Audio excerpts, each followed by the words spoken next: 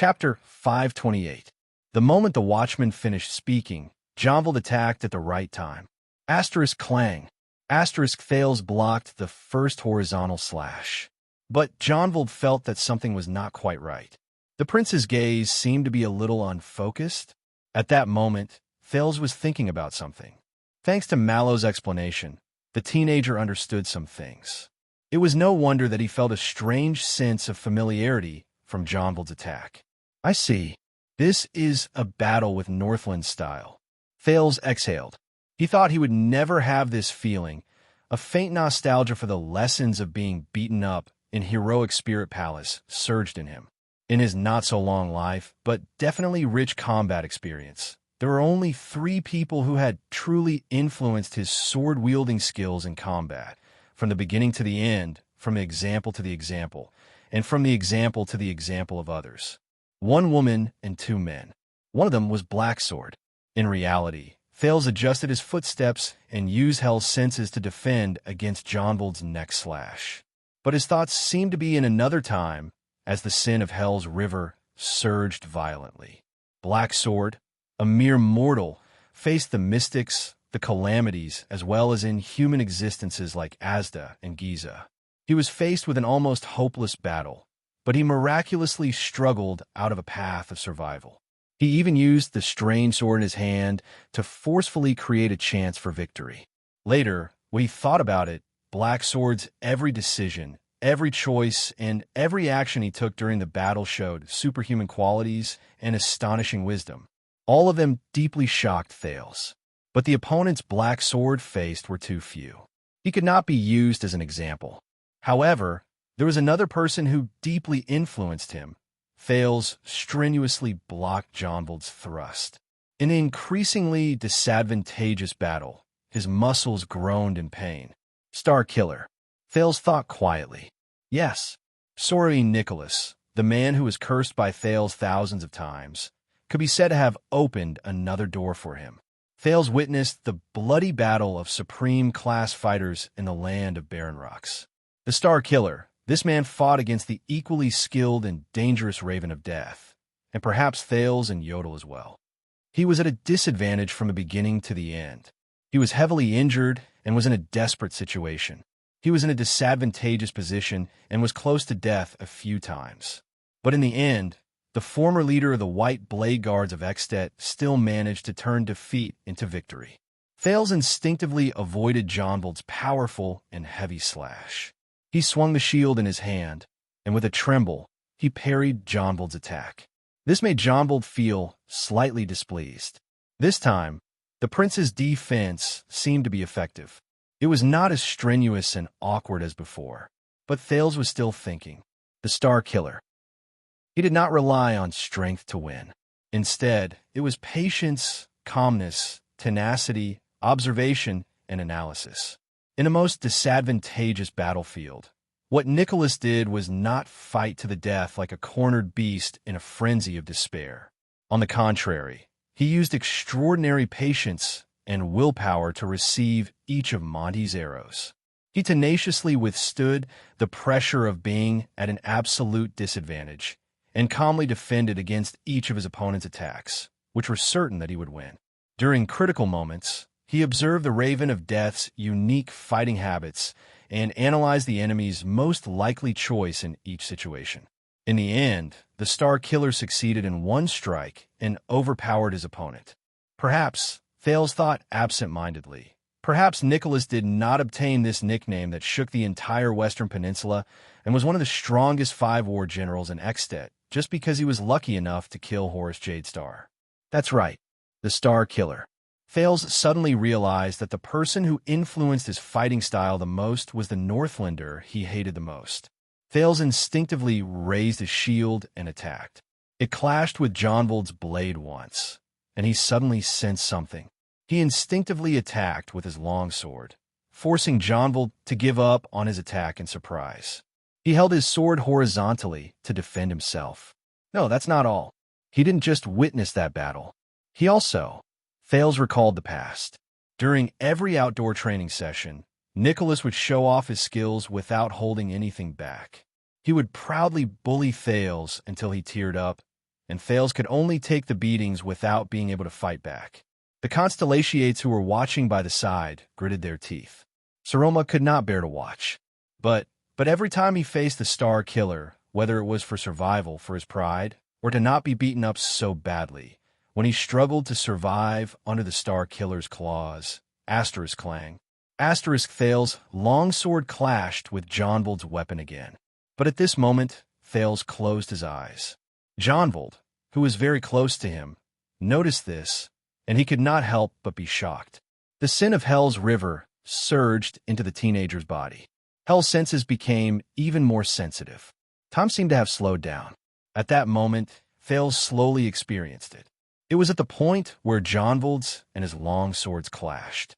The powers of eradication from both sides surged up, and they were locked in a stalemate at that point. One side attacked endlessly, and their attacks surged. The other side defended firmly, and they were tenacious and tenacious. Thales could sense that no matter what he did, whether he pressed forward, attacked, withdrew his sword, or retreated, Jonvold's powers of eradication would attack relentlessly, and he would not give him any chance to catch his breath. And Thales could not block it. What should I do? What should I do? During that second, Thales still had his eyes closed. He sensed everything with the feedback from Hell's senses and the sin of Hell's river in his hands. The corners of his lips curled up slightly. The teenager understood. Thales Jadestar. He was not a monster with a strong body, a genius with exquisite skills, or the main character of a knight who had peerless skills. Come on, release your mystic energy and you'll be able to kill them all. Dark Thales, who swung his fists and roared in his heart. He could not subdue his enemy with one strike like Yodel. He could not turn something rotten into something extraordinary like Blacksword. He could not change his moves in a flash like Nicholas. And he could not control the situation of the battle with ease like the Knight of Judgment. But he had at least one advantage, even though Thales was not willing to admit it. Tanking. Yes, even though it did not sound nice. But after being beaten up so many times, you would naturally develop a pathetic intuition. What kind of feeling would the fists and swords that landed on your body bring? Which hits are only excruciating but not serious. Which hits seem exaggerated but actually have average effects. Which hits are extremely dangerous and could be fatal. And the beatings I received. I can see it from my enemies and myself. More things, including how to counterattack and win. Just like how the Star Killer faced the Raven of Death. It sounds familiar. Thales smiled leisurely. That's right. Isn't this? The sin of Hell's river roared madly in his eardrums, as if it was beating war drums and urging Thales to continue fighting. But Thales turned a deaf ear to it. At that moment, scenes from the past flashed in his mind. In the abandoned house, as a child beggar, he struggled and struggled in Vine Manor. He faced a close shave with the vampire. In Renaissance Palace, he played a political game in the Hall of Stars. Isn't this? In Dragon Cloud City, he narrowly escaped death in Shield District. In Heroic Spirit Palace, he dealt a fatal blow in front of the 5 archdukes in the desert at the bottom of Black Prison. He fought hard in the dark. Isn't this? The smile on Thales' lips deepened. Isn't this the time when he faced all sorts of disasters and obstacles since he came to this world? Thales Jadestar's way of living? First, get beaten up and survive. Then, level up and find a chance to win. Finally, act cool. Get beaten up, level up, and act cool. Thales' 3-step strategy? Thales slowly opened his eyes and looked at Jonvold, who had a surprised expression on his face as time seemed to have stopped. He smiled in his heart. No. Be more serious. This is a battle. Let's put it in another way. Let's put it in a nicer way. That is, receive the enemy. Detect the enemy. Subdue the enemy. Thales' heart was clear. The sin of Hell's river boiled and was almost burning. But in Thales' mind, that clue became clearer. It was as if he was getting closer to a certain goal. He knew this was his sin of Hell's river, his power of eradication, his fighting style, or according to what Ricky said, it was himself. It was Thales Jadestar himself, or he thought appeared in Thales' mind. This is the basic quality that every powerful fighter has. Receive the enemy, detect the enemy, and subdue the enemy. In the next second, the sin of Hell's River in Thales's body exploded with a bang. It was exuberant, excited, and climbed to a climax. Time seemed to have returned to normal at that moment. The surprise on Jonvald's face disappeared in a flash, and it turned into seriousness and fierceness. Thales sensed that at the point where their long swords clashed, Jonvald's power of eradication also roared. Jonvald's attack was about to begin again, but the prince only moved and turned his wrist. His long sword drew a circle in the air, and it started to twist along the trajectory of Jonvald's weapon. The metal rubbed against each other and let out an unpleasant sound. Doyle, who was watching by the side, could not help but let out a gasp. In the blink of an eye, the two swords separated. Jonvald's long sword came charging at Thales with an indomitable momentum. Thales turned around gently. His long sword also flashed, and he slashed forward. Their figures overlapped with each other on the training field. Asterisk bang. Asterisk, there was an explosion. Both of them stopped at the same time. It was only then that the guards watching by the side let out soft gasps of surprise. Mallows stared at the training field without blinking. He did not even hear the people beside him urging him to hurry up. Thales panted harshly in the training field.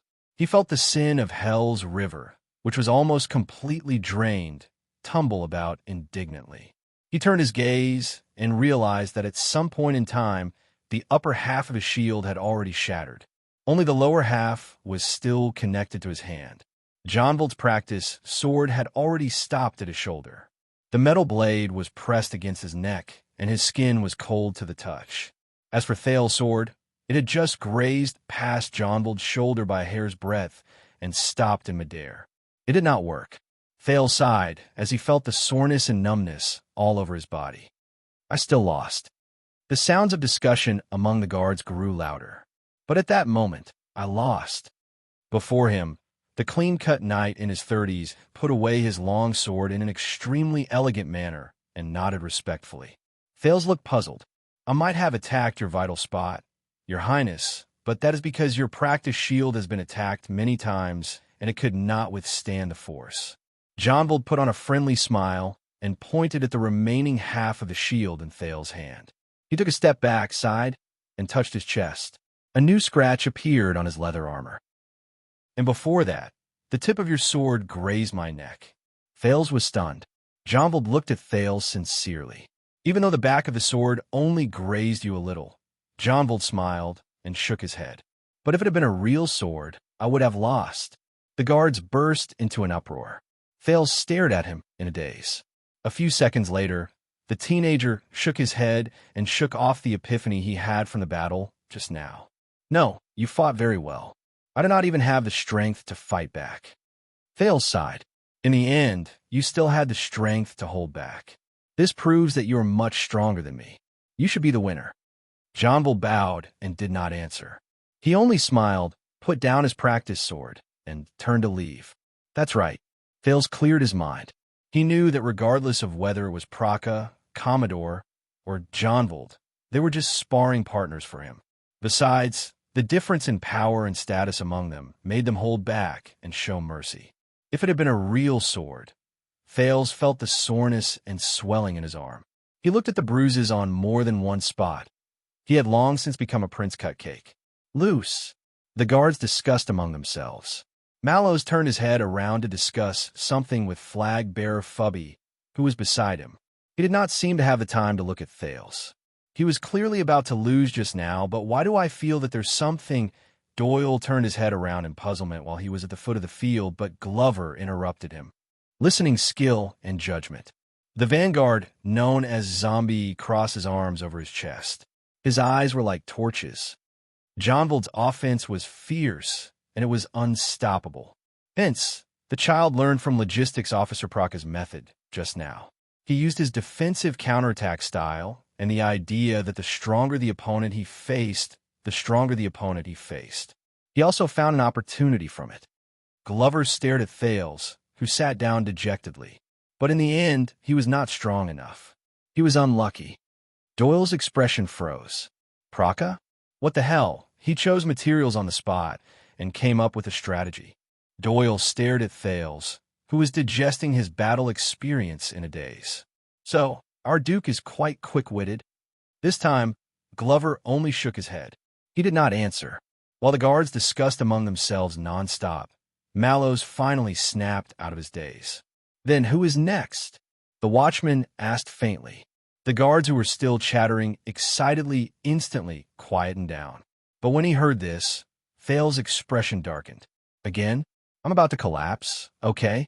Lord Mallows, Thales said indignantly. Since you speak so logically, you must have extraordinary skills. The Duke rubbed the bruises on his arm and gritted his teeth. Why didn't you fight on your own? Mallows smiled faintly. Because I'm not good at fighting on my own, Your Highness. Not good at fighting on your own? Thales was stunned. He then remembered the figure of the other watchman. Then, why did they make you the watchman? Mallows' smile was still elegant. My forte is battlefield observation, decision-making, and deployment. Thales furrowed his eyebrows. So were you? Thales snorted coldly and said sarcastically, a fantasy version of Wang Yuyin? Mallows narrowed his eyes. Wang what? Thales coughed. What I mean is, even if you go up against a rookie like me, are you not confident? Mallows smiled faintly. I've said it before, I am not good at fighting. If I go up against Your Highness, then Mallows looked at the guard around him and said with a smile, it's a 50-50 chance. Thales was so angry that he rolled his eyes. But he was already so tired that he needed to replenish his energy to retort. So, Mallows looked at a very young guard. What do you think, Ness? Spar with Your Highness? But at this moment, before anyone could reply, a mature female voice came slowly, accompanied by the sound of high-heeled shoes. Oh, is this your so-called martial arts lesson? The voice was clear and powerful. Mallows' eyes widened. When they heard this voice, the guards burst into an uproar again. Then, strangely, they stopped altogether and turned around quietly. They faced the newcomer. Doyle saw the newcomer's face clearly and could not help but let out a soft, what the F *CK. Then, he quickly shut his mouth and lowered his head, hiding behind Glover. Thales turned his head and was also stunned. He stared blankly at the field outside. He looked at the mature, steady, and elegant middle-aged lady who walked slowly from the porch. Compared to Gilbert and Kessel, even after 6 years, she still looked graceful and charming. Her black hair was as black as ink, and her eyebrows were as beautiful as a painting. Other than some wrinkles, there were few signs of age. Her high-heeled shoes still tapped the ground forcefully and rhythmically. Regardless of whether she was facing a stone floor, a lawn, tiles, or gravel, it was the same as before and never changed. Thales stared at the lady in a daze. He stared at her arrogance, valiance, elegance, and freedom, which did not seem to diminish in the slightest. She did as she pleased. The members of the Star Lake Guards looked at each other, seemingly hesitant. But in the end, under Mallows' lead, they all bowed and saluted respectfully. But the black-haired lady did not seem to see them. She did not care about them and only looked around. Her gaze landed on Thales for a moment before looking away. She snorted softly. Look, what kind of bullsh asterisk tea are you teaching? The royal guards were awkward and strangely silent. No one dared to answer. Madam, you may not understand. Finally, the leader, Mallows, coughed softly. We are investigating the information about the power of eradication in His Highness' body. This is to help him better. Then, have you finished your investigation? The black-haired lady interrupted him without giving him any face. Her tone was impatient. How much longer are we going to beat him up? Mallows was instantly rendered speechless. Behind him, flag-bearer Fubby quickly stepped forward to smooth things over. In truth, we have some clues, but we still need. But the lady interrupted him again. Oh, so all of you are serious. She walked to the edge of the field and looked at the people around her. A scornful look flashed briefly in her eyes. You are not playing house. The guards looked at each other at a loss again. Mallows was silent for a few seconds. Madam, but the middle-aged lady snorted coldly and interrupted him for the third time. You. The black-haired lady turned her head around coldly and looked at Glover, who was pointing at her in a baffled manner. No, not you. I'm talking about the one behind you. That heartless brat from the Doyle family. Don't think that I can't see you just because you hide behind the big guy. Doyle walked out from behind Glover with a long face and squeezed out a smile. Madam, but the black-haired, graceful woman gave her orders. Her voice was firm and powerful, and she did not hesitate at all. You, go up and spar with the prince. According to what your leader said, investigate his power of eradication. Fales, who had been immersed in his memories, was slightly stunned, and Doyle's expression changed. What? You are not willing? Doyle's eyebrows twitched again. The woman said coldly, So, sparring with Prince Thales is an insult to your family? Doyle shuddered when he heard this. He no longer dared to answer. He looked as if he was facing death with equanimity, and like a marionette, he walked to the training field in a daze. He was about to grab his practice sword, and he only hoped that his misfortune would end soon. But his beautiful wish still fell through. Wait. The woman's words rose in a leisurely manner, causing Doyle, who had taken a step forward, to stop in the air. He did not dare to move. Use your own sword. When she said this, the royal guards burst into an uproar. Mallow's expression changed. He seemed to be unable to maintain his original indifference. Doyle turned his head around in shock. He did not care about the fear in his heart. Use a real sword? The woman snorted through her nose in a rising tone. What else? Doyle froze on the spot. Quick, draw your sword. Go up and fight him with your life on the line. The woman glanced coldly at the royal guards. Otherwise, why the hell would you investigate his power of eradication? Thales was shocked when he heard this, but he also felt warmth in his heart. As expected, it's been 6 years. She's still... Behind Mallow's flag-bearer Hugo Fubel's face was dark. He asked Praka, who rushed over from behind him. How did she get in? Praka's face was bitter. He spread his hands in resignation and helplessness. Commanding officer, you know that she is His Majesty's. In short, in all of Mindy's Hall, even among our brothers, no one dares to stop her. Fubel was instantly exasperated. Thales sucked in a deep breath and looked at Doyle, who did not even dare to breathe loudly after being scolded. He took a step forward. My lady, but the moment he opened his mouth, Madame Gines Bajkovic, the first-grade female official of Renaissance Palace, his father's lover, and the person who enlightened him in the Northland military sword style, interrupted him with an impatient expression. Shut up, brat. Thales instantly choked. How many times have I said it in my letter? When you come back, I want to test you on real sword training. Gines walked in front of him. When she saw that Thales was almost as tall as her lips trembled slightly, and her gaze moved. But the female official quickly turned her head around and extinguished the trembling in her eyes while it was still in its infancy. And what are you doing now? Gines looked elsewhere and said sternly, Toy sword? Playing house. Are you still 7 years old? Gines swept her gaze over the 20 royal guards and said sternly, Are all of you 7 years old as well? The leader, Mallows, was silent. He did not answer. Why are you standing there in a daze? Gines exhaled.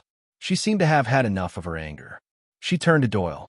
The latter was trying his best to act like a stone pillar in the middle of the field. Go up, DD. Fight him with your sword until you get rid of his power of eradication. Doyle raised his head while trembling. My lady, this sword was passed down to me by my grandmother. I cannot use it easily. Gines mercilessly exposed him. Nonsense. How many times did I capture old Doyle in Red Street Market when I was young? Your grandmother passed away a long time ago. Every time, it was your grandfather who paid the bail. Doyle shuddered when he heard this. He lowered his head and did not dare make another sound. Gines snorted coldly. Her high-heeled boots tapped against the ground with a clear sound as she walked past the guards. Then you, use a real sword and go up to spar with him? No one answered. No one even dared to raise their heads. Gines snorted coldly and turned to the leader. You might as well call yourself Mallows. The female official said scornfully, Aren't you His Majesty's loyal servant? The kind who will cut whoever he asks you to cut? Mallows was silent for a few seconds. Finally, the watchman sucked in a deep breath. There is no need, my lady. Our duty is complete. We have already understood His Highness' power of eradication. Thales was shocked when he heard this. Understood? What? Sin of Hell's River? The power of eradication that Black Sword mentioned was best not to show to others? Understood just like that? The martial arts lesson has ended. Mallows forced a stiff smile. My lady, you may continue to teach His Highness etiquette. My fellow guards, and I will take our leave now. But Gines did not intend to give up just like that. Oh, really? You understand just like that?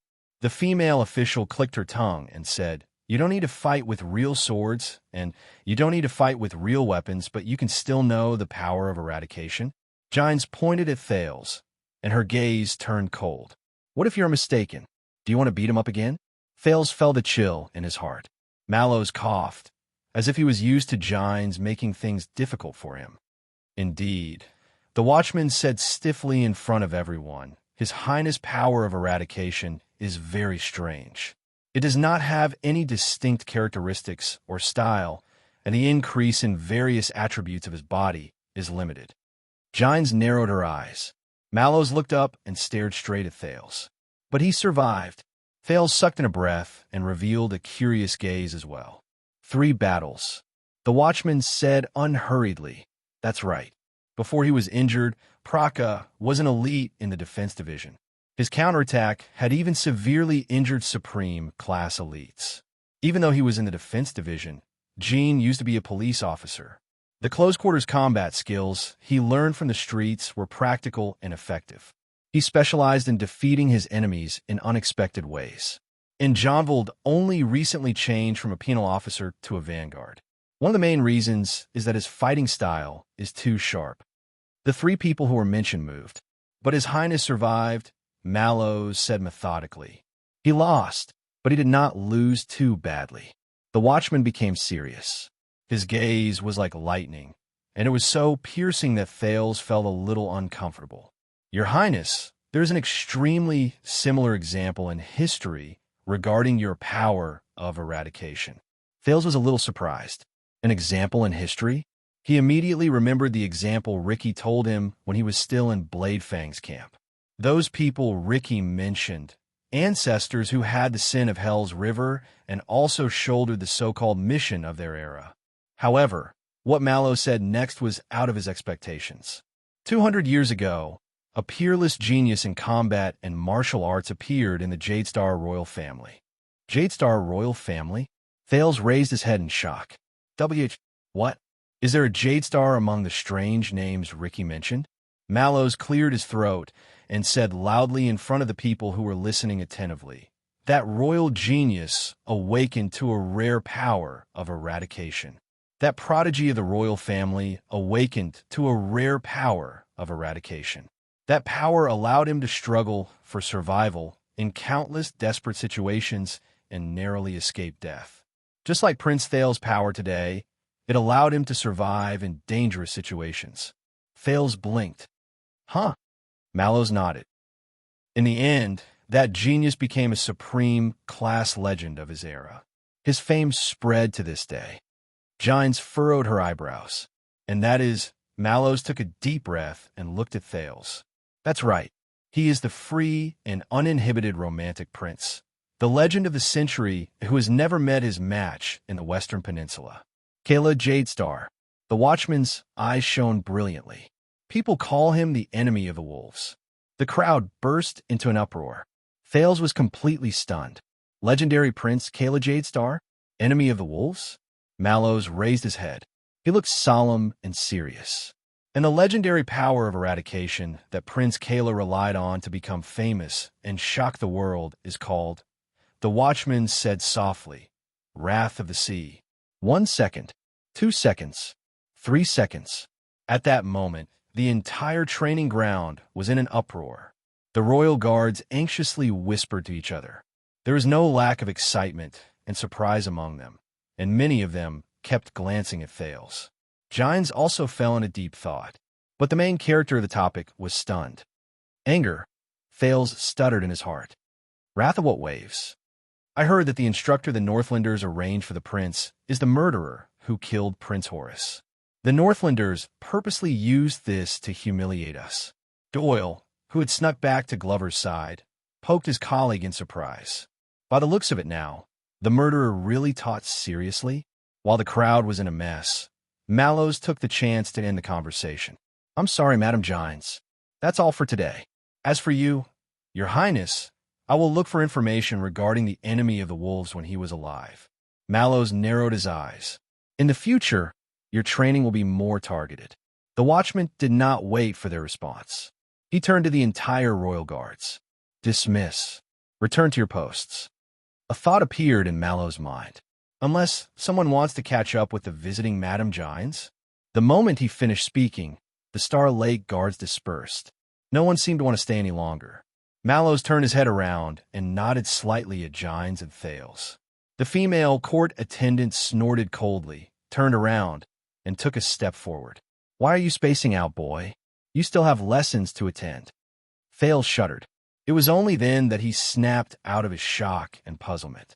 He turned his head around and did not care about his appearance. He jogged all the way to catch up to Gines' high-heeled boots in a hurry.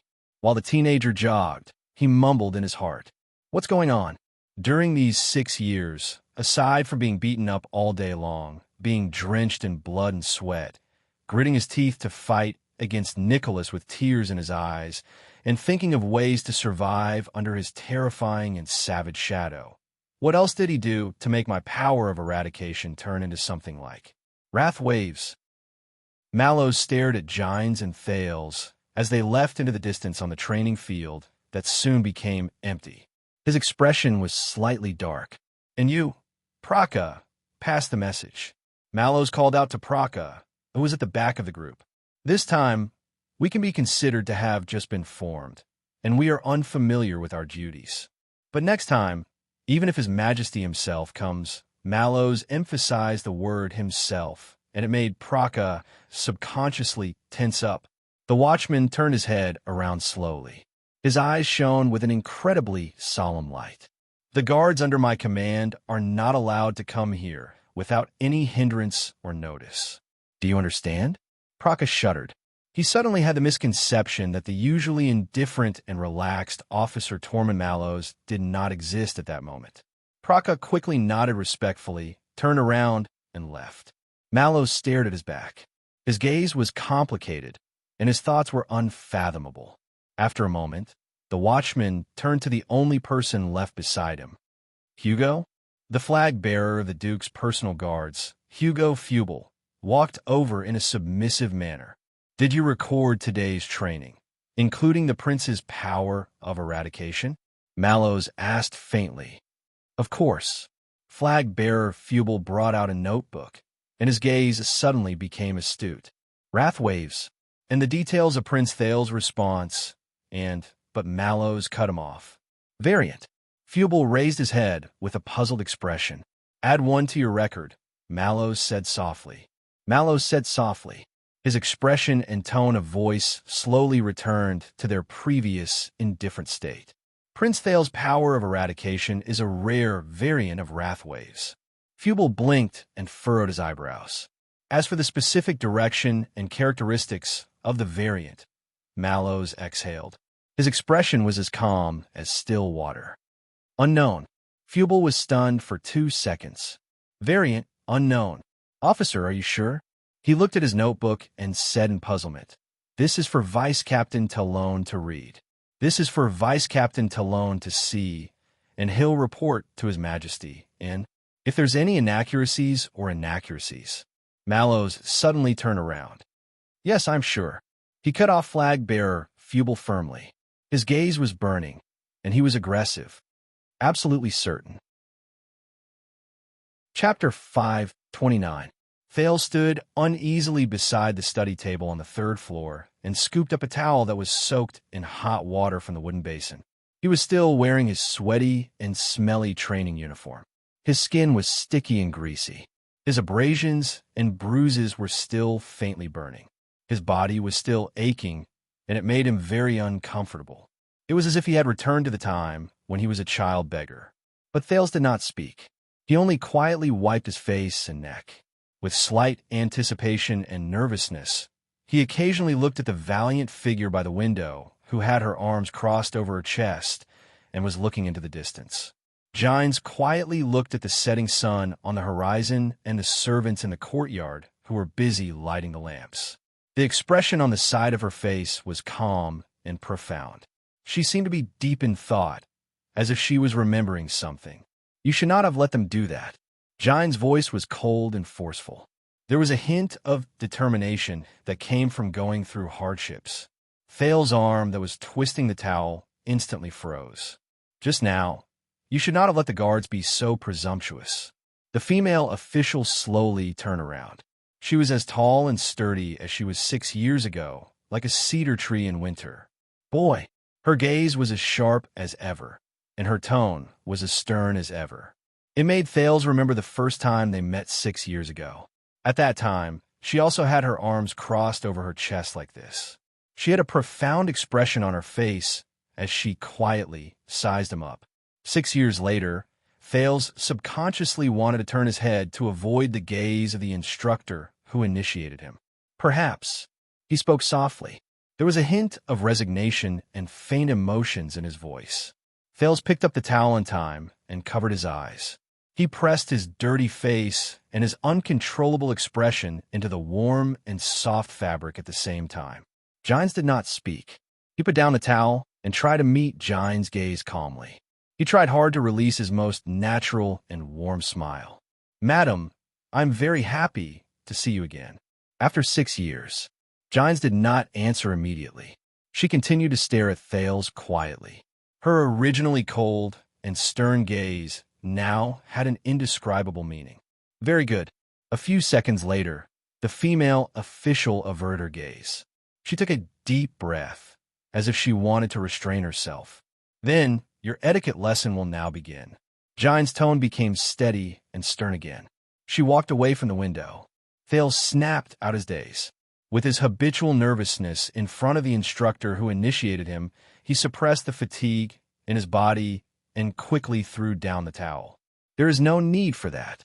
Gines stopped him from taking the wooden basin away. "Today, we will not practice table manners." Table manners. Memories of the past surged into Thales' mind, but he forcefully suppressed them. The female official minded her own business and sat down on the guest chair.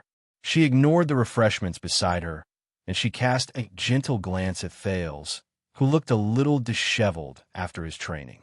"The first class won't be long, and right now, you obviously need to rest more." Thales was stunned for a few seconds before he nodded gratefully. "Thank you, madam." However, Gines' expression immediately became stern. "Don't be so happy. We'll make up for the lost time in the next class."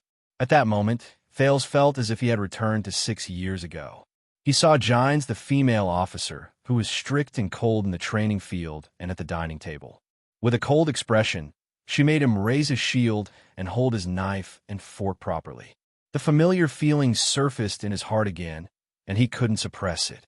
That scene seemed to have happened yesterday. It was just like how he had never left the country for the north and never returned for many years. It was as if the 6 years that had passed were just a dream last night, and nothing had happened. And when he woke up this morning, he was still sitting upright and still under Gines' hand, listening attentively. Thales suppressed the throbbing in his eyes and chest. He nodded and recalled the etiquette unique to Constellation. He sat upright and solemnly. Gines stared at him until Thales regained his composure. During the age of the Empire, 1,000 years ago, the Supreme Emperor sent his personal Praetorian guards to the princes to carry out the duties of knights serving their master. Gines went straight to the point, as usual, but her eyes were still sizing up Thales. After the Battle of Eradication, even though the tradition of knights in the old days was almost extinct, this tradition was inherited by the successive kings of Constellation. They sent the royal guards to the adult princes, and they became their personal guards, attendants, subordinates, assistants, and even vassals in the future. Thales did not expect that Gines would start talking about history the moment she opened her mouth. But the teenager immediately came to a realization. She was not satisfied with his performance just now. And how to manage and use these subordinates with extraordinary significance and complicated backgrounds, get along well with the royal guards, and get along well with each other. This has been a compulsory lesson for every prince since ancient times. Subordinates with extraordinary significance and complicated backgrounds. Thales clenched his fists gently. He remembered Mallow's indifference, Doyle's frivolity, and Glover's callousness in Mindy's Hall. But in the next second, he remembered Zacriel's silence, Barney Jr.'s persistence, and Samuel's extreme behavior in the Prison of Bones. There is no doubt about it. Giant's tone became even more solemn. This is also part of the royal etiquette. Thales listened quietly. The female official's gaze was like a knife that cut into Thales' heart. Remember, you are the Duke of Star Lake, the master of Mindy's Hall. You are also their master. The Duke of Star Lake. Mindy's Hall. Their master. The teenager's eyes rippled slightly. You are no longer an illegitimate child who needs to hide and deceive others. You are the official second prince, the heir to the kingdom. Giant's words were harsh. Illegitimate child. Second prince. Heir to the kingdom. Is that so? Thales spoke in a seemingly unintentional manner, and Giant's words died in her throat. That's right. A few seconds later, Giant's voice became much more forceful. She sounded a little displeased with his reaction. As a duke, you have to take the initiative and show them your might, unyieldingness, and sternness. Let your subordinates know the consequences of disrespecting the prince. Take the initiative, show them your might, unyieldingness, and sternness. Thales repeated those words in a muffled voice and forced a smile.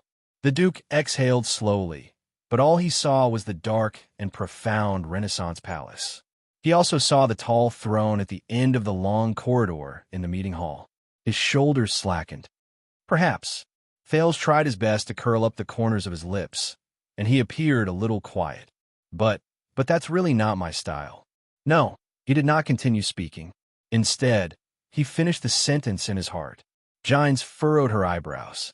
It was as if she did not expect that her student, whom she had not seen for many years, would have such a reaction. The silence in the study room lasted for a few seconds. The letter from the north said that you have been through many trials, and your temperament is outstanding. You are fearless when you face enemies who are fierce and tough. You are neither servile nor overbearing, just like you did in the national conference. Gines said coldly, "Why have you become weak when you face your subordinates here?" Thales was silent for a long while. Because that is different. The teenager seemed to have sensed something and sighed softly. In the national conference and in the north, I only have to face my opponents. And what I need to do is to raise my shield according to what I've been taught. Raise my shield. As if she had remembered something, Gines was a little absent-minded. But here, Thales pursed his lips and sank into deep thought. His expression was a little solemn. What I need to face is not just my subordinates. Thales stared into the distance in a daze. Gines did not speak. She only frowned and sized Thales up. A few seconds later, she spoke slowly. Your subordinates, Mallows and the others. But Thales interrupted her. My lady, please. Thales closed his eyes and let out a long sigh. Throughout this journey, Gilbert only said good things.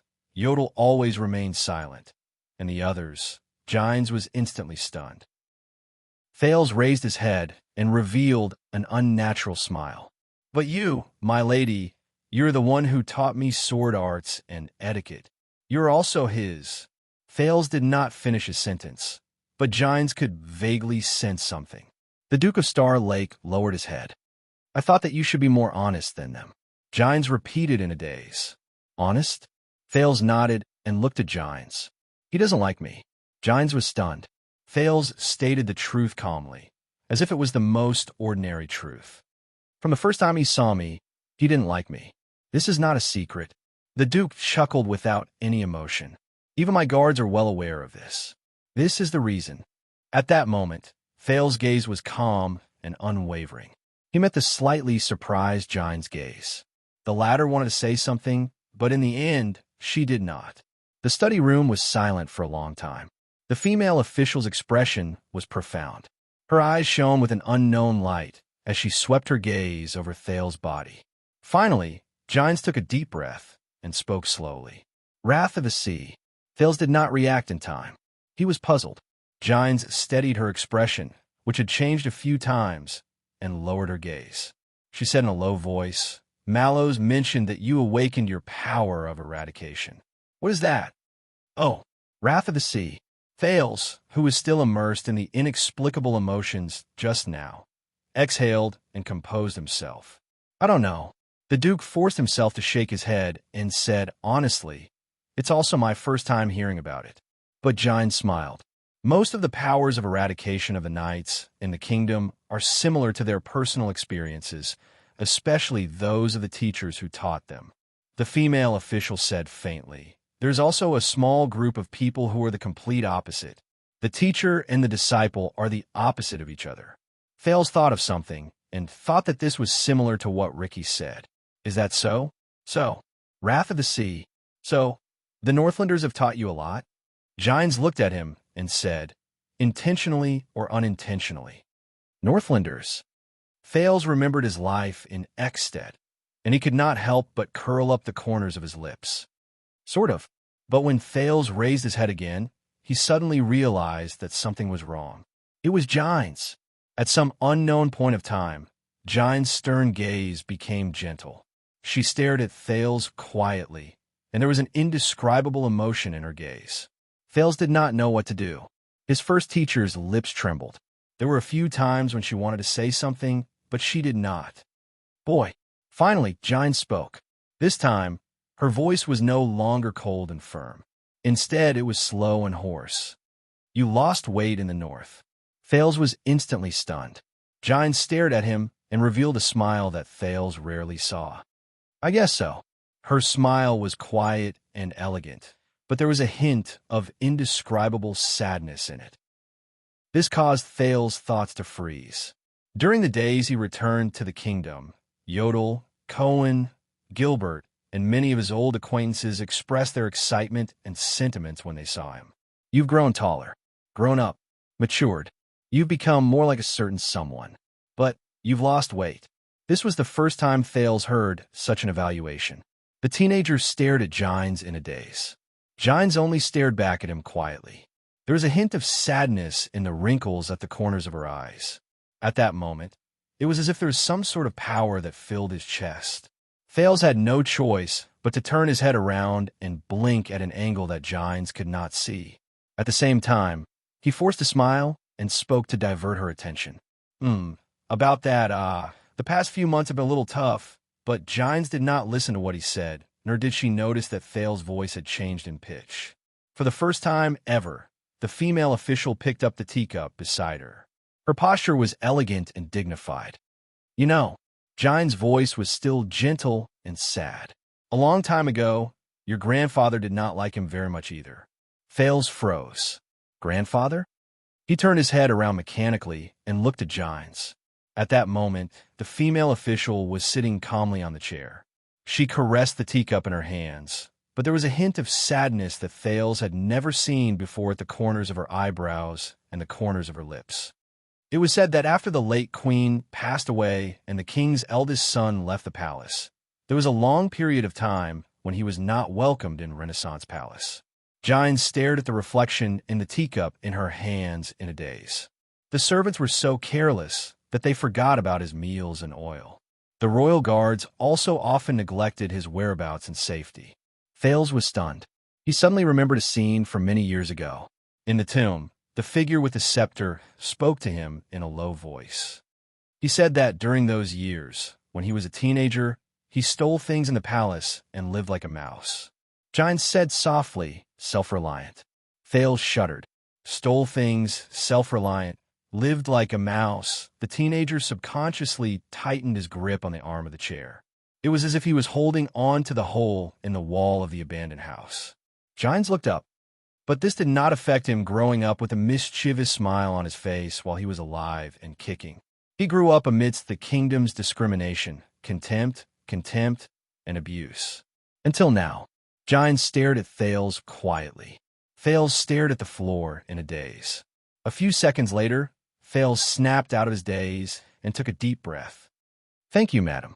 The teenager smiled again. "I understand now." Gines curled up the corners of her lips. She wanted to put on a smile that she was usually not good at, but after a moment, she realized something. She put down the teacup and put on an unnatural expression. So boy, I'm saying that you are too thin. Look at how others beat you up. Gines noticed that her words were trembling a little. She took a few deep breaths and stopped for a moment at an angle that Thales could not see. Remember to eat more. Gines hesitated for a while before she added another sentence. Also sleep early. But this time, Thales was not affected by her solemn tone. The Duke smiled. Of course, madam. Of course. A few seconds later, Gines turned her head around again.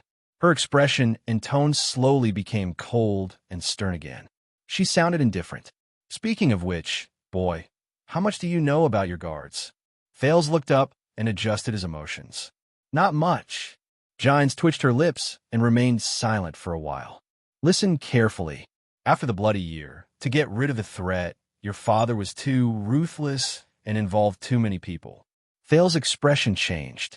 The resentful expression of disaster, swordswoman Marina, in the dungeon, flashed before his eyes. Gines said seriously, so in Eternal Star City, along with the threat, trust also disappeared. Thales furrowed his eyebrows. And don't forget, for 12 years, your father did not have an heir. This not only weakened his prestige and aroused the ambitions of the dukes, it also dealt a blow to the traditional supporters of the royal family. The vassals of the Jade Star family in Central Territory, who were led by the 7 Jade Star attendants. Thales subconsciously added, and loyalty? Gines glanced at him and did not comment on it. During those 12 years, your father had no choice but to promote and put many new people in important positions, such as the 3 marshals, Gilbert, whom you're familiar with, Count Godwin, Viscount Kinney, Baron Garth, Kirkman, Solder Rider. They became the main force of the king's party and strengthened his rule. But on the other hand, under his rule, under the dissatisfaction of the other guardian dukes, the traditional vassals of the royal family, like the 7 Jade Star attendants, fell into a trough and became silent. They gradually distanced themselves from Renaissance Palace. 7 Jade Star attendants. Thales recalled Gilbert's explanation and fell into deep thought. Gines said solemnly, until Thales raised his head and frowned. Me? Gines was silent for a while, but she still nodded. Thanks to you. Thanks to the Jade Star royal family's restoration of lineage. The 7 Jade Star attendants, who were divided, silent, and alienated over the past 6 years, gradually showed goodwill to the 9-pointed star again. But Gines' expression immediately became solemn. But they're still observing from the sidelines. And you cannot win their approval with just your title and bloodline. Your father cannot rely on just one successor to erase their resentment after the bloody year and win back their trust. Thales thought of Doyle and Glover. Is that so? Gines sighed.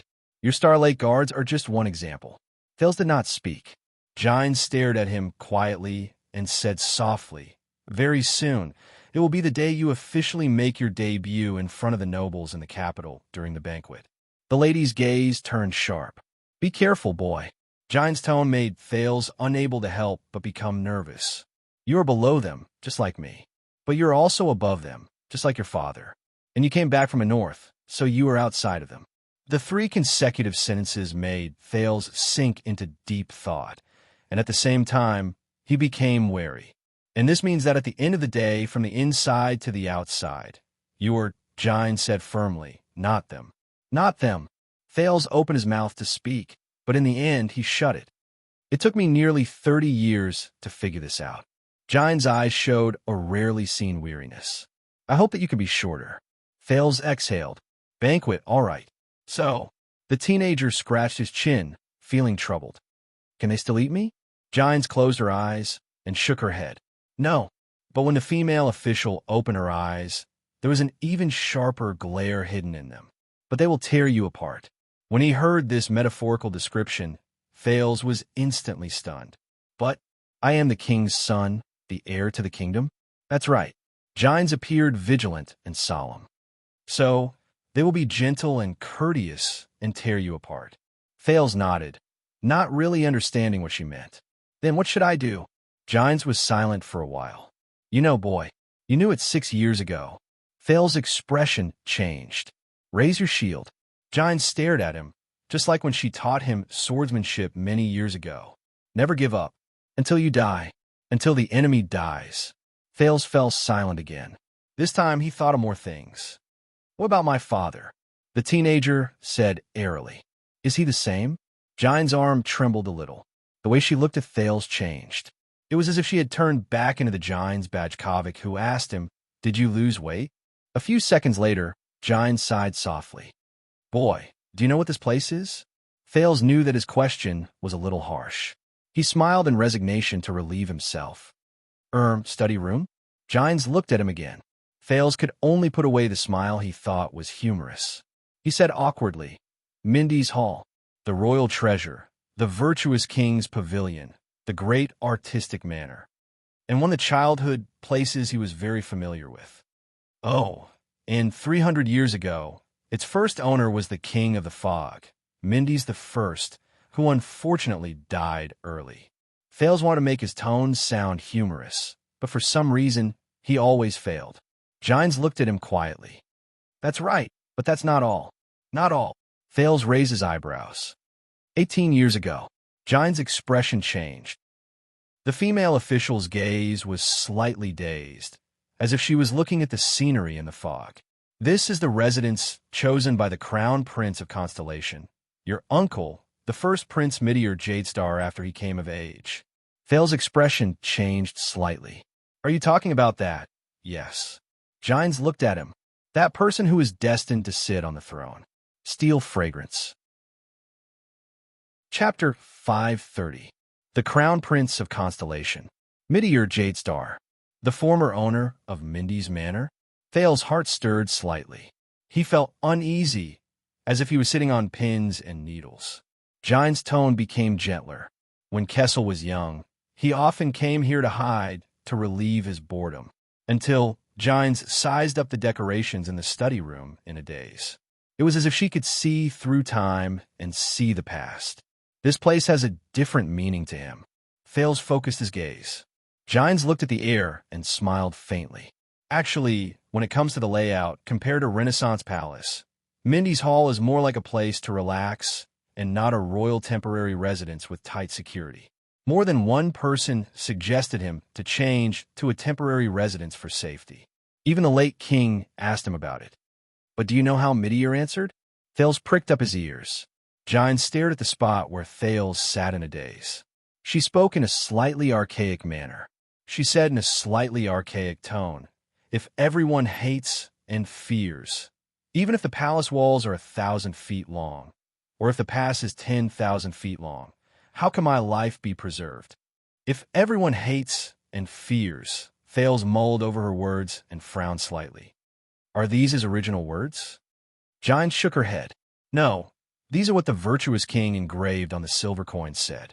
Midior made some changes when he quoted it, but..." Jines rubbed her wrist gently. Her gaze was gentle. "A long time ago. I don't remember what the virtuous king's original words were. I only remember how Midior handled government affairs here." Thales did not speak. He thought carefully about what his uncle would look like if he could say these words in such a magnanimous manner. As if she knew what he was thinking, Jines said, "Yes." She said, "When he ran into a difficult problem, he would sit behind your study table and press down on the spot between his eyebrows. His lips would be slightly furrowed, and he would not say a word as he slowly sank into deep thought." Jines stared at the study table absent-mindedly. There was endless nostalgia in her eyes. After a few minutes, the corners of his lips and the spot between his eyebrows would relax at the same time. At that time, he would put down his fingers and smile. As if to echo her words, Jines also revealed a smile. She was beautiful and quiet. Then, the problem would no longer be a problem. Thales felt a little guilty. However, Jines continued speaking. Her tone was ethereal and dreamy, as if she was narrating a fairy tale. "He always finds a way out of trouble. Settle the conflict to everyone's satisfaction. Arrange things neatly. For everyone to dispel disappointment." Jines' voice faded away. Thales remained silent. The two of them sat in silence. One was reminiscing, the other was imagining, leaving the quiet emptiness in the study. After a while, Gines took a deep breath. The expression on her face returned to being helpless and sad. Kid, it's not that he doesn't like you. Fales was shocked. It was only then that he realized that the subject of the man's words had changed. He's just, but, Gines stared fixedly at the study table in front of Fales. She did not continue speaking. However, Fales stared at the chair he was sitting on and thought about Renaissance Palace a few days ago in a daze. You will never become the Duke of Star Lake. Because of you. Unworthy. Fales was stunned. He stared blankly at the desk in front of him and recalled the identity and deeds of its previous owner. He could not help but feel puzzled. He, the master of Renaissance Palace, thought that Fales was not worthy of her. What could it be? After a while, Fales finally snapped out of his daze. He looked at Gines gratefully. Madam, it's nice to see you again. Fales nodded and held back his unnecessary emotions. Really? Gines smiled. She opened her mouth as if she wanted to say something, but in the end, she closed it. A few seconds later, Gines said airily, Kid, eat more and sleep early. Also, even though I'm no longer in charge of teaching you martial arts and sword skills, but Gines looked at him quietly. Remember to practice your sword. A thought appeared in Fales' mind, and he smiled softly. I have seen you fight. Gines said softly, It's all right. But in the next moment, the female official's tone became stern. But I did not teach you the sword skills used by the Northland Army to turn you into a madman who will sacrifice his life to fight. Fales, who was originally immersed in the gentle atmosphere, could not help but shudder. Remember, you are a prince. Gines said sternly, no matter what you experienced in the north, when battle comes, you must raise your shield and protect yourself first. Gines looked at him sternly. Defense is the most important thing. Don't always think about taking the risk to attack. As if to emphasize her words, Gines raised her voice. Did you hear me? Fales shuddered and habitually agreed to it. Yes, yes. Gines stood up after she landed on the ground. She straightened her attire and returned to being the fierce and valiant first-class female official. Fales quickly stood up and sent her out of the room. But when they walked up the corridor, Gines' footsteps suddenly stopped. The female official turned her head around sharply and looked at the two guards at the porch. You, young D.D. The guards, who were in a daze out of boredom, were shocked. They snapped out of their daze. And madam? Fales was also shocked. He quickly caught up with her. Why are you standing here? Gines questioned them sternly. Doyle was obviously very nervous when he was questioned. He patted his attire and walked forward cautiously with his colleague. Madam, we have been assigned duties by our superior. We are to serve His Highness tonight, but Gines interrupted him. Today, when this boy was being beaten up in the training field, I heard it. Gines glared at him, narrowed her eyes, and said, You are also a part-time commentator by the side, right? At that moment, Doyle's body trembled. Fales smiled helplessly. I was just joking. Doyle looked like he was about to cry. However, Gines' tone turned cold. So, you admit that as the personal guard of the Duke of Star Lake, you made fun of him in public? When she said this, everyone in the room frowned. Fales was no exception. Doyle was obviously panicking. He quickly denied it. No, of course not. That was because Lord Mallows was testing His Highness. The atmosphere of the conversation became tense. Fales looked at Gines in surprise. He felt that this was not good. Gines snorted softly. So, you're accusing your superior, Mallows, of ordering you to belittle and make fun of the prince in the crowd? Doyle shuddered again. Madam, that at that moment his colleague, who had been silent, spoke. Doyle! His colleague shouted in a low voice, Go! Shut up! Doyle, who was having a headache, immediately went along with the advice and kept quiet. As expected, Gines changed her target. She turned her head elegantly and looked at the person beside Doyle. And who are you? His colleague in the dark raised his head, and his tall figure was revealed in the light. Vanguard Caleb Glover. Madam. Gines narrowed her eyes as if she was thinking about something. Oh, Glover. The female official nodded and smiled. I remember a Glover. The most famous one. Glover did not answer, but he stood straighter. When Doyle, who was beside him, sighed in his heart that it was indeed easy to become a government official because of his ancestors. Gines suddenly changed the topic. Many years ago, it was also here. Gines stared at Glover, and there was a chill in her eyes. Do you know what your grandfather called me? Glover's expression immediately became stern. That shameless and debauched little wench brought over from Eastern Sea. Little wench. Glover's expression instantly became very unpleasant. Thales also became nervous. Your grandfather, that old man from the Glover family, said this to the crown prince. Gines was not bothered by it at all. She even spoke in slight disdain. She should be thrown into the 7th layer of hell and burned for eternity. Gines said the last few words through clenched teeth. The smile that Thales had been maintaining started to feel a little sore. This is bad. Is this the meeting of enemies? What a pity. The road to hell. When Doyle, who was beside him, secretly rejoiced about how unlucky you are, zombie. Gines snorted coldly. Old bro, lover is leaving first. Let's hope he is not too cooked. Glover's expression did not change, but he clenched his fists tightly. Thales did not understand what Gines was doing, but his instincts told him that he could not remain silent. Madam, it's late. Why don't we? But Gines ignored the prince's words. Instead, she spoke to Doyle and Glover on her own. Both of you, pack your luggage. You don't have to be on duty in Mindy's hall anymore. Thales was shocked. All right, madam. We will immediately. Doyle quickly nodded in agreement. He only reacted to what she said when he said it. Huh. Glover furrowed his eyebrows tightly. Gines' expression changed, and she said sternly, Yes, because you have neglected your master and disrespected the royal family. You have been banished from the Duke's personal guards. Now, the air was silent for a moment. Doyle's expression changed back and forth. No one knew what he was thinking during those few seconds, but he immediately said in panic, But, madam, the royal guards, our duty is... But at that moment, Glover, who had always been a man of few words, spoke faster than him. Madam, our appointment was reviewed by Baron Adrian and Chief Mallows together, and it was signed by His Majesty. But Gines suddenly raised her voice, and in an instant, she drowned out both of them. So, Danny Doyle, Caleb Glover, you are not willing to leave on your own. At that moment, Gines' gaze was sharp and fierce, and there was an unbearable chill in it. Do you really want me to ask female Officer Bajkovic, who is in charge of the second prince's daily life, to formally propose during the Imperial Conference tomorrow morning that His Majesty and the vassals will be alerted so that they will worry about this small matter of changing the guards? Doyle and Glover froze at the same time. One of them was tongue-tied, while the other glared at Gines in disbelief, who was displaying her might like a lioness. Madam, Thales finally could not take it anymore. Please do not be troubled by this matter, the Duke of Starlake said gently and politely.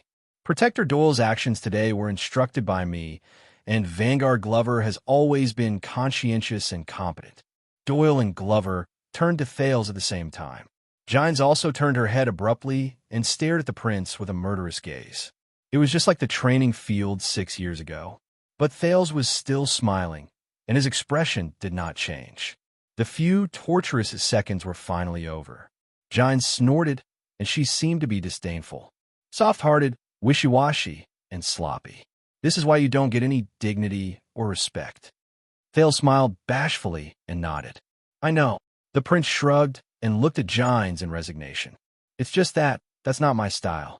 Gines glared at Doyle and Glover with a gaze that was as sharp as a knife, and it made the two of them stand even straighter. Dinner is in an hour. Madam, do you want to stay for dinner? Before Gines could finish her sentence, Thales spoke hastily. This made Gines snort softly in dissatisfaction. Forget it, the female official said coldly. She cast a final glance at the 3 tense people before she turned around and left without hesitation. As the sound of high-heeled boots gradually faded away, Gines' figure disappeared around the corner. Thales and the other 2 exhaled slowly. Madame Gines is a straightforward person. Don't mind her. Thales said apologetically.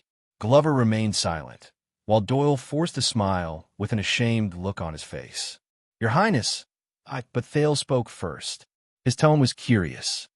So, Madame Gines, does she really have the power to bypass Mallows and Adrian and expel all of you? Doyle's eyes darted around. About that, I'm not too. However, Glover spoke this time. If she can publicly and officially bring this up to His Majesty and the Imperial Conference, and the reason is valid, yes. Thales showed an expression that said, I see. He then sucked in a breath and looked at the two of them with a smile. But first of all of you are my guards, aren't you? Doyle glanced to the corner. The trauma in his heart had not disappeared yet. Yes. Thales flashed a smile. Then she can't. Doyle blinked, while Glover's expression changed. Thank you, Your Highness, Glover said in a low voice. Thales smiled and gave him a thumbs up. Without saying anything, he turned around and went back to his room. About that, Your Highness, Doyle said hastily behind him, and there was some hope in his voice. Is there anything else I can do for you? Thales stopped moving. Oh, it's already so late. The teenager came to a sudden realization. He turned around and smiled at the two of them. It's an old habit. I want to go back to the study to read. But if there are some refreshments to accompany me, that would be even better. Doyle sucked in a sharp breath. Do it immediately, Your Highness. For the first time, Doyle nodded sincerely. Immediately. Thales nodded encouragingly and walked into the study. At the corner of the corridor, Gines continued to move forward with steady steps without stopping. But at that moment, the female official had a hint of a smile at the corner of her lips. This brat. What a waste. The refreshments in the study have not been finished yet, have they? And so, Thales' first etiquette lesson passed just like that. But from then on, Doyle and Glover were obviously much more respectful towards him. Until one day in the next week, Doyle cautiously came to the study to report to Thales. The two priestesses carefully selected by Sunset Temple had arrived at Mindy's Hall. They were waiting to be taught by the Duke. As the ruling tradition of the Empire and Constellation, every king of Constellation must be familiar with. Theology class. Chapter 531. Mindy's Hall afternoon in the Duke's study. You do not know why you are here, do you? When he heard the question, Thales raised his head in the study and looked at the person in front of him with faint puzzlement. It was an old woman. She sat in an amiable manner across him. She had a weathered face, but she gave off an elegant air. The nun who served behind her was no more than 16 or 17 years old. She wore a veil and stood with a strict posture. The sunset emblem on their robes reflected a dark golden light. It actually fit the classical and trendy interior of Mindy's Hall very well. The only thing that was not right was that Gilbert was sitting on the other side of the room. He was staring at Thales' guest with a hostile expression. Just now, when Mallows led the teacher sent by Sunset Temple into the study with an expressionless face, Gilbert rushed over. His eyes were filled with surprise and wariness as he stared at the old woman. I know, this is a theology lesson. Thales gave Gilbert a questioning look and tried to call the woman before him by her title. Priestess, Meljen? The old woman, Meljen, shook her head. She still had a smile on her face. No, you do not know. Meljen smiled and pointed at the top of her head. Her smile was amiable, but her gaze was respectful. You think that you are here because of the arrangement of lessons and the need of tradition, but in truth, regardless of whether you're sitting here or I am here, it is God's will. The priestess' voice had a unique sense of mystery. God's will? Thales forced a smile out of politeness. All right. Over the past few days, the teenager had been curious about what his theology teacher was like. After all, the number of clergymen he came into direct contact with since he was young were few and far between. When he was a child beggar, he met dark night servants who were extremely passionate and neurotic. The Sunset Temple priests were compassionate and pious. They had a strong presence, and the Bright Moon priests in Northland were cold and unapproachable. But now, it seems like there are no accidents in the prince's theology lesson. Thales sighed softly in his heart. The priestess continued speaking. Sunset is our witness.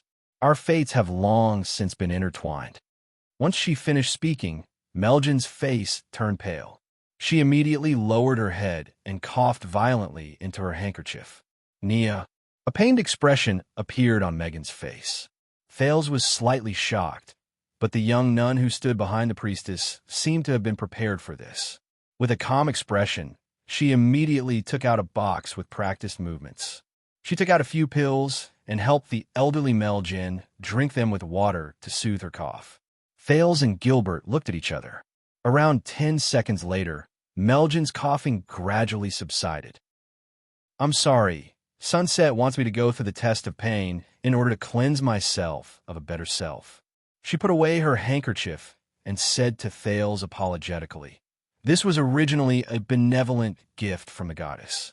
There's nothing wrong with it, but you've been dragged into it." "The mercy of the goddess?" Thales could only smile politely and shake his head to show that it was fine. "As long as you're healthy."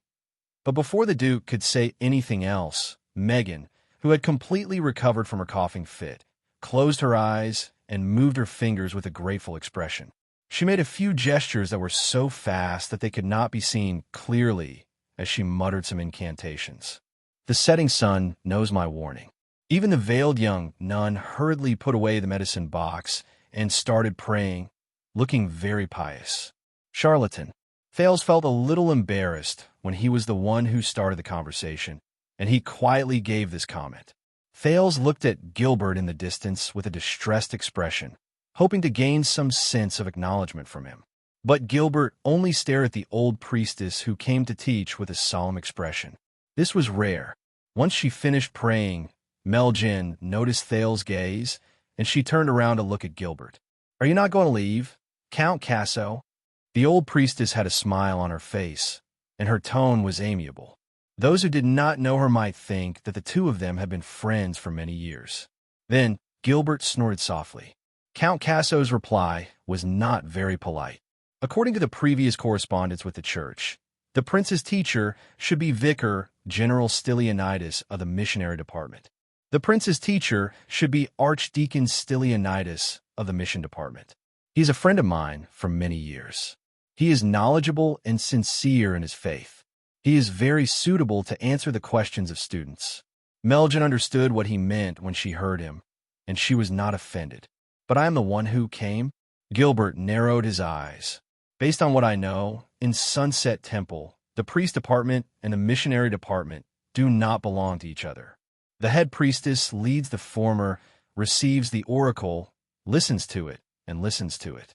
The archbishop leads the latter, deals with secular affairs, and manages the church." Gilbert's tone was rather rude, and it made Thales frown. Since when did the holy head priestess Xianxia become interested in the secular affairs of the missionary department, such as teaching nobles? Does Archbishop Xenon of your church know about this? The priest department and missionary department do not belong to each other.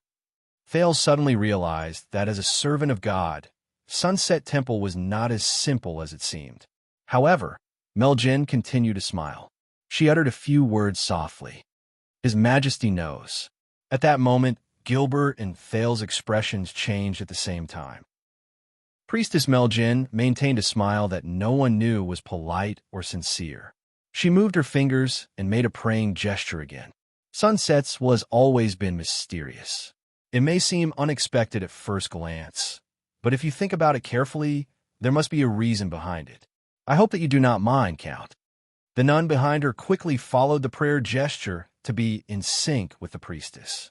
Gilbert's lips twitched, as if he was not used to being humiliated like this.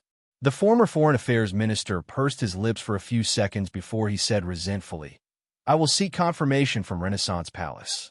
"I will seek confirmation from Renaissance Palace. Maybe I will also give some advice." Priestess Meljin flashed a smile that said, "Welcome," or "Please go ahead." Thales frowned as well. Gilbert snorted, but he did not show any intention of leaving.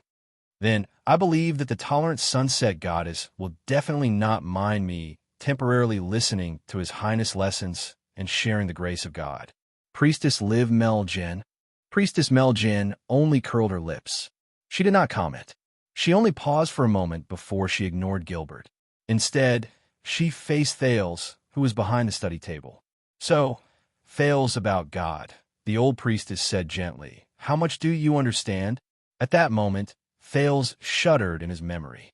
A pleasant voice that he had not heard for a long time rose in his mind, and it brought him back to the past. When you think of gods, what is the first thing you think of? Thales was dazed for a moment. It's His Highness, Prince Thales. Gilbert dragged Thales back to reality with a hostile and dissatisfied protest. Count Casso said to Priestess Melgin in displeasure, "Please use honorifics." Megan, on the other hand, smiled and said, "Of course." But the priestess' eyes were fixed on Thales, waiting for his reply. Regarding God, the teenager gulped and made sure that he was not in some chess room in Dragon Cloud City. Then he said resentfully, "Well, a long, long time ago, there was a man called a god called Bright God." Megan's expression did not change as she quietly waited for him to continue. Thales tried hard to recall the general knowledge he had learned in the past 6 years, whether it was from Little Rascal's relish nagging or the boring ancient text in the Ming-Shan Edict. The supreme bright God created the world. With a bang, heaven and earth were separated. The sun and hell's river faced each other from afar. In the gap between them, all living beings gradually formed. But as his attention was distracted by his memories, the prince's tone became more and more casual. Then Bright God got off work. He rested. The earliest gods began to take over. I think I remember that there are bright moon, dark night, mountain shepherd of the seas, desert god, harvest, cold wind. Thales scratched his head. Of course, the one with the greatest background is still Holy Sun Errol. It is said that he is the sun itself, and he could be considered the bright god's son. Gilbert coughed loudly in the room. "It's fine." Unexpectedly, Priestess Megan only spoke gently to excuse herself. She did not seem to be offended. A bit of hearsay and humorous jokes will not affect our reverence towards the gods. Thales, who had stopped talking for a moment, raised his eyebrows. He secretly gave Gilbert a mischievous look. From then on, the Holy Sun, as the leader of the gods, led the gods, took over his duties, and protected all living beings. Our world was named after Errol. Later, the calamities descended upon the world, the battle of eradication, and the great crack and sink. Errol, like his father, lost his job. Ahem took a break. His daughter took over the responsibility and protected the world with the other gods. She was the sunset goddess. Yes, that's right. So, from Thales' point of view, when he read the history of the world, from the bright God Church of the ancient empire to the Church of the Holy Sun in the final empire, and then to the Sunset Temple and Constellation, the classic myth of bright God, Holy Sun, Sunset, passed down by the empire in the world of Errol, could be said to be a painful family business history that was closely related to the territory of the empire. The first generation of the gods worked hard to build up their businesses, and, in the end, they became powerful. The second generation of the gods lost their father's fields, and in the end, they collapsed. The third generation of the gods worked hard, and in the end, they went bankrupt. Ahem, it's as if I'm the Prince of Constellation. Their revival was imminent. The building collapsed, and while it was bitter and sorrowful, for some reason, there was an inexplicable sense of joy in it. By the way, when Thales concluded his point of view, the expression of the bright moon temple priest who was in charge of teaching history classes in Ekstedt turned sour. Regent Lee Span listened with great interest and nodded repeatedly. Thales finished his speech as if he was bargaining in the market. He smiled and looked at Gilbert, who had a strange expression on his face, and Priestess Melgin, who was deep in thought. "You know quite a lot." Priestess Melgin's gaze was calm. She seemed to be thinking. "Thank you." Thales shrugged. "But it is not detailed enough." Melgin finished her words faintly. Of course, it was not detailed enough. In truth, most of these myths and legends to scare people was told to him by a bespectacled girl and an immortal demon. Perhaps I have to thank a certain former king of Northland who collected a large number of books for his great dragon queen, but whose whereabouts is unknown. So do you believe in God, Thales? Priestess Melgin spoke again. Her eyes were sparkling. Do you believe that our meeting here was arranged by God? Thales quirked an eyebrow and cast a glance at the former foreign affairs minister. This time, he received the recognition he had been looking forward to for a long time from Gilbert's expression. Gilbert even sighed without bothering to hide it. I know, right? But Thales was still a prince. No matter how boring the people in this class were, he had to at least maintain the relationship between the royal family and the temple on the surface and ensure that both parties had a tacit understanding. The prince cleared his throat, and his expression became stern again. Of course I believe in Sunset Goddess. No, you don't. Meljin cut him off coldly. The old priestess stared straight at him. Her gaze was aggressive, and the wrinkles on her face were especially obvious at that moment. You do not believe in those ridiculous myths and legends, nor do you believe in the verified scriptures of the church, and you do not believe that a god like Sunset Goddess should be our ruler and where our faith lies. Thales was instantly stunned. Priestess Meljin snorted softly. Her gaze was clear, and her tone was stern. You would rather believe that this is politics, a strategy, and a fight. You would rather believe that our gathering here is a measure Sunset Goddess took to influence the royal family and the future king. You are just like Count Casso, who has a scornful expression on his face but insists on pretending to be serious. In the distance, Gilbert, who had been drinking his tea with the corners of his mouth curled up, choked. All of you are the same as most of the high-ranking people in this world who believe that they are infallible just because they have a little power in their hands, have slightly higher statuses, have some knowledge, and have some achievements in their studies. You do not believe in God. You look down on God. Her words were too straightforward and ruthless. She left no room for negotiation. Thales had no choice but to put away his smile. Gilbert also put down his teacup. Meljin's tone was incredibly cold. Even the nun behind her could sense her aura. She glanced at the prince and the count in unease. So, you will not understand what it feels like to live in a world with gods. You will not understand what gods and beliefs bring to the world, and you will not understand how true believers live. The expressionless Meljin looked at Thales again and met his gaze. You will also not understand what you will discover if you sincerely try to understand the world of gods and beliefs. At that moment, Thales felt a little suffocated. It was as if she was the master of the study room at that moment. He sucked in a deep breath. Then, a part of your world will forever be missing. Meljin did not seem to care about his authority. She did not even give the Duke a chance to speak. This is bad. She leaned forward and stared straight into Thales' eyes. Very bad. It was as if she wanted to pierce through his pupils, pierce into his heart, and interrogate his soul. Very, very, very bad. Her voice was low, and her gaze was cold. Thales' expression darkened as well. He sat behind the study table and remained silent for a few seconds. Then, he slowly pushed aside the Sunset Goddess Apostle's axe, which he had specially found for this lesson. Gilbert wanted to ease the unfriendly atmosphere, but the moment he coughed for the first time, Thales spoke. So what are you going to do? The young Duke of Star Lake stared straight into the Sunset Priestess's intimidating eyes without avoiding her gaze. If I do not believe in God, what will you do? Thales smiled and spread his arms. Burn me to death? His words caused the room to fall silent. Priestess Meljin frowned and sized Thales up carefully. A few seconds passed. Meljin snorted coldly, and her tone was hostile. Yes. This time, it was Thales' turn to be stunned. What was going on? The young nun who was standing by became nervous. She had never seen such a scene before, and she stared at the dumbfounded Duke of Star Lake in fear. She seemed to be afraid that the powerful man would order him to drag her out and kill her in a fit of anger. Gilbert's coughing suddenly became louder. Ahem, Your Highness, about today.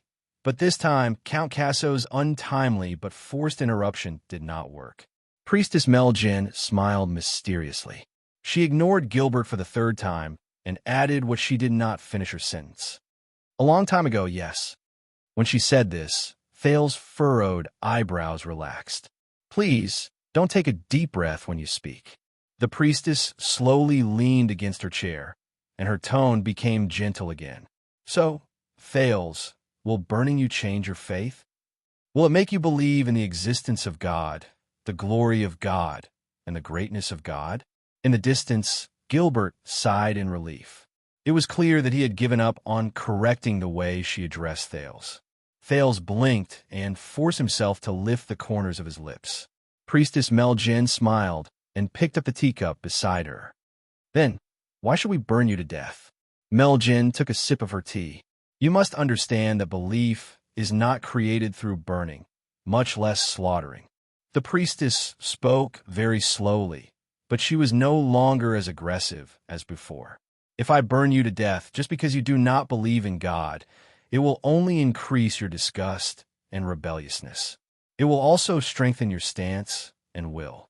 It will not help the spread of belief, and it will also go against the God's original intentions. Meljin put down the teacup and stared at him. What is formed from fear will not be a firm belief.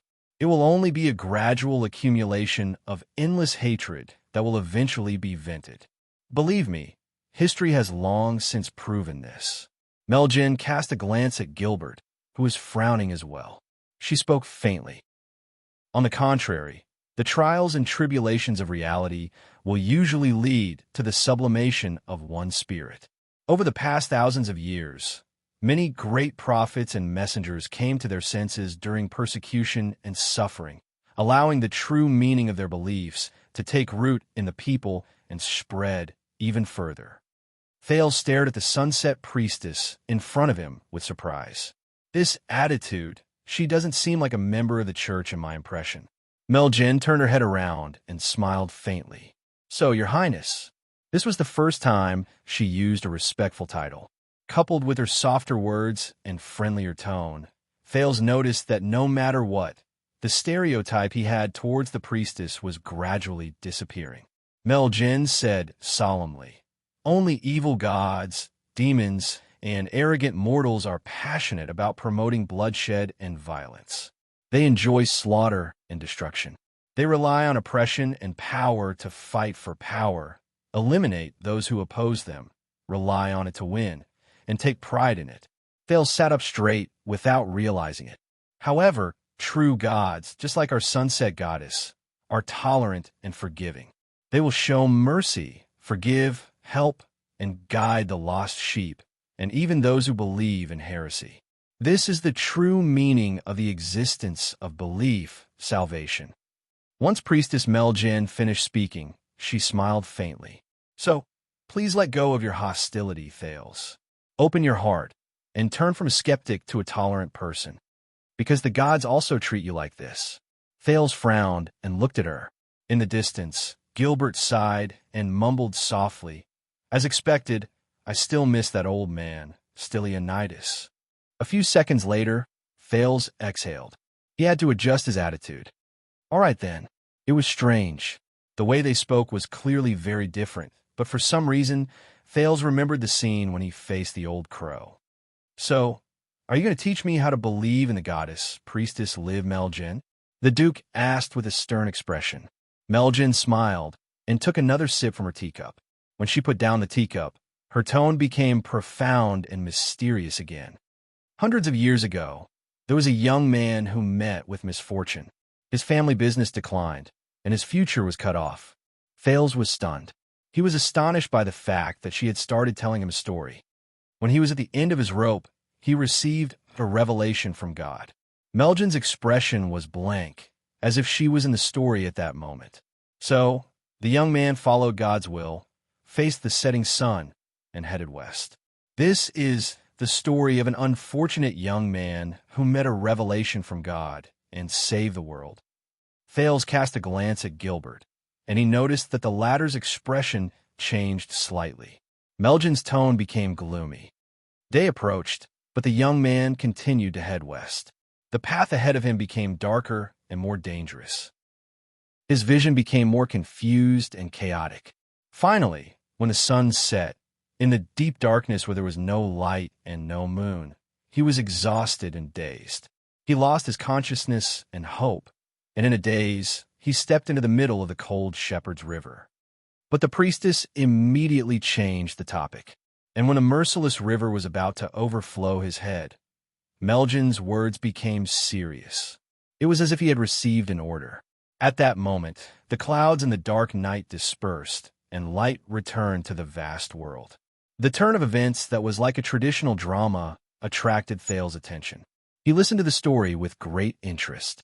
At that moment, the stars in the sky lit up for him, and the endless stars shone once more.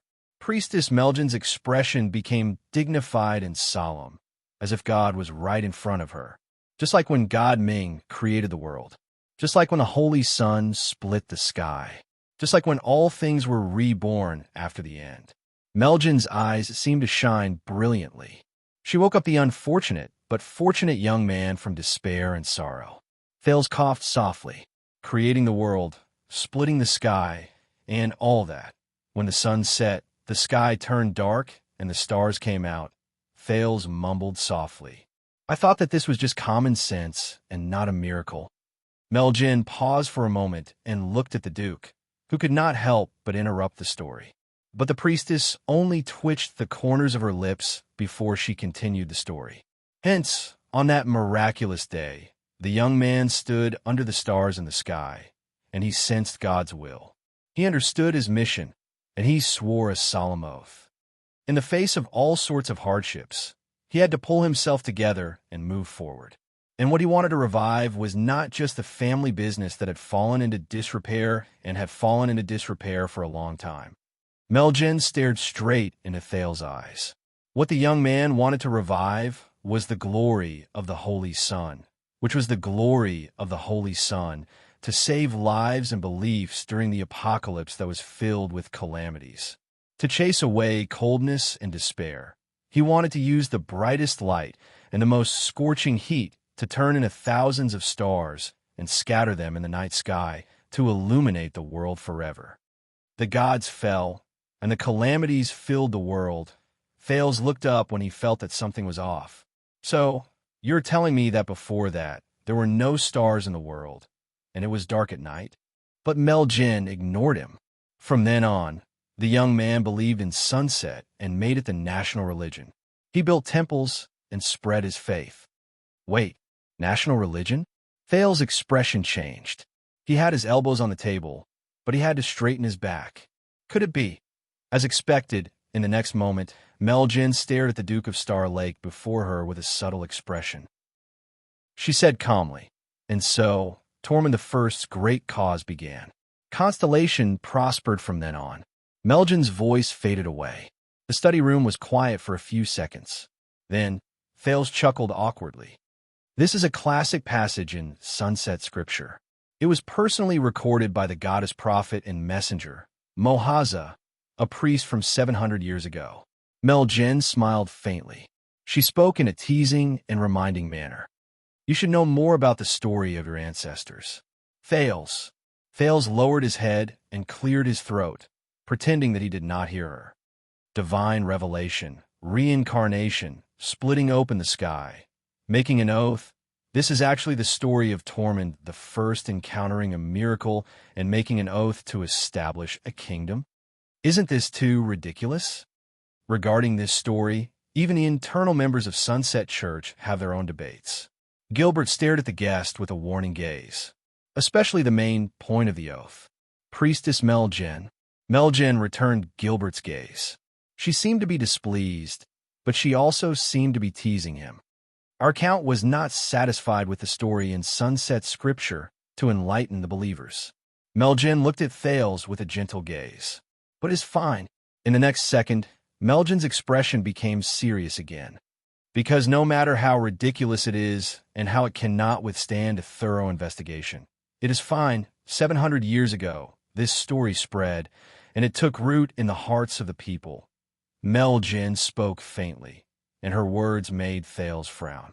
Tormund was no longer the remaining prince of the evil empire.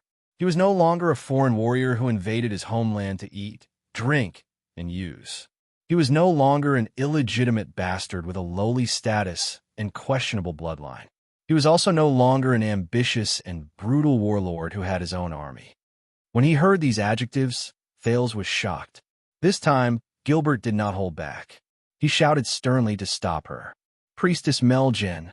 But Meljan did not care. Her gaze was dark. Instead, it's a person who is recognized by the unreachable gods in the eyes of the believers, who is praised by zealous cultivators, who is inspired by the setting sun, who is grateful for the afterglow of the Holy Sun, and who swears to work hard to create a paradise in the world the king of Renaissance. Thale's expression froze. Gilbert still pursed his lips. By the looks of it, he was quite angry.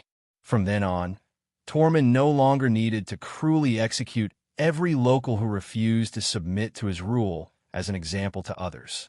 He no longer needed to be wary of whether the water from the well he fetched from the village was poisoned to ensure his safety. He no longer needed to worry about finding a reliable place to stay or a source of soldiers so that he could fight again.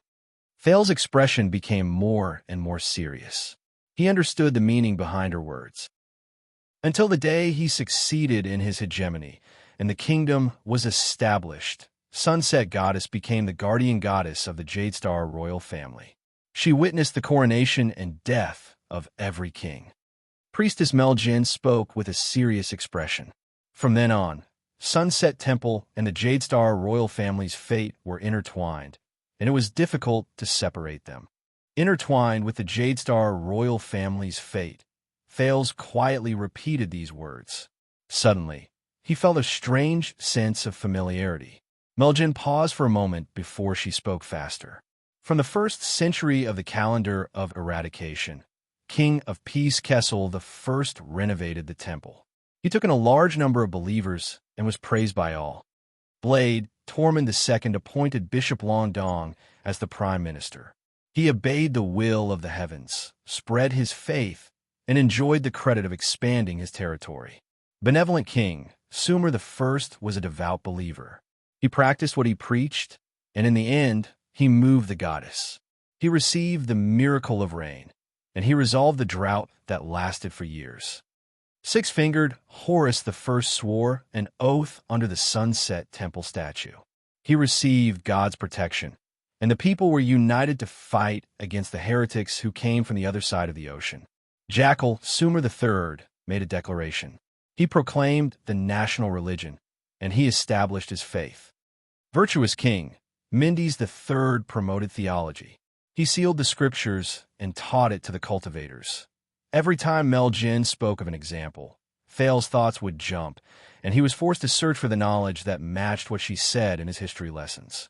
But at the same time, he could not help but notice that as the priestess spoke, Gilbert's eyebrows gradually furrowed, and his coughing became more intense.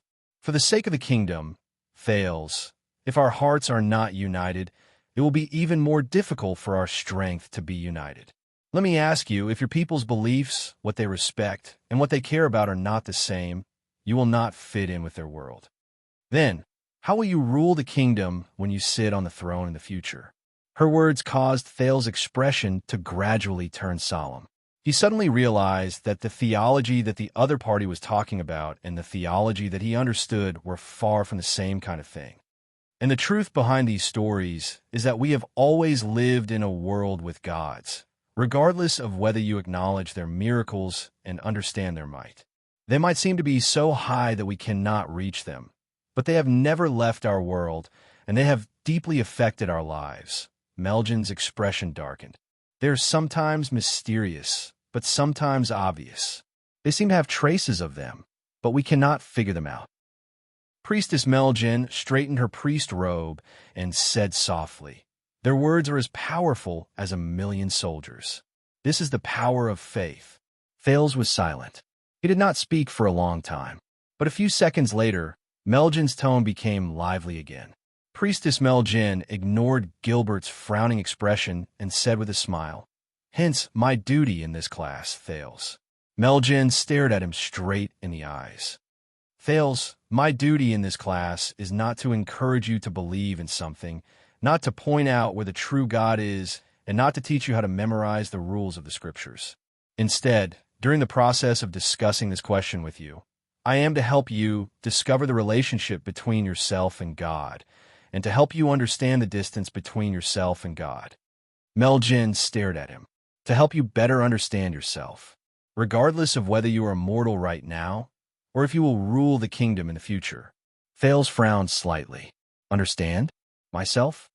What she said at that moment made him remember the indescribable and incredibly mysterious powerful mystic in the critical realm.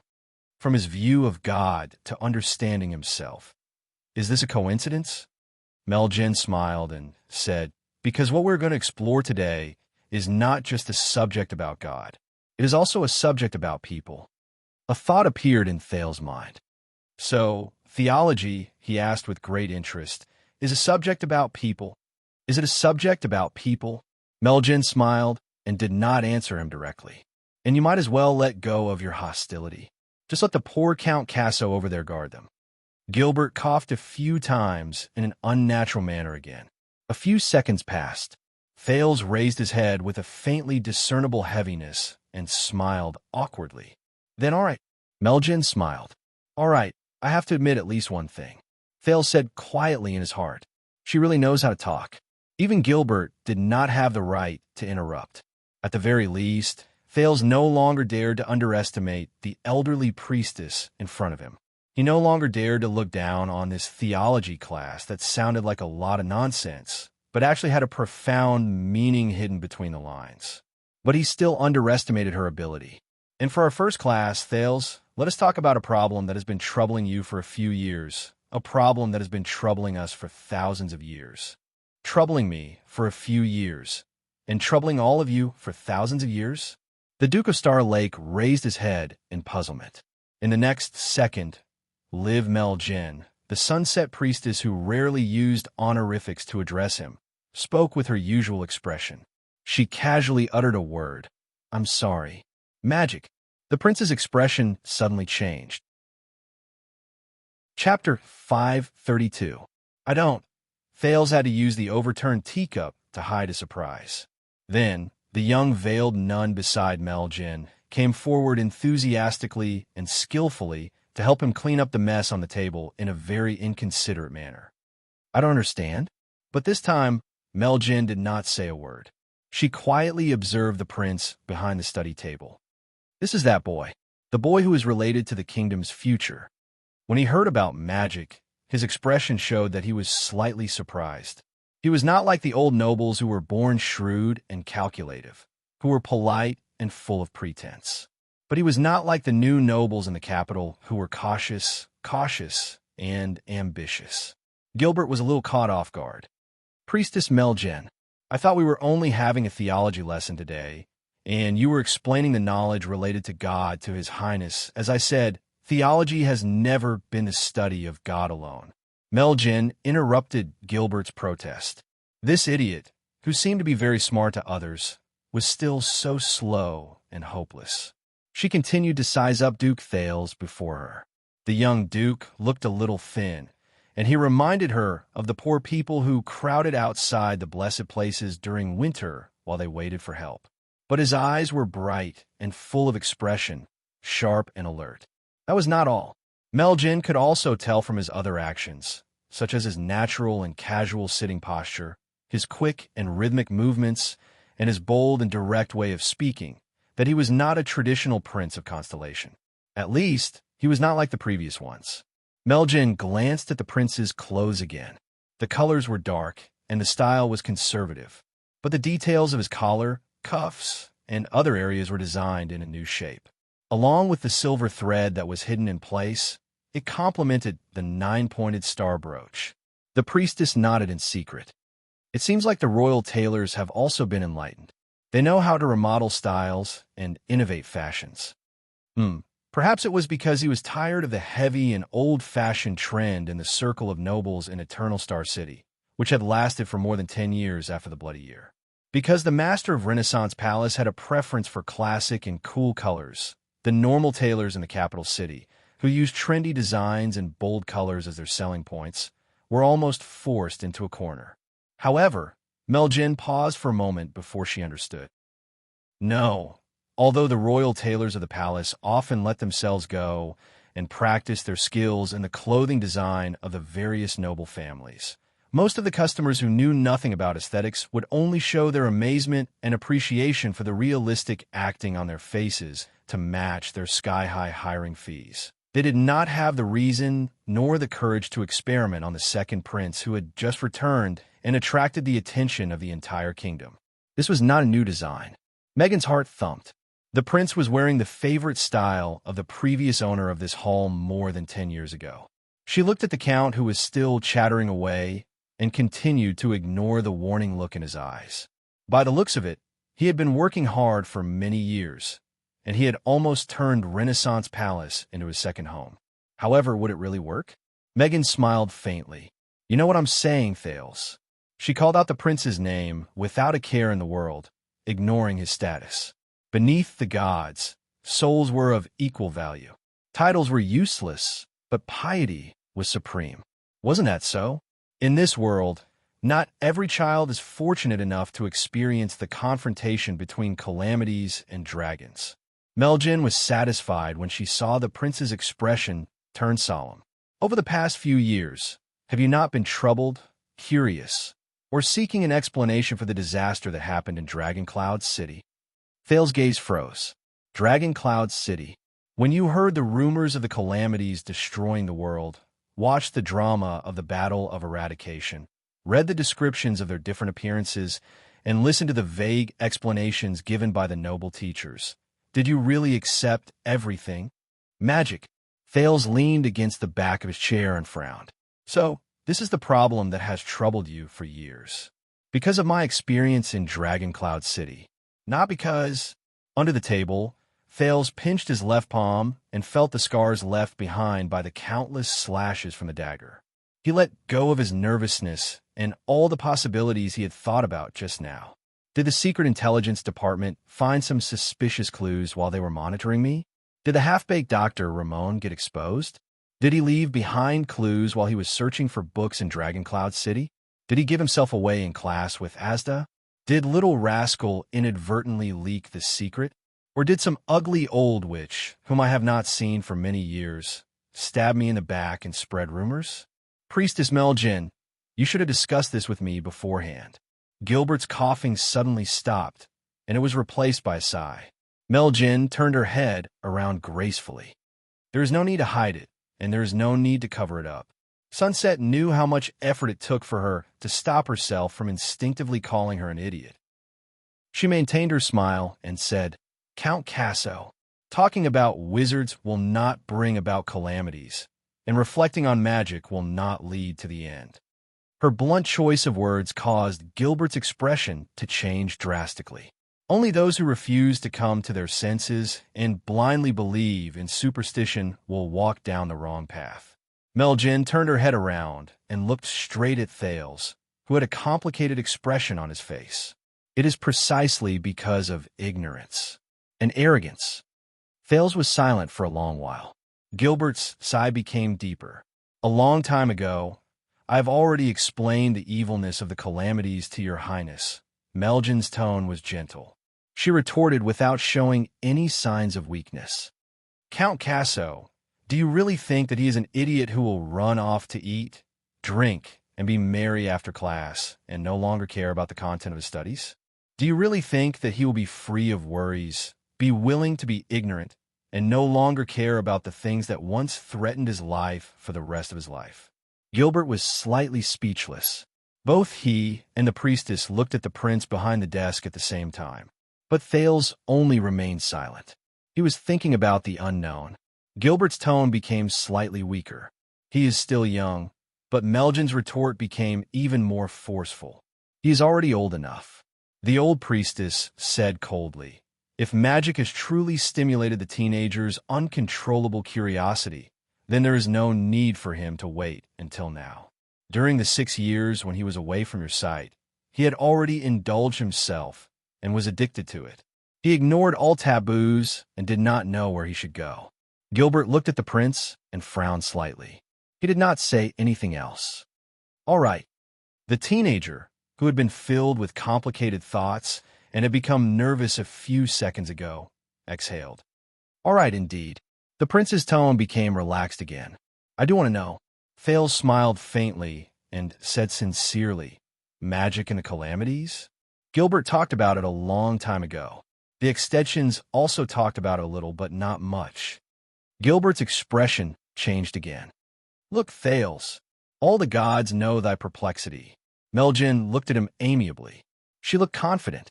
If thou believest, the gods will protect thee. Oh, Sunset, if you protect me. Thales did not bother to hide his sigh. Can I stop being such a charlatan? Meljin looked at his expression and she understood what he meant. As expected, he did not believe in gods since he grew up in the north. This was not strange. Ever since the Battle of Eradication, most of the Northerners no longer believed in the gods that were once revered as orthodox by the Empire or any beliefs that were connected to them. Instead, they believed in the things brought by the founding king, who was not ashamed to have interbred with abnormal beasts. Barbaric and ignorant, arrogant and conceited. Mel Jin pursed her lips. God knows how much Bright Moon Temple and Dark Night Temple sacrificed to survive in that land. But this is the amazing thing about faith, isn't it? Just like how I was many years ago, I was also immersed in vanity and impulsiveness. I thought I understood my own life and found what I wanted in this world, so I ignored the teachings and arrangements of the gods. Fortunately, the gods are impartial and have no grudges. They only have protection and tolerance. Meljin gratefully made a prayer gesture in her sleeve, which Thales could not see. This way, the nervous little Nia behind her did not have to repeat after her. First of all, where did magic come from? Thales maintained his smile and shrugged to show that he did not know. You must be joking. It would be great if I knew. No, it would be terrible if she knew that I knew. Meljin gestured at the young nun behind her. Nia, the seemingly thin and pitiful veiled girl, received the hint. She laboriously but carefully took out a large square box that shone with a metallic luster from the luggage they brought and placed it on Thales' study table. Wait a minute, it's not a box. It's made from thin plates that are stacked together from top to bottom. There are no gaps. It seems to be more like a book. The picture on the top of the metal box was a lifelike carving of a king dressed in military attire, surrounded by a crowd. The carving style was simple and plain, but it was easy to understand. There were also some symbols carved around it that Thales found very familiar. They were similar to the language of the ancient empire. What is this? Thales frowned. He instinctively reached out to flip open the metal book. Asterisk slap. Asterisk, don't touch it. Thales felt pain on the back of his hand. He retracted his palm in shock, but he realized that the person who hit him was the young nun called Nia. Nia habitually extended her hand. He could vaguely see the fierce look on her face under her veil. It was as if she had done this action countless times to warn those who wanted to touch the metal book. But in the next second, when the young nun realized who she hit, she instantly panicked. Nia lowered her head and muttered softly, "Yes, no." Thales could only smile awkwardly. What else could he do? Let Doyle come in, drag her out, and kill her? Let Doyle come in, drag her out, and kill her? But Priestess Meljin quickly helped him out of his predicament. Soon helped him out of his predicament. This is a metal nameplate found in King Anzac's tomb. King Anzac? Thales' gaze flickered. Wait, I've read this name before. Thales racked his brain and recalled the time he spent in the library in Dragon Cloud City. But it was clear that Meljin did not intend to give him the chance to show off his memories and knowledge. He was one of the previous kings of the human race during the Age of Kings, a relative of the royal family of the Shewan Kingdom. When the last line of defense collapsed, the Iron Blood King died in battle. The Northland was lost, Shewan was destroyed, and the ancient orcs marched southward on a large scale for a century. It was King Anzac who raised his arms and stood his ground against the objections of the masses. He united the kings of the humans who were fleeing in panic, formed a joint conference, defended the city, and waited for the opportunity to counterattack. He remembered the initiator of the Joint Conference of Kings and the symbolic figure of the era of multiple kings. But when he looked at the metal nameplate on the table, a strange expression appeared on his face. King Anzac, you raided his tomb? Priestess Meljin's expression immediately froze. Not us. There was a hint of displeasure in her tone. Thales coughed and said angrily, Of course not. All of you are just kind, naive, and innocent buyers and collectors, right? And this is... Thales shifted his attention back to the metal nameplate in front of him. He watched as Nia skillfully flipped open the first few pages, and a few images flashed past. The city walls collapsed, the sentry posts were destroyed, and countless people were beheaded. A huge figure came over with human heads and weapons in his hands. He approached a group of soldiers who had nowhere else to run to. The king on the cover was sitting at a round table. He waved his arms and spoke passionately. In ancient times, before paper and printing existed, people recorded important events and history on the nameplates made of special alloys so that they would not forget them. Meljin sat in her seat and said faintly, "Based on what I know, some places, including Northland, still retain this tradition." Thales remembered it. When he was still in Northland, it was said that the White Blade Guard's legend of the White Blade Guards was written in this manner. But Thales could not understand it. After hundreds of years, the White Blade Guard's records should weigh dozens of tons. Could the dead-faced man with thin arms and legs carry it? In the distance, the shocked Gilbert wanted to go forward, but he could not lose his composure. He could only crane his neck to look over. Thales could see the amazement he felt towards the metal nameplate in his eyes.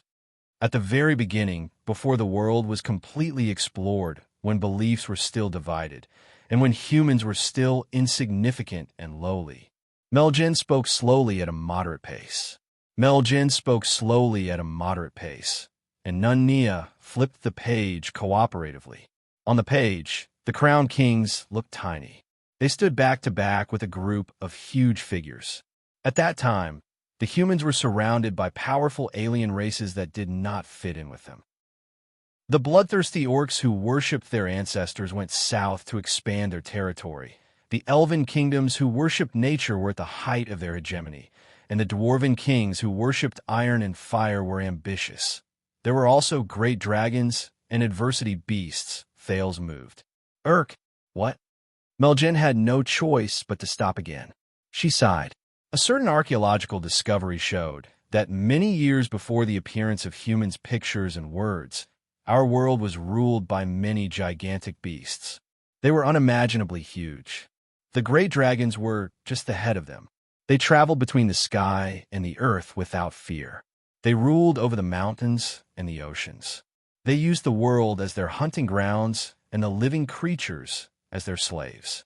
They did whatever they wanted to the insignificant insects, and they displayed boundless might. It was only then that Thales understood. Nia flipped to another page. A man with a crown stood at the top of the city wall. Many figures stood beside him.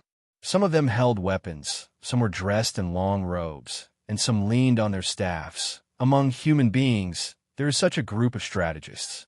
With their experience and wisdom, they give advice dutifully in the tents of the tribes, in the palaces of the nobles, and in the towers of the cities, trying to fight for a chance of respite for human beings. They were no different from Count Casso over there. In the distance, Gilbert's expression became a little darker. At that time, the dangerous environment practically forced the humans, who had the lowest status and were the weakest, to a dead end. Nia flipped to the next page. The engraving on this page attracted Thales' attention. In the boundless sky, an indistinct figure appeared in the picture of the sun. It looked down sternly and extended its arm to the king and his strategists, until the gods looked down and pitted the weak. Meljin's words became more profound. Prophets and God's messengers descended one after another to point out the future path for humans and spread the faith of the gods. And the group of people I mentioned, Meljin raised her head. Some of them accepted the gods and their faith.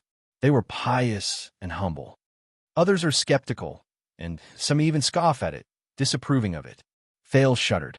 He then saw Nia flip to the next page. Under the sun, the man with the crown stood in the middle. There were a few groups of people standing beside him.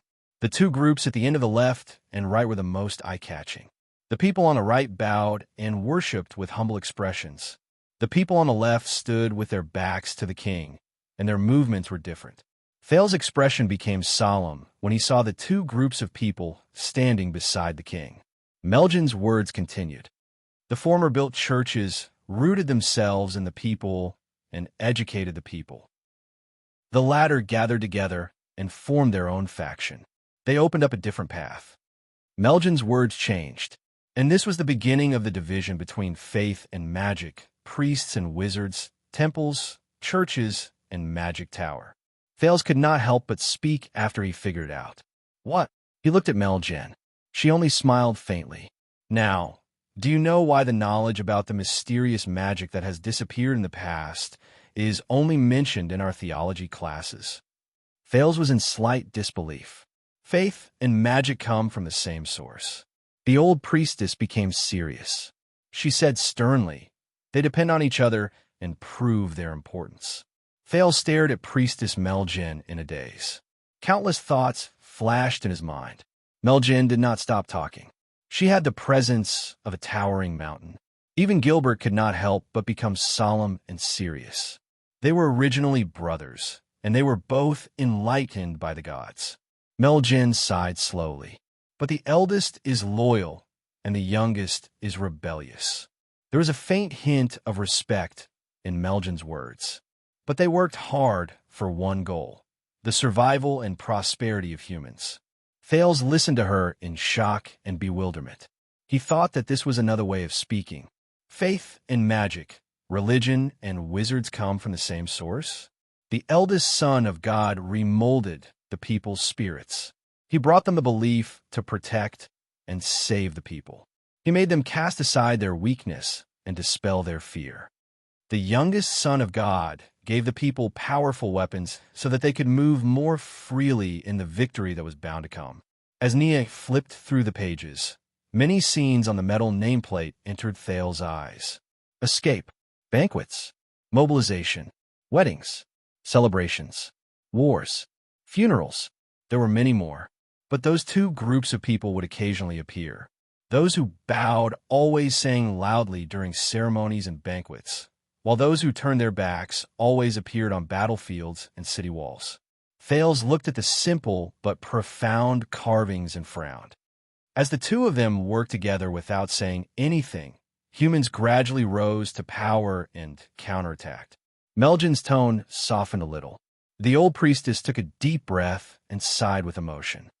In the end, on Queeker ice plains, in that unprecedented battle where both sides placed all their chips on the line and gambled on the future, King Anzac and the other 6 human kings charged into the orcs tens of thousands of heavy infantrymen with their pious faith and 3,000 cavaliers who faced death with equanimity. Thales was instantly shocked. This story is, they never came back, but at the cost of their lives, they successfully killed the ancient orcs' supreme sacred chief. Nia flipped to the last few pages. The king was covered in wounds. He hugged his sword and lay quietly in the middle of the battlefield. But the huge figures holding human heads had long since disappeared. Only countless tiny figures held their horses and spears as they surrounded the king. They raised their flags and stood solemnly. In the sky, the clouds dispersed, and light shone on the battlefield. Having lost their holy chief, the leaderless ancient orcs were defeated. Meljin raised her head and spoke in a clear voice. Hence, the battle that started a new era was called the Holiness Exorcism Campaign. Thales fell silent. Panting lightly, Nia laboriously closed the metal inscription book. The 10 or so pages covered the records of King Anzac's magnificent life from 1,000 years ago. The Holiness Exorcism is over, and the old times have changed. The bravery of the orcs is no longer terrifying. The rule of the elves has declined, and the arrogance of the dwarves has disappeared. The fear brought by the great dragons and the disaster beasts has finally become an unverifiable legend. Thus, the foreign races hid themselves everywhere, and the faith of the gods spread throughout the world. Meljin's expression was gloomy as she looked at the sunset outside the window. The golden age of mankind is about to arrive. Stealing fragrance. Chapter 533. Nia closed the metal nameplate and dragged it back into the luggage laboriously again. In a short period of silence, Thales thought about the story on Anzac's nameplate, or rather, the story Meljin told him through the nameplate. The old priestess averted her gaze from the setting sun outside the window and waited quietly for Thales. She seemed to have expected this silence. Faith and magic came from the same source. The Holiness Exorcism Campaign resulted in the rise of humans. Thales repeated the story. What flashed in his mind was his first meeting with Asda. Wizards seek the truth of the world. They use all sorts of ingenious methods and wisdom to use the resources and energy of the world to serve a better world. Meljin glanced at him before she spoke in a languid manner. You're right. But this is only the beginning. There is a faint hint of pity in the old priestess voice. Once the enemies from the outside are gone, differences arise. Their attitudes towards the gods and faith eventually caused the elder and the youngest to go their separate ways, and they gradually drifted apart. The elder and the youngest. So, this is their explanation. It's really hard for them to come up with this explanation that is similar to Abel and Cain. Thales sighed in his heart. The eldest son of the god versus the youngest son of the god. Loyalty, rebellion. If I did not know, I thought Artanes was arguing against the insect swarm. The prince mocked quietly. Meljin, who had very sharp ears, frowned. Artanes? Who? Thales raised his head and smiled innocently and sincerely. It's nothing. It's just a joke from a certain Northland. Meljin pursed her lips. The corners of her lips were sharp. The old priestess quickly returned to her lecturing state. Hence, for thousands of years, under the attention of the gods and the practice of men, the eldest son and the youngest son, faith and magic, the church and wizards fought endlessly. They went back and forth on different paths and beliefs. Wait a minute. Thales narrowed his eyes at the perfect moment to interrupt her. So, based on what you said, the difference between faith and magic is because the believers believe in the gods, while the wizards do not. Can I understand it this way? The believers believe in the gods when it comes to things they do not know, while the wizards only believe in themselves. Meljin did not reply immediately. She looked at Thales quietly, and there was a slight ripple in her eyes. She recalled that 2 days ago, when she came to the house of God's grace, she visited Archdeacon Stylianides, who was looking forward to finding books and preparing for her lessons. Megan unintentionally glanced at the book. It was the 1024 lines of the church's classic hymn, Light Illuminates 10,000 Miles. She also brought High Priestess Lycia's greetings and informed him that the duty of teaching Prince Thales come Duke of Star Lake will be taken over by him. She still remembered the archdeacon's incredulous shock and well-suppressed anger. Indeed, as one of the 15 archbishops of Constellation, Stylianides was young, promising, and had a bright future ahead of him. He had preached to countless nobles and ministers and enlightened their children.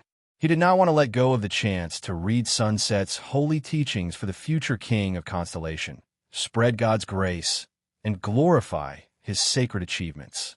Just like Archbishop London was to Tormund 2, just like Archbishop Clement was to Mindy's 3. However, the lucky ones who were blessed by the setting sun and bathed in divine grace.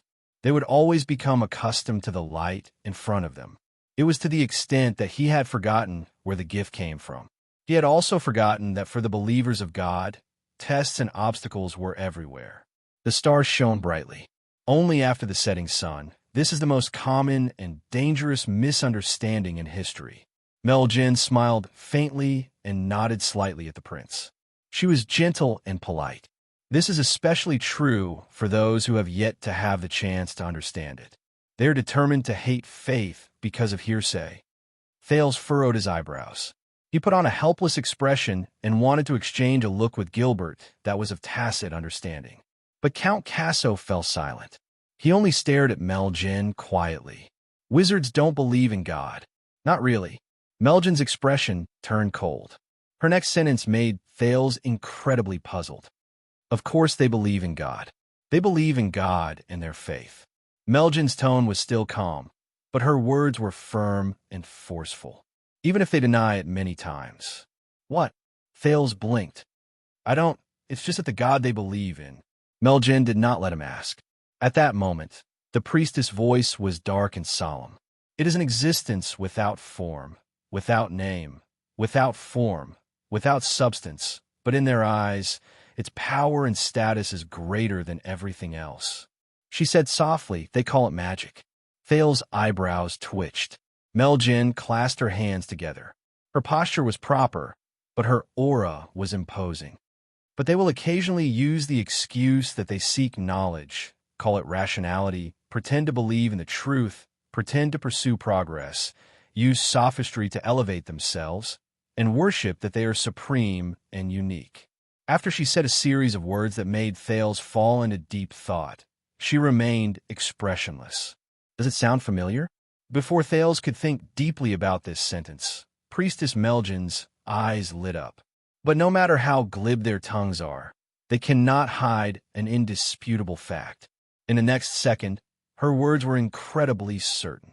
Because magic itself is their God, their faith, their supreme principle, and it is also what their church teaches in their teachings. Thales could sense the power in her words. To a certain extent, its place in their hearts is no different from how our God is in our hearts. In fact, it might even surpass it.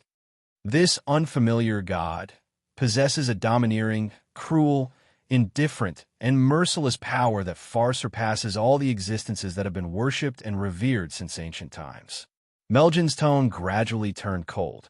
The law is strict, and the hegemony is supreme. Those who doubt it will find it difficult to question it, and those who go against it will not be tolerated. Thales was puzzled. Are you saying that they worship the concept and principle of magic itself as a god? Melgen only snorted softly. She did not answer him directly. As for the millions of believers who were once infected and brainwashed by it, regardless of whether they are wizards or not, and whether they have the ability to control magic, they are even worse. They believe that they are the orthodox religion and denounce those who do not believe in it. They are even more fanatical than the believers of all gods and demons. They are many times more hypocritical, but they do not know it. Fanatical, hypocritical, but they do not know it. Thales was dumbfounded. But at that moment, he suddenly remembered a long, long time ago when he was still on his way to Dragon Cloud City from Black Sand region. His future was uncertain, and he was anxious. At that time, the strange doctor, Ramon, who was very interested in magic, explained it to him like this. Magic is a meaning, an attitude, a belief, and a principle of life. Thales still remembered Ramon's expression at that moment and his tone that was close to madness. This is a wizard. This is a wizard. This is the most important, brilliant, and precious chapter in the history of mankind's rise to power that has been forgotten by everyone. The priestess' words gradually became filled with praise and criticism. They are clearly cultists, but they call themselves non-believers. They clearly have their own standpoint, but they pretend to be neutral. They clearly have countless biased opinions, but they pretend to be objective. They're clearly incompetent and powerless, but they insist on believing that they are fake gods in human form who are above the world. They play with the world and enjoy the admiration of the people. At the same time, they also say in a smug manner that this is the noble attitude of pursuing the truth and researching magic. Melgen's expression tensed up. It was obvious that she was uncomfortable, but she still insisted on finishing her words. So wizards do not only believe in their own gods, but they're also the worst and most fanatical believers. They're the servants and slaves of God who do not need to pray and repent, receive baptism, listen to the voice, perform holy tasks, or perform holy rites. They can obtain motivation from their gods and are filled with energy to the point of self-orgasm. The old priestess coughed softly. Naya quickly handed her a teacup and massaged her back gently. Servants and slaves of God who are filled with energy to the point of self-orgasm. After listening to the long string of words, Thales took a deep breath and tried hard to chase away the aloof man in blue who automatically took his place in his mind. Wow. Asda. Looks like, while he was a little surprised, Thales could not help but think in a slightly gloating manner. You have met your match. So, you want to tell me that magic as a religion is wrong, and wizards as believers are bad, and that there are countless bad consequences? Once Melgen was done resting, Thales organized his thoughts and tried hard to direct the topic of conversation towards something he was curious about. And this is why we must resist and ban magic. But against his expectations, when she was asked this question, Priestess Melgen, who seemed to be very pious and hated magic, paused for a moment. She seemed to be thinking about it, and she looked a little lost and hesitant. She cast a profound glance at the sunset outside the window. I don't know. Thales was a little dumbfounded. What do you mean? Meljin looked away and shook her head. As believers of our God, tolerance and strictness are our commandments. So, we cannot be so arbitrary.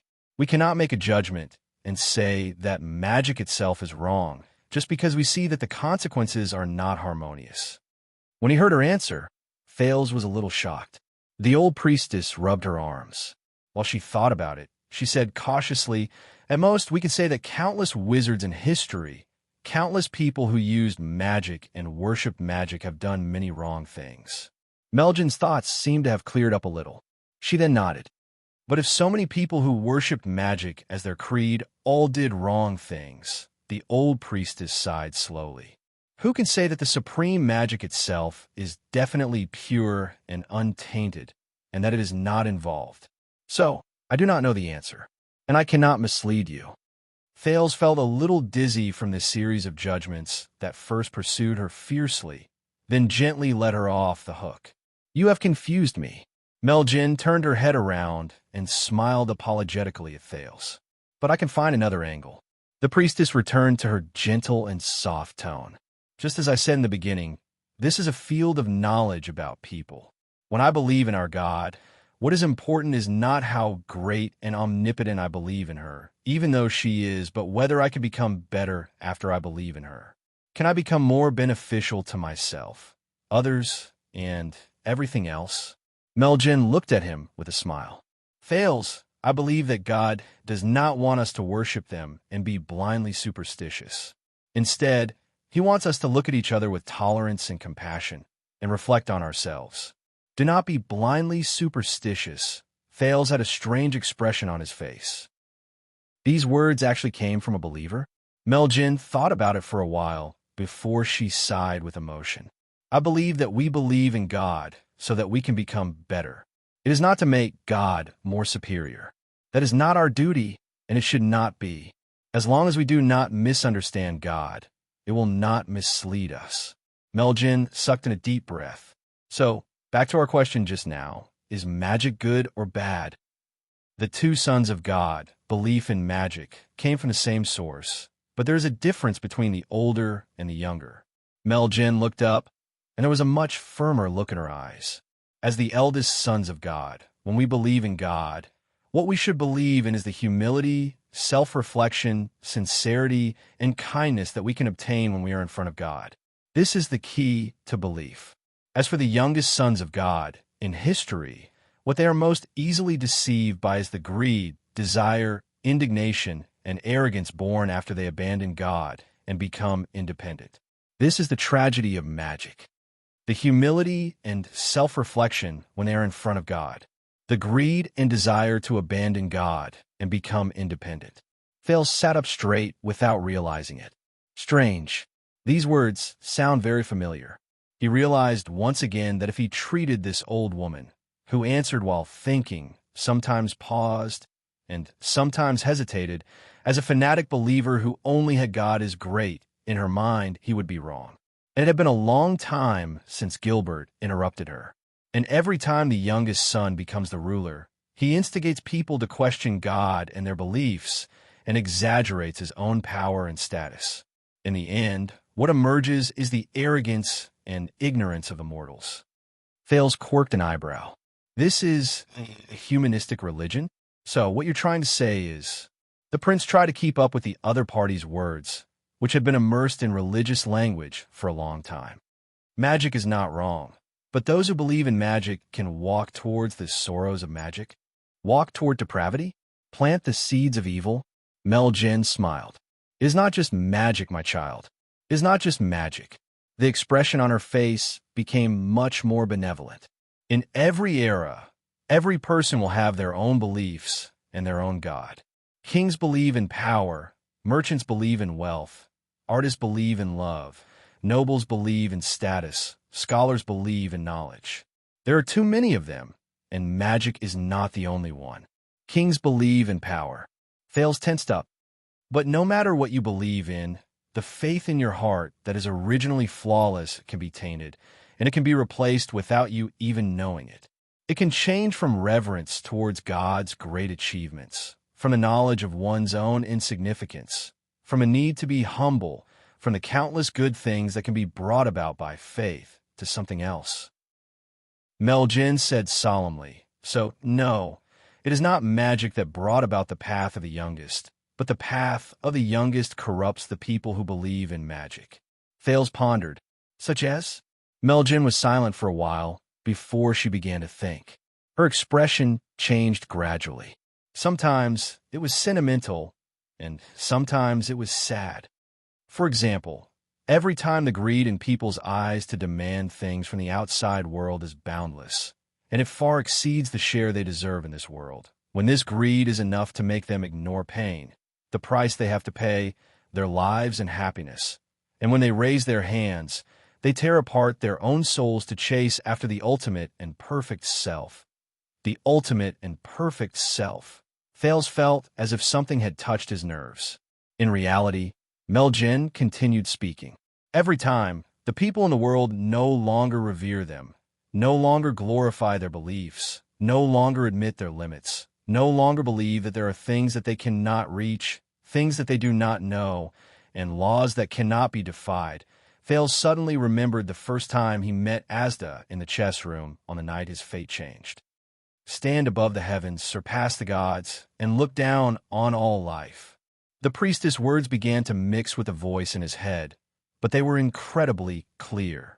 Every time, the people in the world no longer humbly face their own weakness and ignorance. Instead, they use it as an excuse to justify their insatiable greed. The prison of bones and the entrance to black prison flashed before Thales' eyes. The strange emblem that looked like a deep eye flashed in front of his eyes, along with a row of words under it. Leads to omniscience. Meljin's sight traveled into his ears slowly.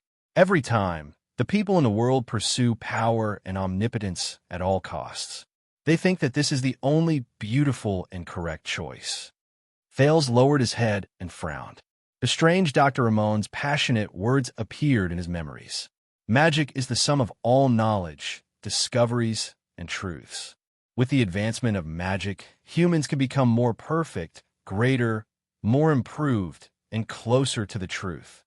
Meljin's sigh brought Thales back to reality.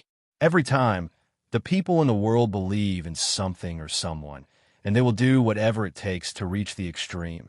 Then, we know that the path of the youngest should be taken.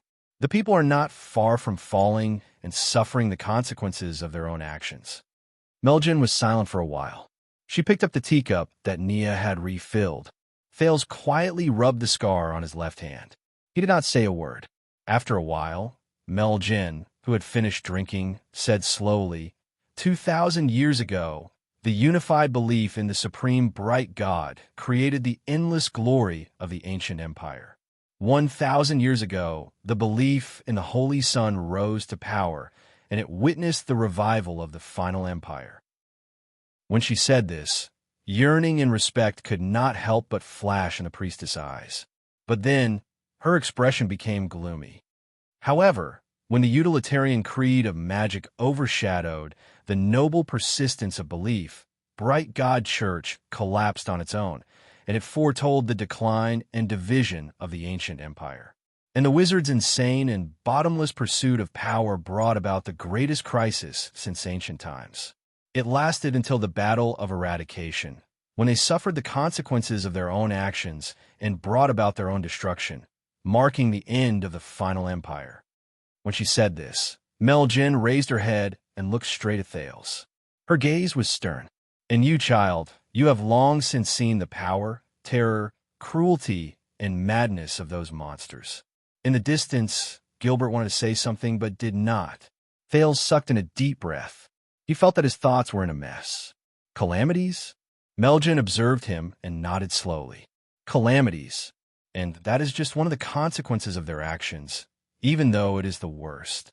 Even though he had obtained the answer countless times from the hints given by Ramon, Asda, and the ancient books, when the authoritative church in this world told him so openly, Thales realized that he still could not get used to it. The young duke remembered the night of dragon's blood, and the scent of blood that had once faded seemed to return to his nose again. It made him feel nauseous. Remember, this is the path of the youngest. It is born of arrogance, and after experiencing countless things, it will finally lead to regret. It is the favorite of demons, the darling of evil, the cradle of calamities, and the starting point of misfortune. Melgen's tone suddenly became tense. And Thales, you have to be even more vigilant. The prince was slightly shocked. Me? Melgen said sternly. Because the path of the youngest has countless forms of harm. It will take on many forms, change names, and change forms. It will appear in various eras, and it will linger on like a shadow. Those who seize power will talk about survival. Those who pursue benefits will talk about prosperity. Those who indulge in lust will sing about freedom. Those who seek status will use dignity as an excuse. And those who seek knowledge will use curiosity. Those who are blinded by a single leaf will bring about their own destruction. This is definitely not just an example of magic. Melgen paused for a moment. Thales sucked in a deep breath and tried hard to clear his chaotic feelings. He seized logic. But, based on what you said, Madam Priestess, could it be that your belief in your god will not become a victim of the path of the youngest? Melgen's expression changed slightly. Thales observed the man's reaction. For example, the people of the current era believe in the sunset goddess, so much so that they blindly believe in her and are fanatical about her. They will suppress those who oppose them at all costs, and they will go to extremes. Furthermore, your statement right now and your resolute answer have fallen into the trap of the path of the youngest, haven't they? The old priestess was silent, but against his expectations, Thales saw Melgen's expression turn a little gloomy, even though he thought that she was going to avoid the main point and use clever words to defend herself. Of course, beside the priestess, Nia listened very seriously. Thales did not doubt that if she was given a pen, she would immediately start taking notes. It would be detailed and comprehensive, and she might even have her thoughts on the important points. Melgen sighed softly. Even though I do not want to mention it. Yes, you are right. Thales frowned. During the years when our ancestors fought against magic, wizards, and the path of the youngest, Bright God Church, which spread far and wide, once recruited the temple guards to punish heretics. The generous and selfless Church of the Holy Sun also set up a court to correct bad habits and correct beliefs. Melgen's expression was solemn, and her gaze was wary. Fanatical believers do not care about bottom lines. They only care about their stance when they reject others. They suppress the remaining voices and believe that they are the only one in the world. The methods they use are also incredibly sinister, and they do everything they can. They are useless when spreading their religion, and their efforts are futile. They also make countless enemies, and their infamy spreads far and wide. In the end, they lose themselves, and their sins are grave. Melgen raised her head solemnly, as if the thing that pressed down on her shoulders was not the priestess robe, but a heavy history. That is the ugliest and most unbearable page in the history of belief and the church. Thales frowned and looked at her. To revere certain things and certain paths excessively, to infinitely elevate their high statuses, to cast aside respect and bottom lines, to look down on other paths and choices, and to ignore the will and meaning of others is precisely the disaster of the path of the youngest. In history, many of my brothers and sisters, who were supposed to be the eldest son of God's believers, gradually lost their original hearts and forgot their duty. In the end, they sadly walked down the same path. They were conceited, arrogant, ignorant, and unaware of their own selves. Melgen sighed softly, and it was clear that she felt pity and sorrowful. They did not pass the test, and they walked down the path that they should have tried their best to reject. When she said this, Melgen began to pray again, and it shocked Nia, who was listening attentively by the side. She also prayed in a flurry. Gods are perfect by nature, so perfect that they can even tolerate imperfections, such as their believers. Gods have limitless power, the priestess continued. But it does not mean that those who believe in them also have limitless power and supreme authority. They act on behalf of the heavens and speak for God. Meljin's voice echoed in the room, and it made everyone think deeply. So, when we reflect on the disaster brought about by magic, we must also be careful. We must reflect, and ask questions. We cannot let our enemies, who we are most wary of, take advantage of us and fall from grace. Only by glorifying ourselves can we glorify God. If we believe too much in gods, it will be easy for us to lose ourselves. Meljin finished praying and did not speak anymore. As if everything had come to an end, the room was silent for a long time. Thales tried his best to get rid of the heaviness in his emotions and think of something lighter. Interesting. He curled up the corners of his lips. So, based on what Priestess Meljin said just now, not only can I not believe in God, I cannot believe in God too much. If I don't believe in God, my world will forever be missing a part. But if I believe in God too much, the path of the youngest will be waiting for me. So what is God? Sundara. Chapter 534. Believing too much in the gods is also a sin. This saying, Thales sucked in a deep breath and asked this teasing and irreverent joke in an appropriate manner. Priestess Meljin, does your goddess agree? However, Meljin laughed. Her tone was relaxed.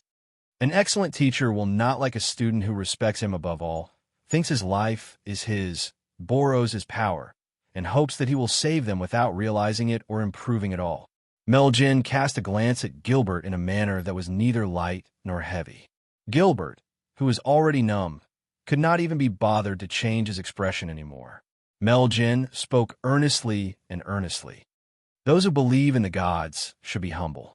This humility also includes how you should view the gods and beliefs. A thought appeared in Thales' mind. How strange. That familiar feeling from before is here again. Then, magic and wizards. Thales tried hard to recall his original intentions. He also tried hard to steer the topic back to what he was interested in. What is the status of these things that have disappeared from history for a long time in your eyes? Victims? The culprit? The puppets of the path of the youngest, or the soil and cradle? What is it that leads to the prohibition and taboo against magic? Meljin thought about it for a moment. In history, in the eyes of some of our traditional and conservative brothers, magic is the culprit. It deserves to be condemned by the people, and it deserves to die. Thales nodded as if he had expected it, but Meljin turned her head and smiled. But in my opinion, perhaps that is not the case. Thales was curious again. Even though they are rebellious and disrespectful to our gods, and even though their arrogance brings about evil consequences, many wizards, even if they are unfortunate practitioners of the path of the youngest, are still respectable warriors and pioneers. Their existence is also of great significance. Meljin nodded slowly and smiled. Their confidence, arrogance, and reluctance to investigate did not just affect themselves. I believe that the appearance of magic is the intention and gift of the gods. Thales was stunned for a moment. He glared at her and blew at the hair on his forehead. Beside him, Nia almost laughed, but the clever little nun managed to turn it into a cough in time. More importantly, they also affected us, the firstborn of God. Meljin did not care about the prince's expression. She looked around the main study room in Mindy's hall and sighed. Look at the name of our class, theology. But you know what? A long time ago, the church any church had no theology. In the eyes of many brothers and sisters at that time, God was omnipotent, and all they had to do was carry it out. What was the point of studying theology? Thales suddenly realized something. It was only when the mages gained power and magic ruled the world that countless problems from the Three Towers, which could be considered a few organizations among the mages, began to threaten our existence. How did the gods receive faith? What is God? Why does God exist? Megan's words were very calm, but Thales took a deep breath. 3 pagodas. True enough. Meljin spoke with great interest. Their suspicions and refutations force us to not only focus on practice and action, but also to focus on belief and spirit. We have to delve deeper into the range of theories and exploration to improve ourselves. Thales smiled and nodded at Meljin. He understood. That familiar feeling just now was not a coincidence. Humility, reflection, vigilance, that was the familiarity that Asda felt when he was lecturing. At the same time, Meljan's word today showed Sunset Temple's ideology and views that was definitely not the result of a religion, a church, or some believers shutting themselves off and working hard for thousands of years. Instead, it was the result and product of countless capable people who were motivated and worked hard for thousands of years while facing the challenges from mages. Thales bit his lower lip gently. It was just as the old crow said, just like how Extet and Constellation influenced each other and shaped each other during their long confrontations. Magic. Over thousands of years, they were also one of the heroes who shaped faith, the church, and the temple into their current state while they fought and stood against each other. But that was not all. Meljan continued to speak. This is just an example. It is precisely because the path of the youngest is not only born from magic, but also from the church. Hence, every time magic and mages flourish, and every time faith in the temple decline, it will prompt the knowledgeable people in the church to start reflecting. It will prompt them to let go of their prejudices and stubbornness, cast aside their conservative ways and form, and truly listen to the oracle with devotion. Priestess Meljan looked straight at Thales. Reflect on yourself. Reform the church. Seize opportunities.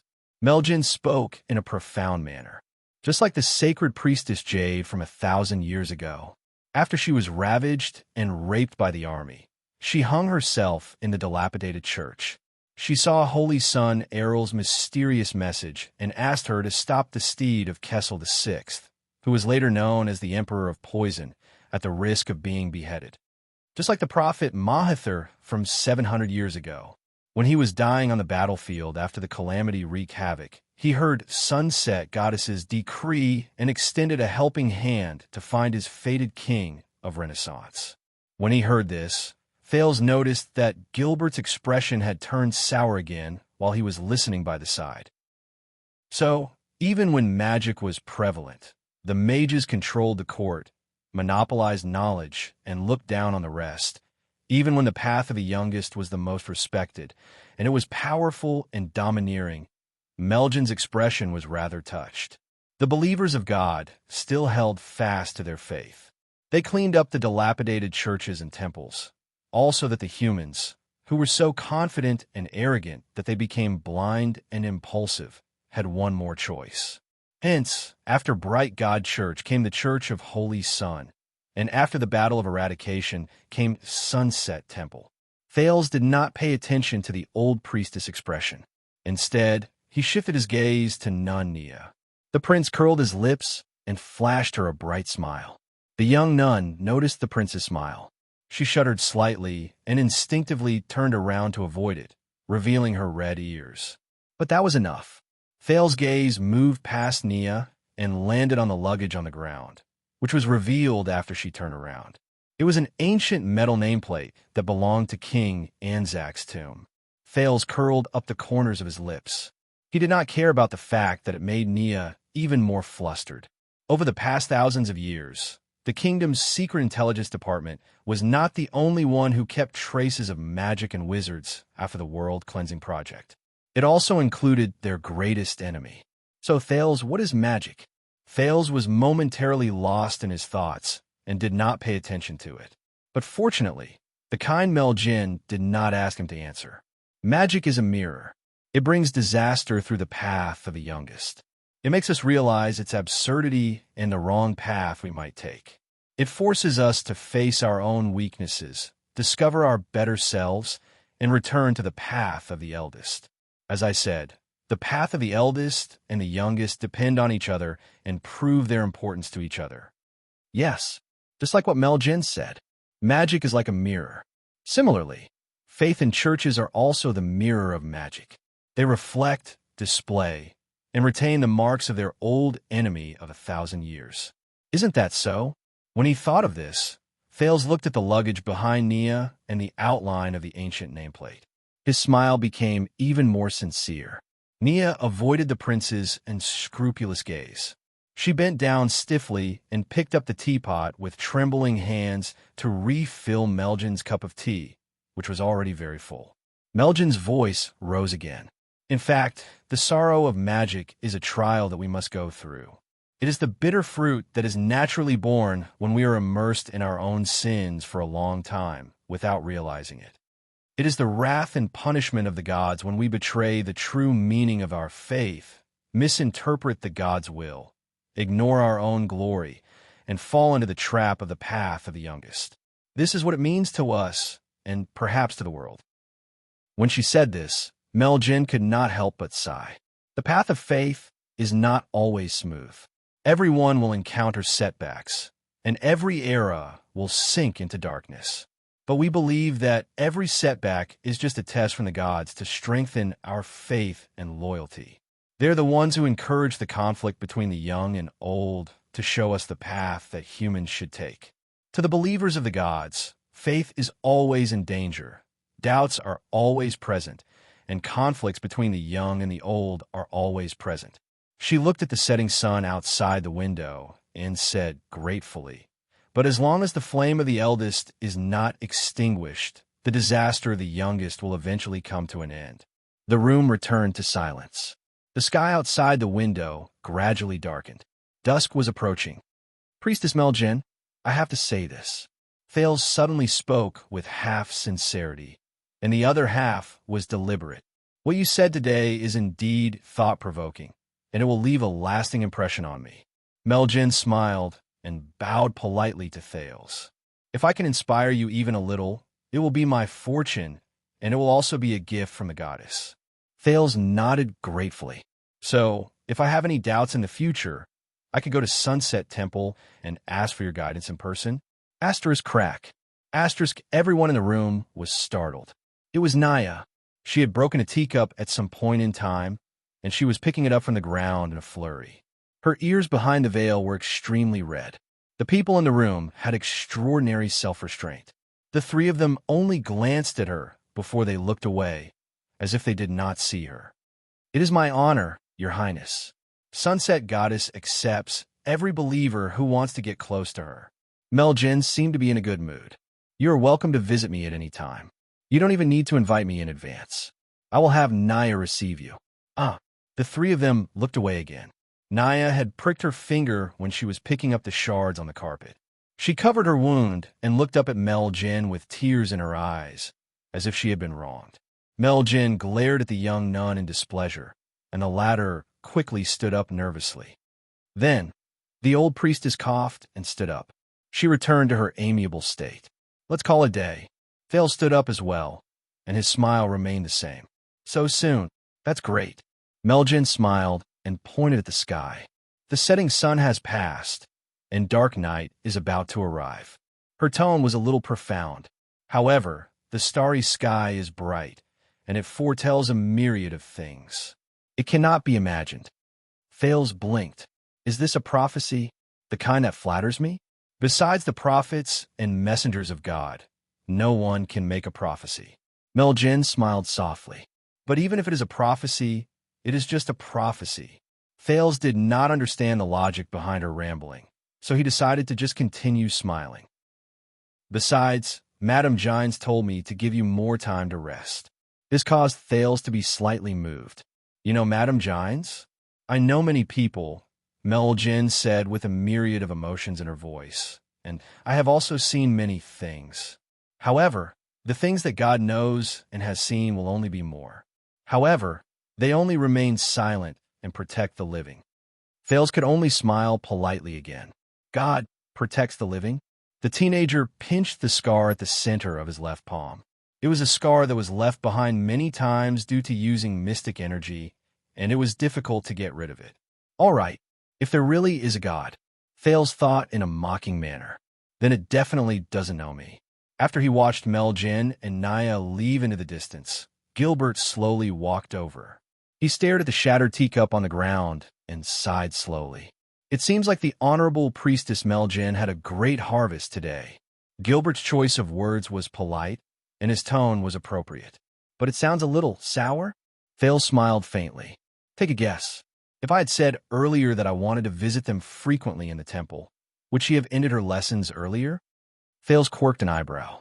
If that is the case, Gilbert looked at Thales with a thought-provoking gaze. Did you understand her lessons? Thales shrugged, raised his right hand, and rubbed the gap between his thumb and index finger. A little. Gilbert's eyes lit up. That's good. Gilbert nodded in understanding, and the sour tone in his voice finally lessened a little. The Foreign Affairs Minister cast a sideways glance at the door. Forgive me for taking my leave, Your Highness. He glared at the door and did not even look at Thales. I still have to catch up and have a not-so-pleasant conversation with Priestess Meljen. Gilbert chased after his guest with a hostile expression, but Thales smiled. He sat down again and thought about what he learned from today's lesson. Your Highness, did you do anything to that young nun? Thales looked up and noticed that it was Doyle and not the usual servants who came in to help him light up the everlasting lamp at night. Mallows, the watchman, narrowed his eyes and crossed his arms, lectured him afterward. So you said that because the servants did not come, you were forced to help His Highness light up the lamp, and the servants did not come because you sent them to light up the lamp. Doyle, don't you think that there is something wrong with your explanation? Doyle said in puzzlement. I just noticed that when she left, she kept turning around to look at you. She looked very scared. Thales frowned. I didn't do anything. Doyle lit up a lamp. He seemed to be deep in thought, and his expression slowly changed. All right then, but that scary old lady. Thales looked up again. As the lamp was lit up, Doyle was seen mumbling, I was very close and could not help but listen. You know, the eldest and the youngest depend on each other. What she said made sense, didn't it? Thales stretched his arms and curled up the corners of his lips. Made sense? When he saw that the Duke's interest had been piqued, Doyle quickly turned around to talk to him. Yes, she was quite tolerant towards that nuisance of magic. She was neither hostile nor discriminating against it. She was very gentle, and she spoke much better than the old monk my family hired. He only knew how to nag about things like, ancient wizards are all believers of the devil, and they summon calamities to destroy the world. Thales thought for a while before he snorted softly. Aside from her tone, I can't see any gentleness in her stance. Doyle was stunned. But she did not completely deny magic. She even reflected on the church's own mistakes and said that magic and wizards are the driving force behind their improvement. As he listened to Doyle's words, Thales' expression changed several times. A few seconds later, when Doyle's voice slowly faded away, Thales spoke again. As expected, Gilbert was right. Thales sighed. Grammar lessons are really important. Doyle's smile froze. What? Thales leaned against the back of his chair and looked at the confused Doyle in front of him. He flashed a smile and said, According to Priestess Meljen, this is no longer a matter of whether magic is good or bad. As Thales spoke, he put on a contemplative expression. If the church and their beliefs are corrupted, it must be because they walked down the wrong path and fell into the path of the youngest. He thought about it. Similarly, if magic is beneficial, it must be because the person who uses magic has found the right path and followed the path of the eldest. Doyle rolled his eyes. Gentle, Thales repeated and snorted softly in a thought-provoking manner. Truth be told, I cannot find a more unyielding attitude than this. Doyle first tried his best to understand what Thales meant. Then, he put on an enlightened expression that said, Oh, I see. That's right. Priestess Meljen is neither hostile nor discriminating against magic. Thales did not notice Doyle's expression. Instead, he said in a daze, he said absent-mindedly. On the contrary, she wants to use the name of the gods to dominate magic. Thales looked out the window with a profound gaze. It was dusk, and the sun was about to disappear from the horizon. And what leads to the prohibition and taboo of magic? Thales recalled the question he had asked twice since the beginning of the lesson. Meljen did not answer. Is it because she's old and her memory is bad? Or is it a coincidence? Doyle blinked in bewilderment. He did not know how to flatter Thales next. But Thales ignored him. He only snorted softly and packed up the Sunset Goddess Apostle's axe that he had found for the lesson but never used. It seems like the self-cultivation of the church believers is not that simple. And I have reason to believe that if some people listen to these words, they will definitely not be happy. What the F asterisk CK? What the F asterisk CK? Thale's mutterings suddenly turned into loud cries of surprise. This made the people around him wary. Doyle was also shocked. Your Highness! Glover and Johnvold rushed into the study room with wary expressions. Are you all right? Doyle even ran to the prince in a few steps. He glared at Thales and pressed his hand on his sword as if he was loyal. What happened? Thales took a deep breath and calmed his emotions, but his face was livid. His eyes were wide open. I'm fine. Thales raised his head. His sitting posture was very unnatural. You may leave. He finished his sentence with a gloomy expression. Glover and Johnvold breathed a sigh of relief. They scanned the study, then checked the windows and bookshelves, including the ridiculously large eternal oil clock. Only then did they prepare to leave warily. Are you sure? But Doyle's attention was on Thales. He looked nervous. Your Highness, you don't look too good. Is there anything I can do for you? Thales sucked in another breath. Yes, Thales said through gritted teeth, his face full of pain. He gritted his teeth and said, a strand of hair in my pants is tied up by an important organ. It hurts. Thales glared at him and hissed in a suppressed voice, You're right. Can you help me? The room was quiet for a second. Of course, no problem. Doyle, who was in a hurry to claim credit, did not pay attention to what the prince said. He also did not notice the gloomy atmosphere around the prince. He walked forward with a proud expression, but he was suddenly dragged back by Glover. Glover stuttered for a few seconds before he said hesitantly, Then, we will not disturb you. Even Zombie's unchanging expression was a little awkward at that moment. We will leave. Give His Highness some personal space. Thales smiled stiffly and waved his hand stiffly. Doyle only reacted then. He smiled embarrassedly while equally awkward. He could not help but glance at Thales' body under the study table. Oh, okay. Then, be careful when you deal with it yourself. If there is a need, we can... Before the reluctant Doyle could finish speaking, Glover and Johnvold each grabbed him by the arms, lifted his feet off the ground, and carried him out of the study while facing Thales. A few seconds later, Thales watched as the door was closed. He heard Doyle's struggling voice gradually weaken. He was certain that there was no one in the study. Then, he relaxed his tense shoulders. The gloomy atmosphere around the prince gradually dissipated. The Duke of Star Lake sighed, but he still looked like he was in pain. He lowered his head and reached his hand under the study table. He reached between his legs, which were tightly clamped together, but he did not want to caress a certain part. Instead, he pulled out a book. Thales looked displeased. He stared at the Sunset Goddess Apostle's axe in a daze and snorted softly from time to time. A few seconds later, the teenage prince flipped it open with a gloomy expression. Then he took out a damned luxurious, brand-new, sky blue, and made of Ryland hard paper from one of the pages an invitation. Chapter 535. Very good, Your Highness. Please straighten your arms. I want to confirm it again. Yes, that's it. Thales was like a dead fish in a hot pot. He widened his eyes and raised his arms with creaking sounds as the royal tailor spoke.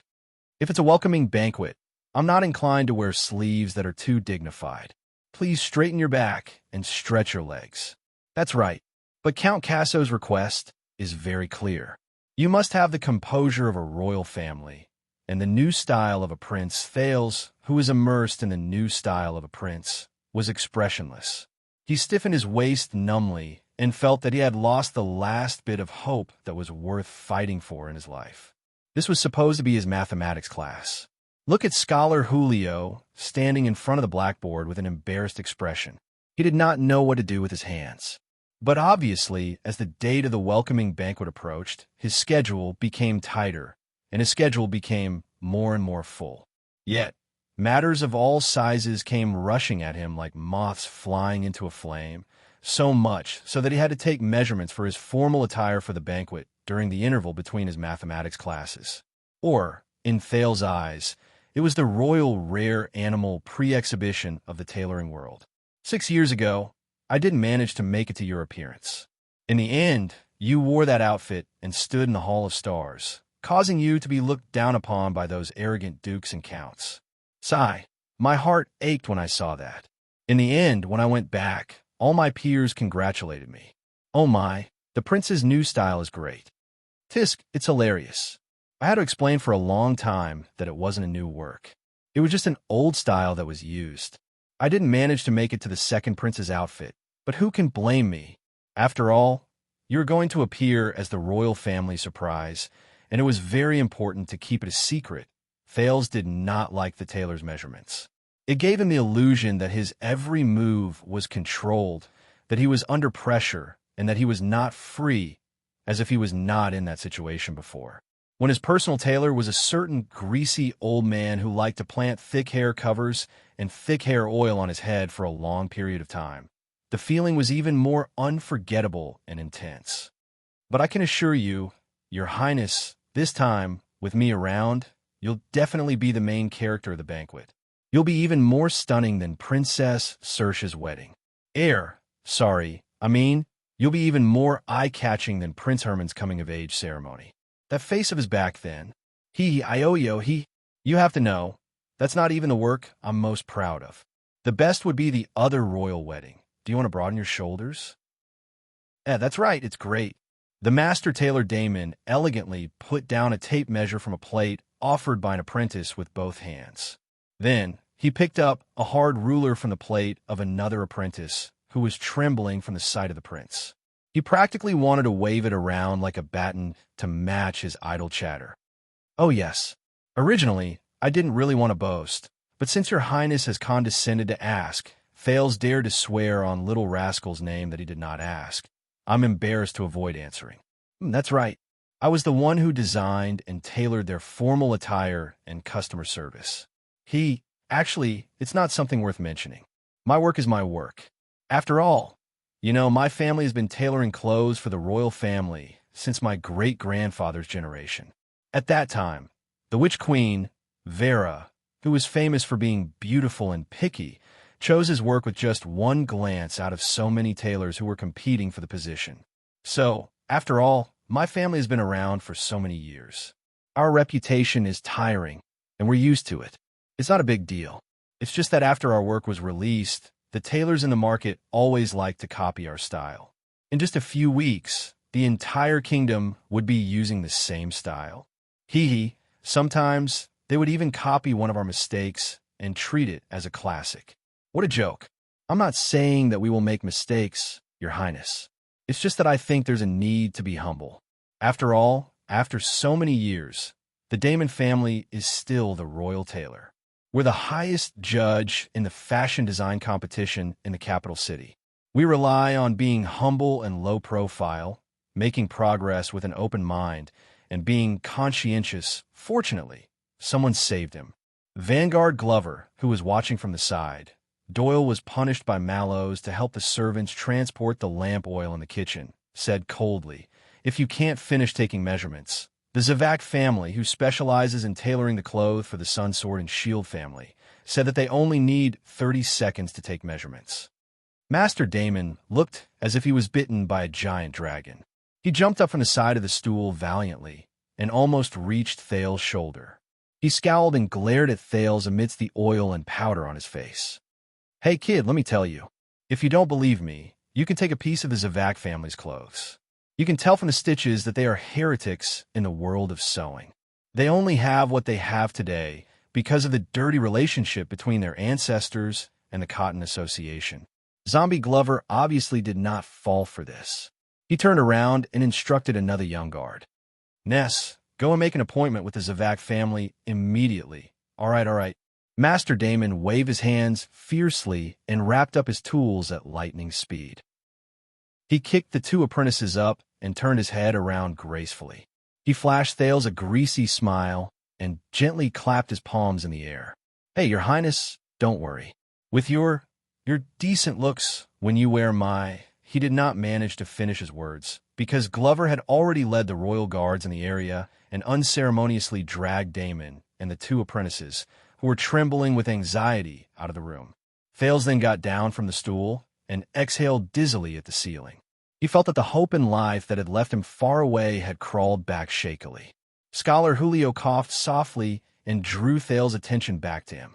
But of course, he would not be able to get back the half of the lesson that he had lost. You should be more polite. Thales' mathematics teacher stuck his head out in awe and sized up the gorgeous sample that Master Damon had deliberately forgotten about. I heard that Master Damon's commission for one time is equivalent to 8 months of my salary. Of course, I have no intention of asking for a raise. Temporarily. Thales felt a little helpless. I'm guessing that a gorgeous outfit that can amaze the eyes of a banquet is much easier to be praised than a mathematical technique that calculates the errors of the Holy Pursuit Day every year. The young and promising Julio looked away from his envious, jealous, and hateful gaze. He said pitifully, I can only agree with that, unfortunately and regretfully. Thales smiled and returned to his desk. Very good, Your Highness. It seems that you can understand and apply Vice Bishop Leish's concept of the two-dimensional coordinate system very well. So, now, if you calculate 2 related variables, it should be much more intuitive. Scholar Julio returned to his teaching mode. He held the syllabus in one hand and chalk in the other. He was worried about how he could finish the day's content in half of the lesson. Yes. Thales looked at the graphs and numbers on the paper and sighed. How astonishing. This mathematical knowledge was actually invented by a traditional and pious theologian hundreds of years ago. Julio's eyes brightened. During the era of Jackal Sumer III, Saint Xianxia was not just a theologian. His achievements in mathematics were in no way inferior to his knowledge of divinity and philosophical speculations. And the method you used just now to express the rate of change of numbers using the geometric coordinate system was something he came up with to solve the problem of crowd evacuation after the city celebration. It was recorded in Arched Sea City's collection of enlightenment. Julio's smile was very excited. At the same time he introduced Saint Xianxia, he was happy that the prince was actually interested in this unpopular knowledge that many nobles scoffed at. I see. Thales could not help but sigh when he thought about the theology lesson a few days ago. Sunset Church, a religion that regards God as the supreme being, actually has such a talent. How interesting. Julio nodded, but his expression immediately froze. He seemed to be hesitating about something. Your Highness, this might be a little presumptuous, but I know that you have begun your theology lesson. Thales raised his eyebrows. You know? Scholar Julio shrugged and lowered his voice. I think that you should, build a good relationship with the church. Sometimes, you might as well ignore some small conflicts of ideals. It can save you a lot of trouble. This is a rare thing. Thales shifted his butt and leaned against the back of his chair. He was very interested. What do you mean? Scholar Bonner, who was in charge of the grammar lesson, had an old-fashioned style. He was slow and unhurried, but he often said shocking things that would make even a few Thales speechless. Your Highness, why you're in such a hurry after class? Are you going to AA at 8? Gilbert, on the other hand, took up the responsibility of a political lesson in the history lesson. It was supposed to be a cramming lesson on royal pretentiousness, but he was always unable to compete with the foreign affairs minister's personal thoughts on key historical events. The lesson would be long gone, causing the progress of the lesson to be seriously delayed. Your Highness, wonderful times always pass too quickly. Why don't you add another lesson today? Lord Monton, on the other hand, was synonymous with sweating profusely and smiling awkwardly during nature class. The goal of the lesson had long since changed from the grand and majestic, help the king open the eyes of the world, and advise the king to see the world to why don't you guess this question, Your Highness? As for Master Urin's art lesson, Thales always fell into a deep, blurry, sweet, and satisfied sleep under his melodious music and brushes. Hence, he could be considered the kingdom's hero who saved the Duke of Star Lake from dying young due to lack of sleep. However, the mathematics teacher, Julio, although he was a legitimate scholar, his clumsy speech was a stark contrast to his ingenious calculations. He was straightforward and simple, and his lack of worldly wisdom complemented each other. It always made Thales wonder how he managed to get such a lucrative job that brought him both fame and fortune.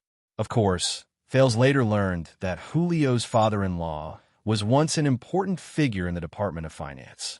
It was not difficult to explain why the latter could always produce clear financial statements.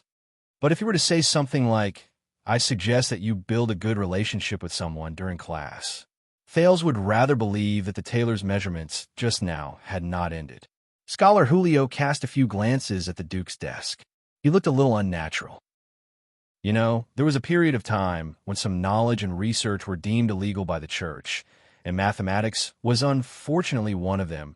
Thales' interest grew stronger. Why?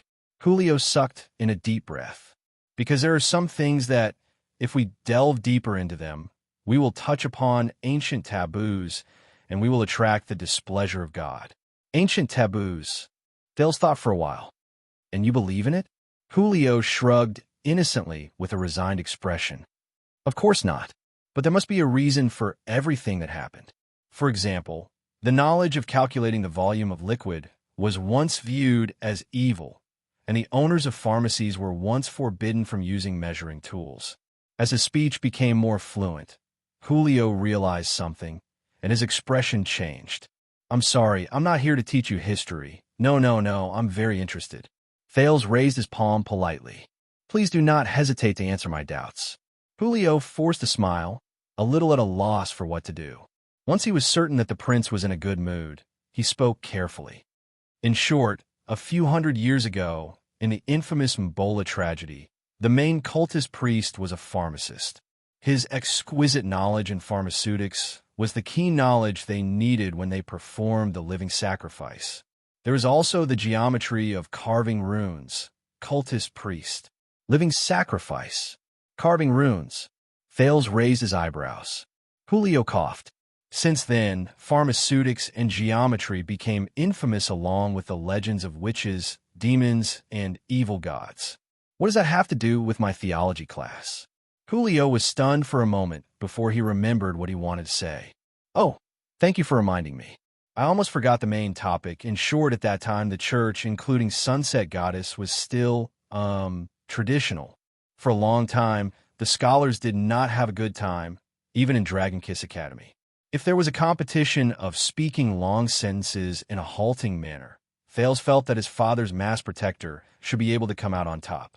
But Yodel could not let his guard down, because if they were to compete in long sentences outside of his field, then Scholar Julio would definitely be a strong contender for the title of champion.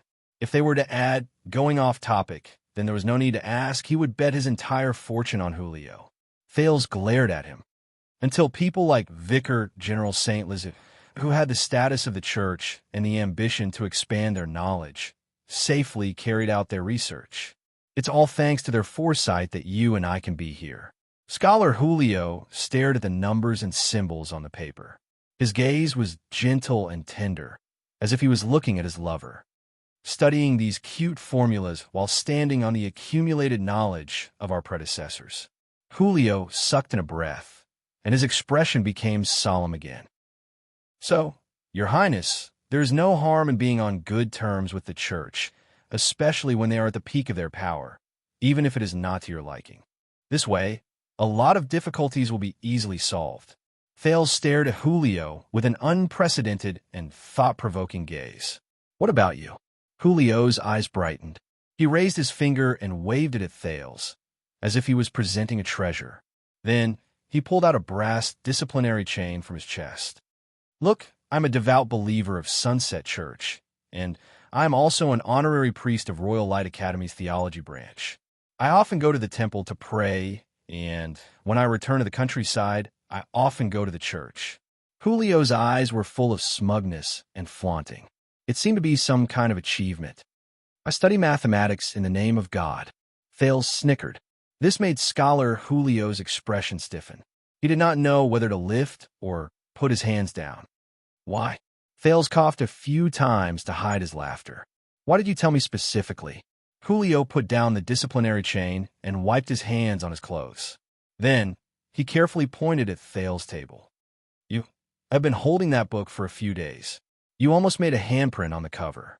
Thales looked down. Pressed under his draft paper was the Sunset Apostle's Axe.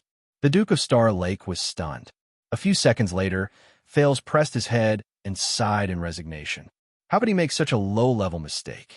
Was it because he was under too much pressure after returning to Constellation?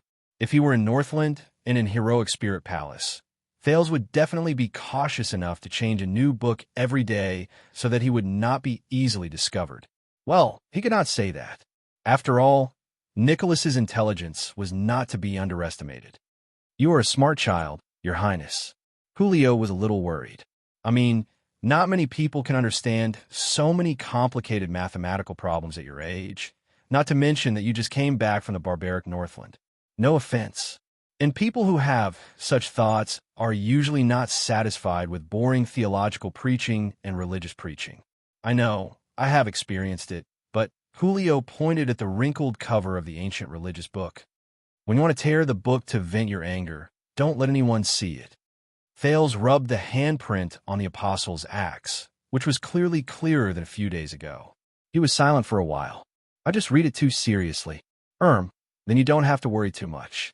This time, it was Julio's turn to worry about whether he was interfering too much with the prince's life. He lowered his head and said sheepishly, "Fortunately, the current era is enlightened. In ancient times, doing this would not end well." Thales snickered. "Don't worry. At least, I'm neither too young nor too old.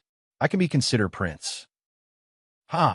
More than 400 years ago, Alien Star Herman was also the eldest son and heir of Ascension King, but he was still killed because of blasphemy. Scholar Julio's words came to an abrupt halt. Thales' smile froze. The room became quiet. A few seconds later, Julio realized what he had said. He stared at Thales in horror, then looked around in panic. "Aye, Your Highness," Thales put on a stern face. "Scholar Julio, have we solved this problem?" "Oh, of course, Your Grace, Your Highness. Why don't we end the lesson?" Julio looked like he was about to cry. Thales was silent for a while before he raised his head and smiled. "All right." Julio heaved a long sigh of relief. He picked up his teaching materials and tools and left in a fluster. He did not even remember that the disciplinary chain was still hanging outside his clothes. Your Grace, about what I said today, Count Casso," Thales sighed softly. "Gilbert won't know." "Thank you, Your Highness." Julio left while trembling. Julio's back trembled violently. "Thank you as well," Thales said softly. Perhaps he knew that he had said something he should not have. Scholar Julio, who was used to dragon class, was much more considerate than usual. He even ended class half an hour earlier. During the history lesson in the afternoon, before Gilbert rushed over to talk about the political gains and losses of the King of Blades, Thales had a rare moment of free time. Thales sat quietly in the study room. His gaze wandered over the cover of Sunset Apostle's Axe, but he could not get over Julio's words. Glover closed the door. "I want to take a nap." The zombie at the door did not have any extra reaction. He did not ask about Thales' well-being, nor did he make a fuss. He just nodded quietly and closed the door behind him. His voice came from outside the door, giving orders to the guards on duty. Based on this alone, Vanguard Glover was indeed much more competent than Doyle. Low-key and obedient, silent and cold, never doing anything unnecessary. Thales thought gloomily. He was probably the type that King Kessel trusted. For some reason, when he thought of this, his heart tightened. If he had to choose, Thales still felt that it would be easier to get along with people like Doyle. Why? Thales sighed. He sized up the empty study room, put away the secret Apostle's Axe, stood up, and walked to the bookshelf behind him. The Duke skillfully pried open the mechanism on one of the baffles and pulled open the bookshelf. He entered the secret room in the study room. Chapter 536. 6 years ago, Gilbert had brought Thales here when he had just returned to the kingdom to avoid a wave of enemies probing attacks. 6 years later, Thales became the master of Mindy's Hall, and this place was naturally used by him. Even though Gilbert believed that his Thales' identity was made public and the royal guards were stationed here, this place would no longer be of use. Thales locked the secret door from the inside and lifted the thick cloth covering the luminous stones. With the dim light, he looked at the small hole that allowed him to monitor all parts of Mindy's hall. In the antechamber, Mallows was politely sending off the uneasy scholar Julio. Perhaps he would suspect that the restless prince had done something to tease his teacher again. In the corridor, Glover and his companions stood at their posts dutifully. Their expressions were as if they were asking for a favor. In the garden, Commodore and Praka, who had fought against Thales before, patrolled the area while they chatted. Thales lazily named this gathering as the prince's personal punching bag exchange. In the scullery, Doyle crouched in a corner, bored and dejected. He bit into a long piece of butter bread and watched the servants bustle about for lunch. Thales then took a deep breath and collapsed on the couch in the secret room. After a few deep breaths, he rubbed the center of his brows with his back against the couch in the darkness around him. He felt a sense of peace that he had not felt for a long time. It was just like the broken cave in the abandoned houses where the child beggars lived. Even though there were air leaks in all directions, it was sturdy and reliable. It protected all the weaknesses that he could not take into account. Thales rested for a while before he sat up again. He lifted the cloth covering the other luminous stones, and the secret room was lit up. The Duke mumbled something and approached a metal plate beside the couch. He touched a few knobs on it. A few seconds later, with the soft sound of gears, Thales pushed open the metal plate that was divided into two sides and opened his personal storage room. The former master of Mindy's Hall should have used this place often, but Thales could imagine that after the Bloody Year, this place was cleared out by King Kessel, who had ascended to the throne. What entered his sight was a pile of clutter that was disorderly. Thales was stunned as he stared ahead. A few seconds later, Thales took a deep breath and walked to the pitifully empty weapon rack. He looked at the main character, the Empire's sword, Sentinel, which was said to be very expensive. The hilt of the sword was unfamiliar to the touch, but it felt just right. It made people want to draw the sword. If it were not for the fact that he could see its former owner's face and the trouble it brought him every time he held the sword, Thales would have liked this sword even more. The prince bent his head gloomily and snatched up the dagger which he knew so well beside the sentinel. The JC's handle was ice cold, and Thales could not help but recall the hardships he had experienced with it. But its sheath was warm and comfortable, just like the two people behind it. Ever since he entered Mindy's Hall, Thales had fewer opportunities to bring the police with him. He had martial arts lessons every morning and night, so he had to remove and reattach the dagger. But Thales did not want too many people to see it, even if they were the Duke of Star Lake's personal guards, the royal guards, whom he should theoretically trust the most. But when Thales drew out the familiar dagger, the sense of security he felt made him feel extremely gratified. Thales sighed and reluctantly put it down. He turned to the other side. The black cloth that Jayla gave him to cover his face was folded neatly. Thales still could not figure out its material. Thales could not help but smile. But the smile disappeared when he saw the next item. It was a bone-yellow bracelet, and the long crystal red fangs at the end were especially ferocious. It was like it was forcibly pulled out from somewhere. Thales suppressed the unpleasant memories behind the bracelet and looked at the next item. It was a map. Yes, it was a detailed topographic map of a palace in the capital of a certain second-largest country in this world. He sighed again. Thales folded the map again. Julio's words just now made him realize that not only the church, but even if this map was seen by others, he would only be in more trouble. When the Duke folded the map, an ancient drawing fell out of the map, and Thales froze. It was a sketch of a young girl. Thales had found it in a book in Mindy's Hall a long time ago. The artist's sketching skills were probably mediocre. At the very least, it would not have caught Master Urin's eyes.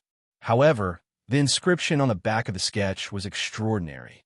At least, this was what Thales thought after he finished reading Year 11 of the Calendar of Eradication, Raikaru and Tormund, Extet and Constellation.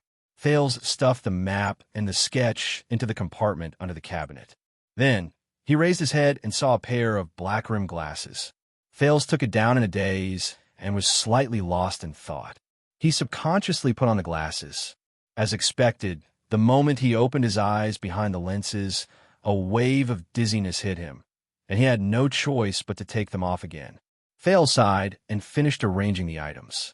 This was where all his personal collections were placed after he arrived in this world. Each of them represented a different past. Wait, there's one more thing.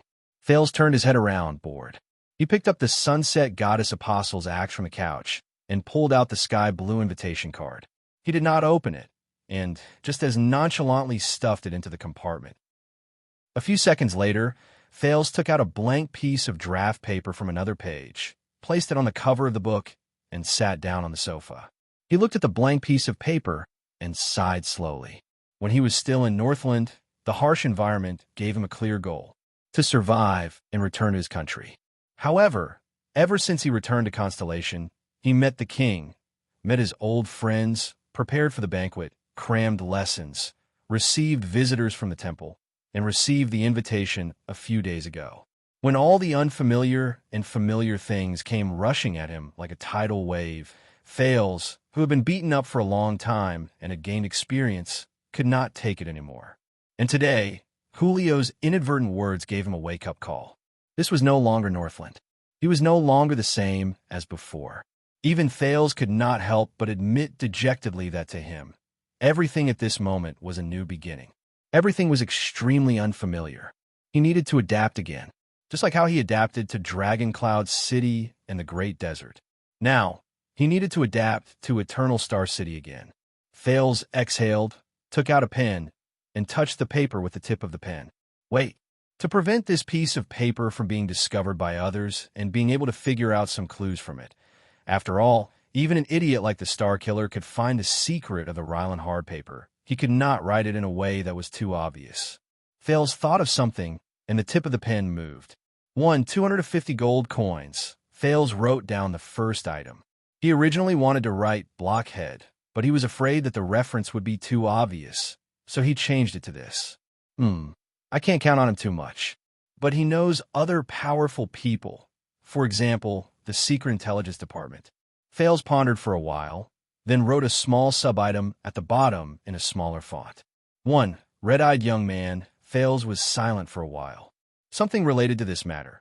At first, Fails wanted to write cookery knife, but he suddenly realized that Jayla's weapon was also famous in Sunset Pub back then. He had to be more careful. Especially as Gilbert had said, his current status was not the same as before. Every move he made could bring disaster to the past. So, Fails raised his pen and wrote. 2. Big sister. This is the first important task. However, Fails had to see something else. Even though he was a prince, he was alone and helpless in Constellation. He needed help. And where could he find help that could compare to his former subordinates, who he had spent 6 years with in Northland?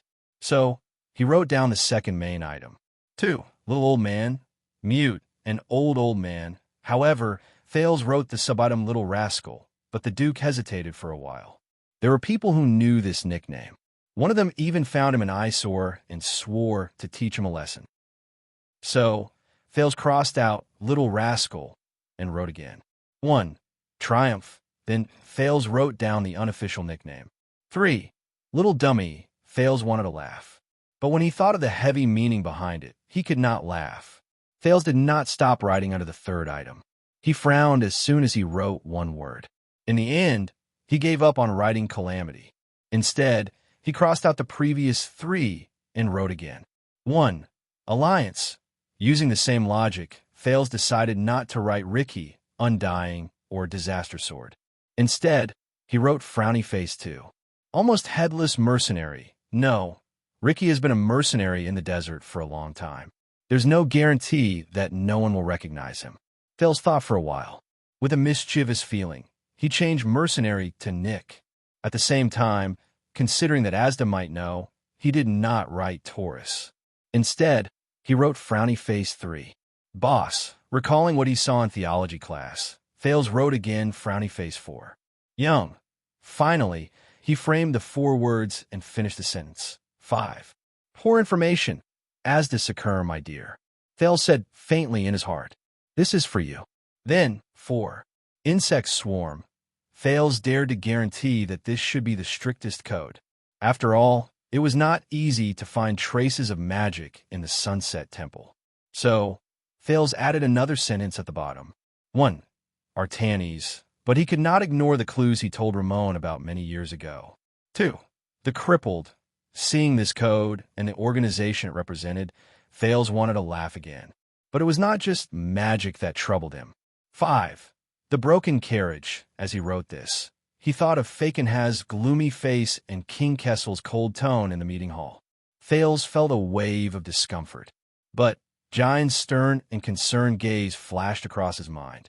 At that moment, it seemed that the Iron Hand King's cold voice was not so unbearable.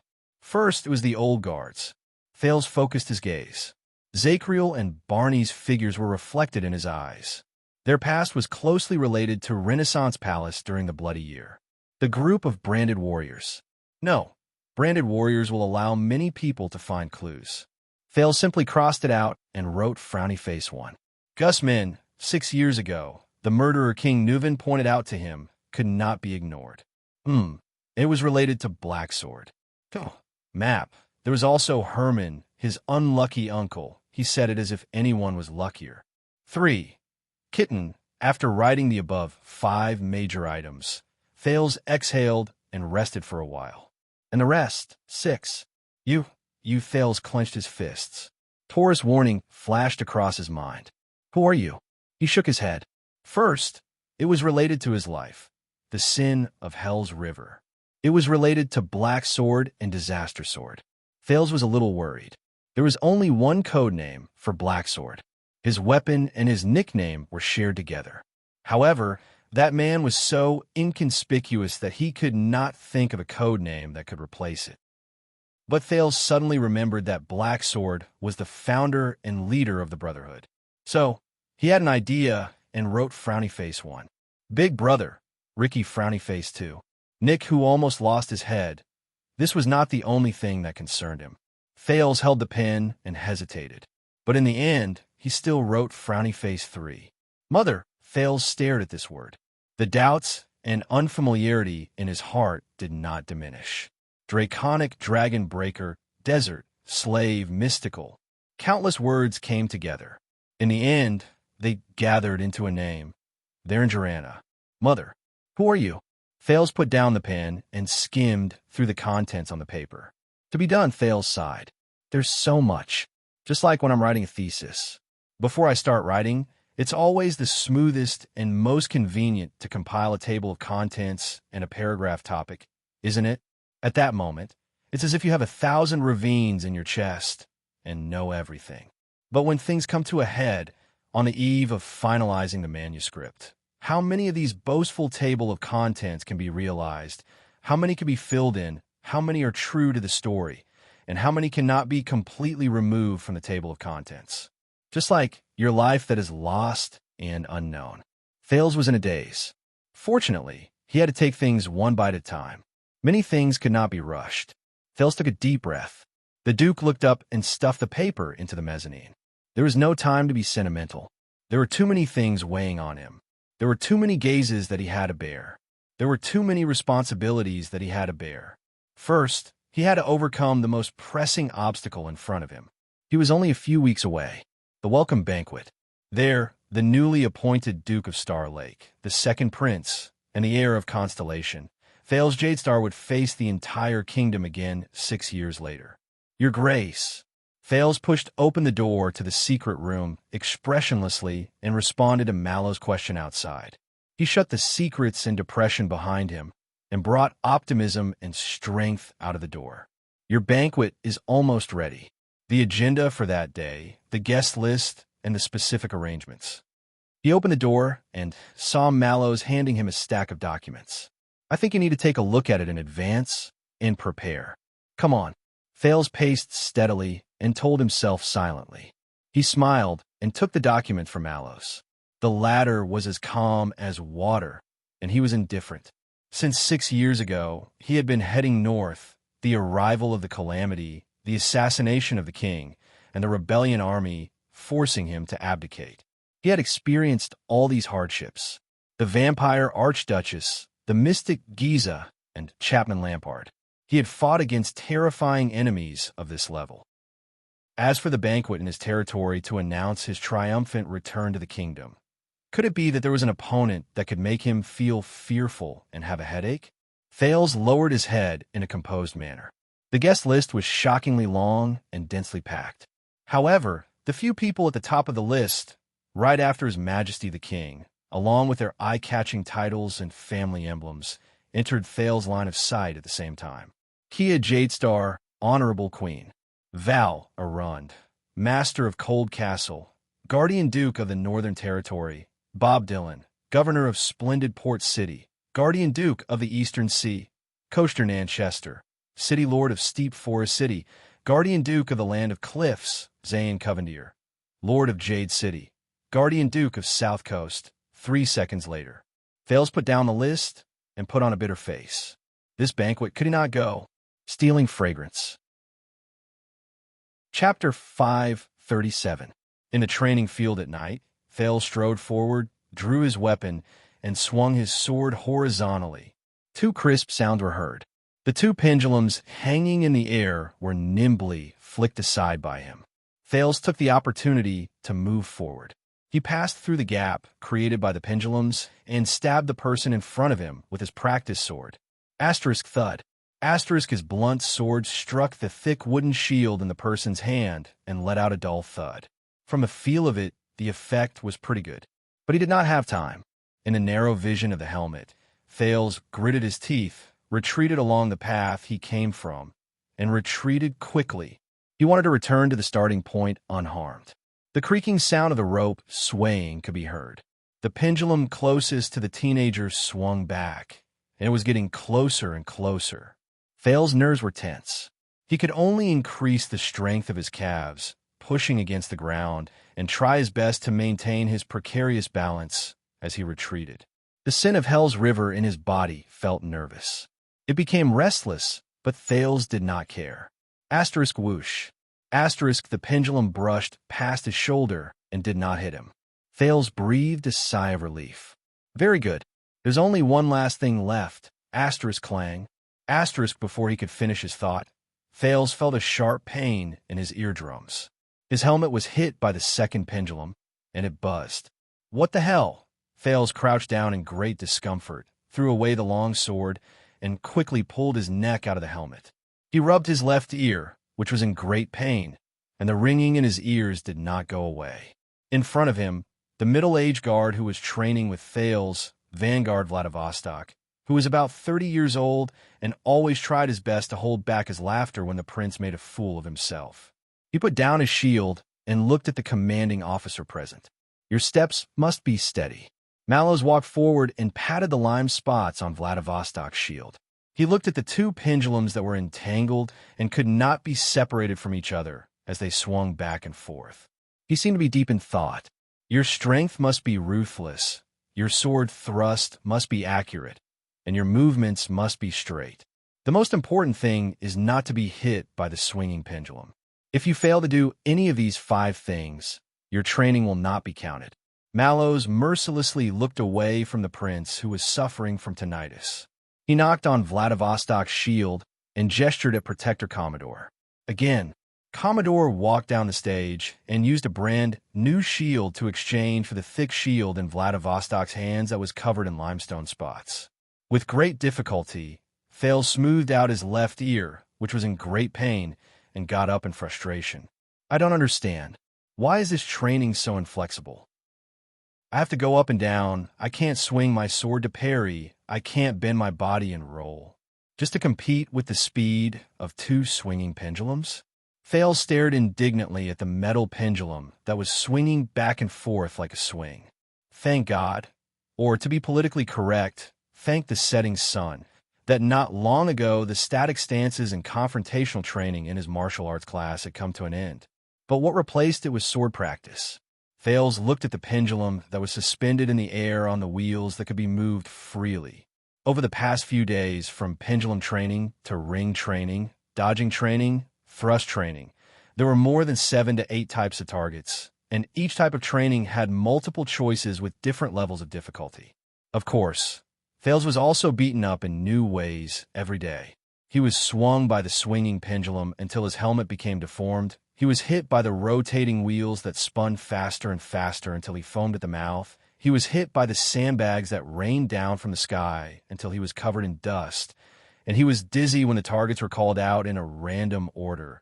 To say something that he would not admit even if he died, he was starting to miss the dead face.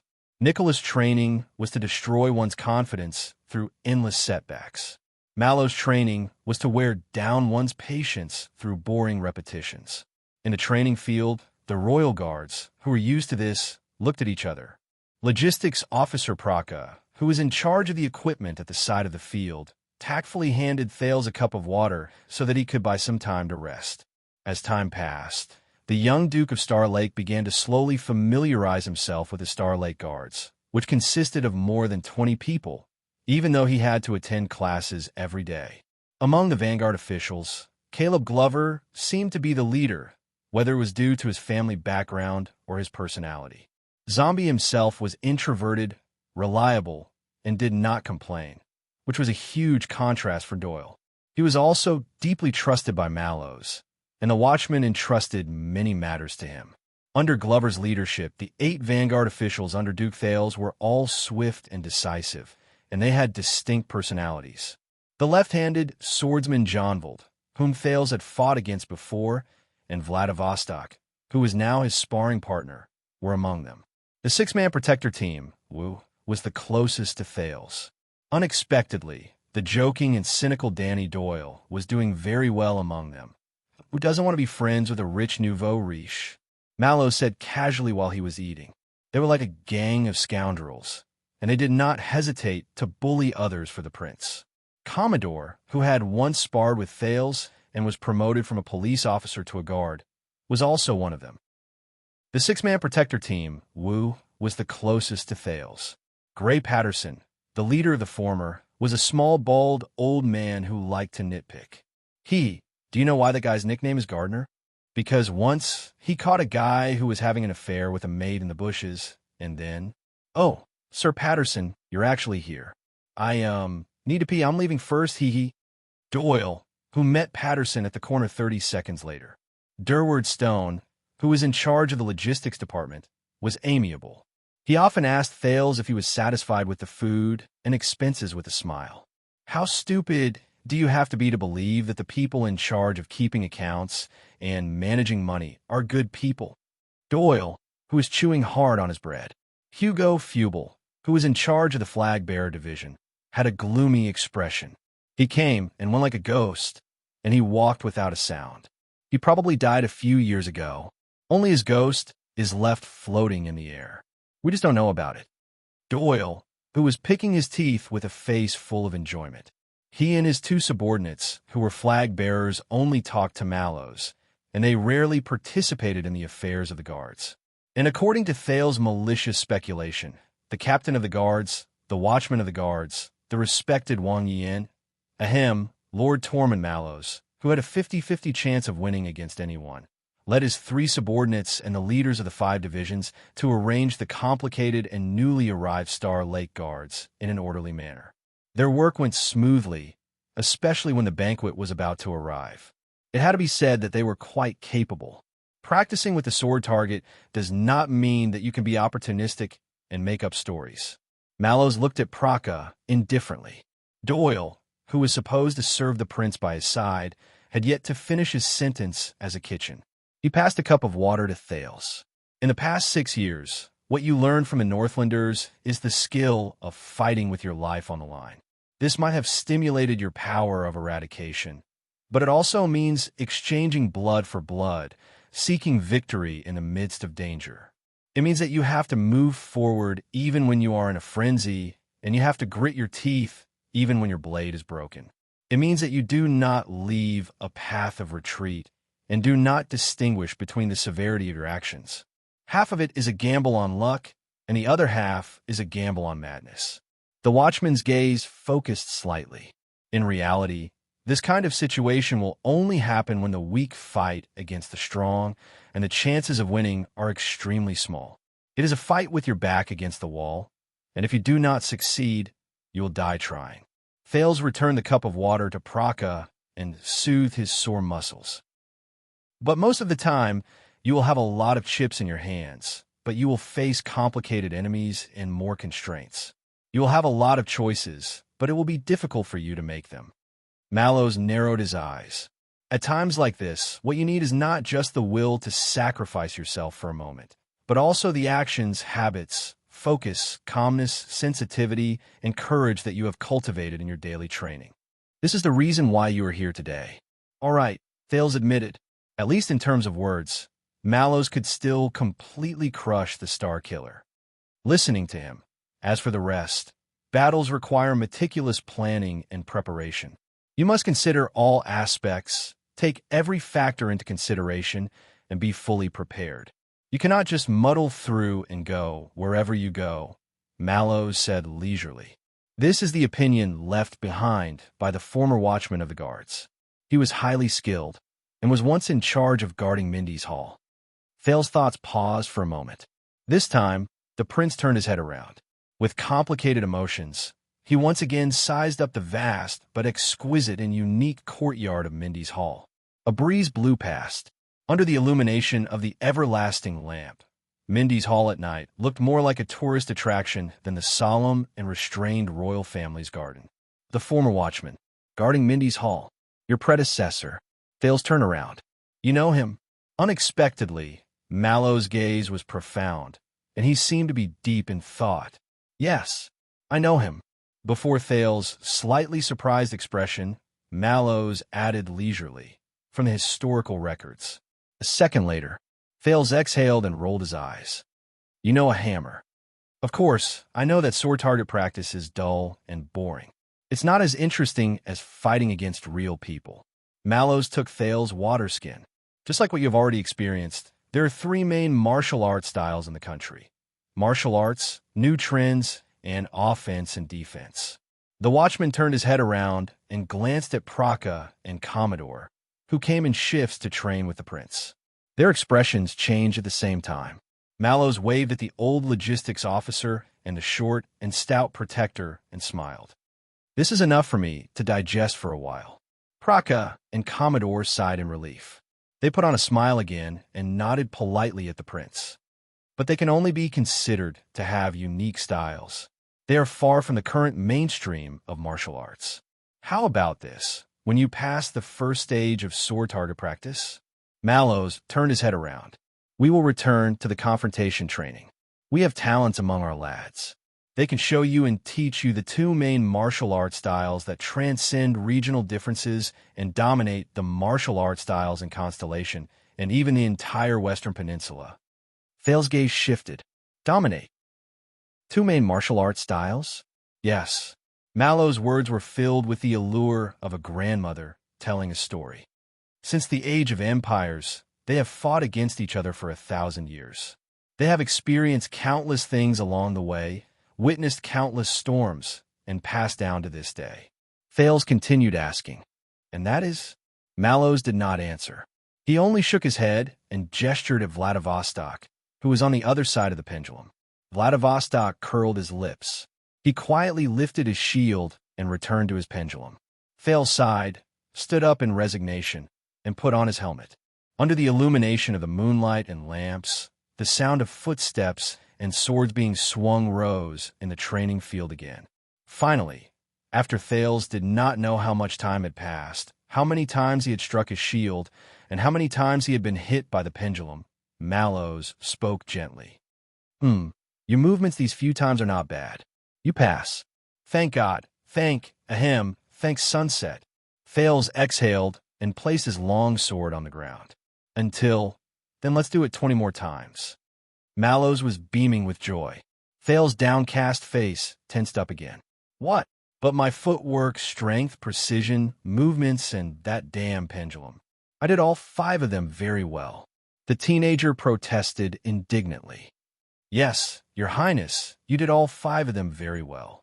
So, to maintain this good condition, Mallows grinned and said, let's consolidate our training a little more. Thales felt that the night was very long. Finally, after 20 standard pendulum thrusts, which included many more failed moves that were not included in the total number, Thales collapsed on the ground in exhaustion. He could only pant. I heard that Wrath of the Sea is a form of improvisation when you are on the verge of life and death. Thales still lay on the ground and did not move. He only raised his head laboriously and tried to change the topic to avoid the next consolidation. And this is the best training method you've found for me? To tire me to death? Is it really meaningful in actual combat? Mallows snorted softly and gestured for the others to start packing up. If we're talking about the meaning of actual combat, Your Highness, do you think that as the Duke of Star Lake and the Second Prince, how many chances do you have to personally go to the battlefield and face the enemy? As the Duke of Star Lake and the Second Prince, the chance to personally go to the battlefield and face the enemy. Sitting on the ground, Thales tilted his head and looked at the sky. He frowned and recalled. It seems like quite a lot. There was sarcasm in Mallow's words. So, according to what you said, why don't you learn how to blow the most piercing whistle and shout help in the loudest voice, then wait for others to kill and save you at the most critical moment? Thales twitched the corners of his mouth on the ground. I want it too, in your dreams. Unlike the ancient nobles who personally led their troops and charged at the front lines 1,000 years ago, today, the martial arts class is not for you to become a warrior who can fight against 10 people alone, nor to be a vanguard who personally goes into battle. That is the job of others. Mallows glanced at him. Our job. The watchman's attitude became serious. In the royal family, and even most of the high nobles, this class is just for you to know and feel the same. In the past, the warriors who faced death with equanimity by your ancestors' side, and in the future, the brave warriors under you who do not care about their own safety. When they fight for you wave after wave and die for you, you have to know what they have experienced and what they will face. To not forget. Thales exhaled as he lay on the ground. He remembered the bloody scenes of the past. The Birch Tree Forest, Broken Dragon Fortress, Dragon Cloud City, Blade Fang's camp. Thales sighed. Whether you believe it or not, I know more than you, than many people. Mallows walked to his side and appeared in Thales' field of vision upside down. He blocked the stars in the sky. I have no intention of doubting you. But that's not all. The watchman said faintly. All of us, including the royal guards, have sworn this oath and held this belief. If danger comes and war is about to break out, we will sacrifice everything to protect our master. But there's only one person who cannot think this way. His tone suddenly became stern. Thales' expression changed. You. Mallow's tone was indifferent, as if he did not care. You must always think about it and be prepared. When we cannot carry out our duties, or even when we are not by your side, what will you do? Cannot carry out our duties, or even when we are not by our side, for some reason. The dark black prison under the prison of bones suddenly appeared before Thales' eyes. The teenager closed his eyes, then opened them again. Are you talking about when even my closest and most trusted guards betray me and abandon my master? For a moment, the air in the training field seemed to have frozen. The guards on shift were all stunned. Mallows was quiet for a second. I did not say that, but Thales ignored him. Then, will you? The Duke stared at the captain of his personal guards above his head. Perhaps it is for a better and higher reason. Betray me? Vladivostok subconsciously glanced at Mallows. It was not easy to answer, but Mallows only stared at the prince and did not speak for a few seconds. Perhaps it was because it was autumn, or perhaps it was because the temperature in the training field at night was not high, but Thales, who was lying on the ground, felt a slight chill on his back. You should take a bath. Mallow's voice was still indifferent and at ease. Rest early. After all, your welcome banquet will begin in 15 hours. I hope that tonight can help you reduce your anxiety. Yes, welcome banquet. Damn banquet. Thales sighed, and the back of his head fell to the ground again. The guards on shift began to pack up their things. In the distance, a listless figure approached with a limp. Another sturdy figure followed behind him. Are you done? Doyle, who looked exhausted, arrived in front of Mallows. Behind him was the expressionless Glover, who followed him. At least give me a chance to get close to the prince, or else tomorrow, my father. Mallows did not even look at him. He just walked forward. How is it? Doyle looked at Mallows with a lifeless expression. Don't worry.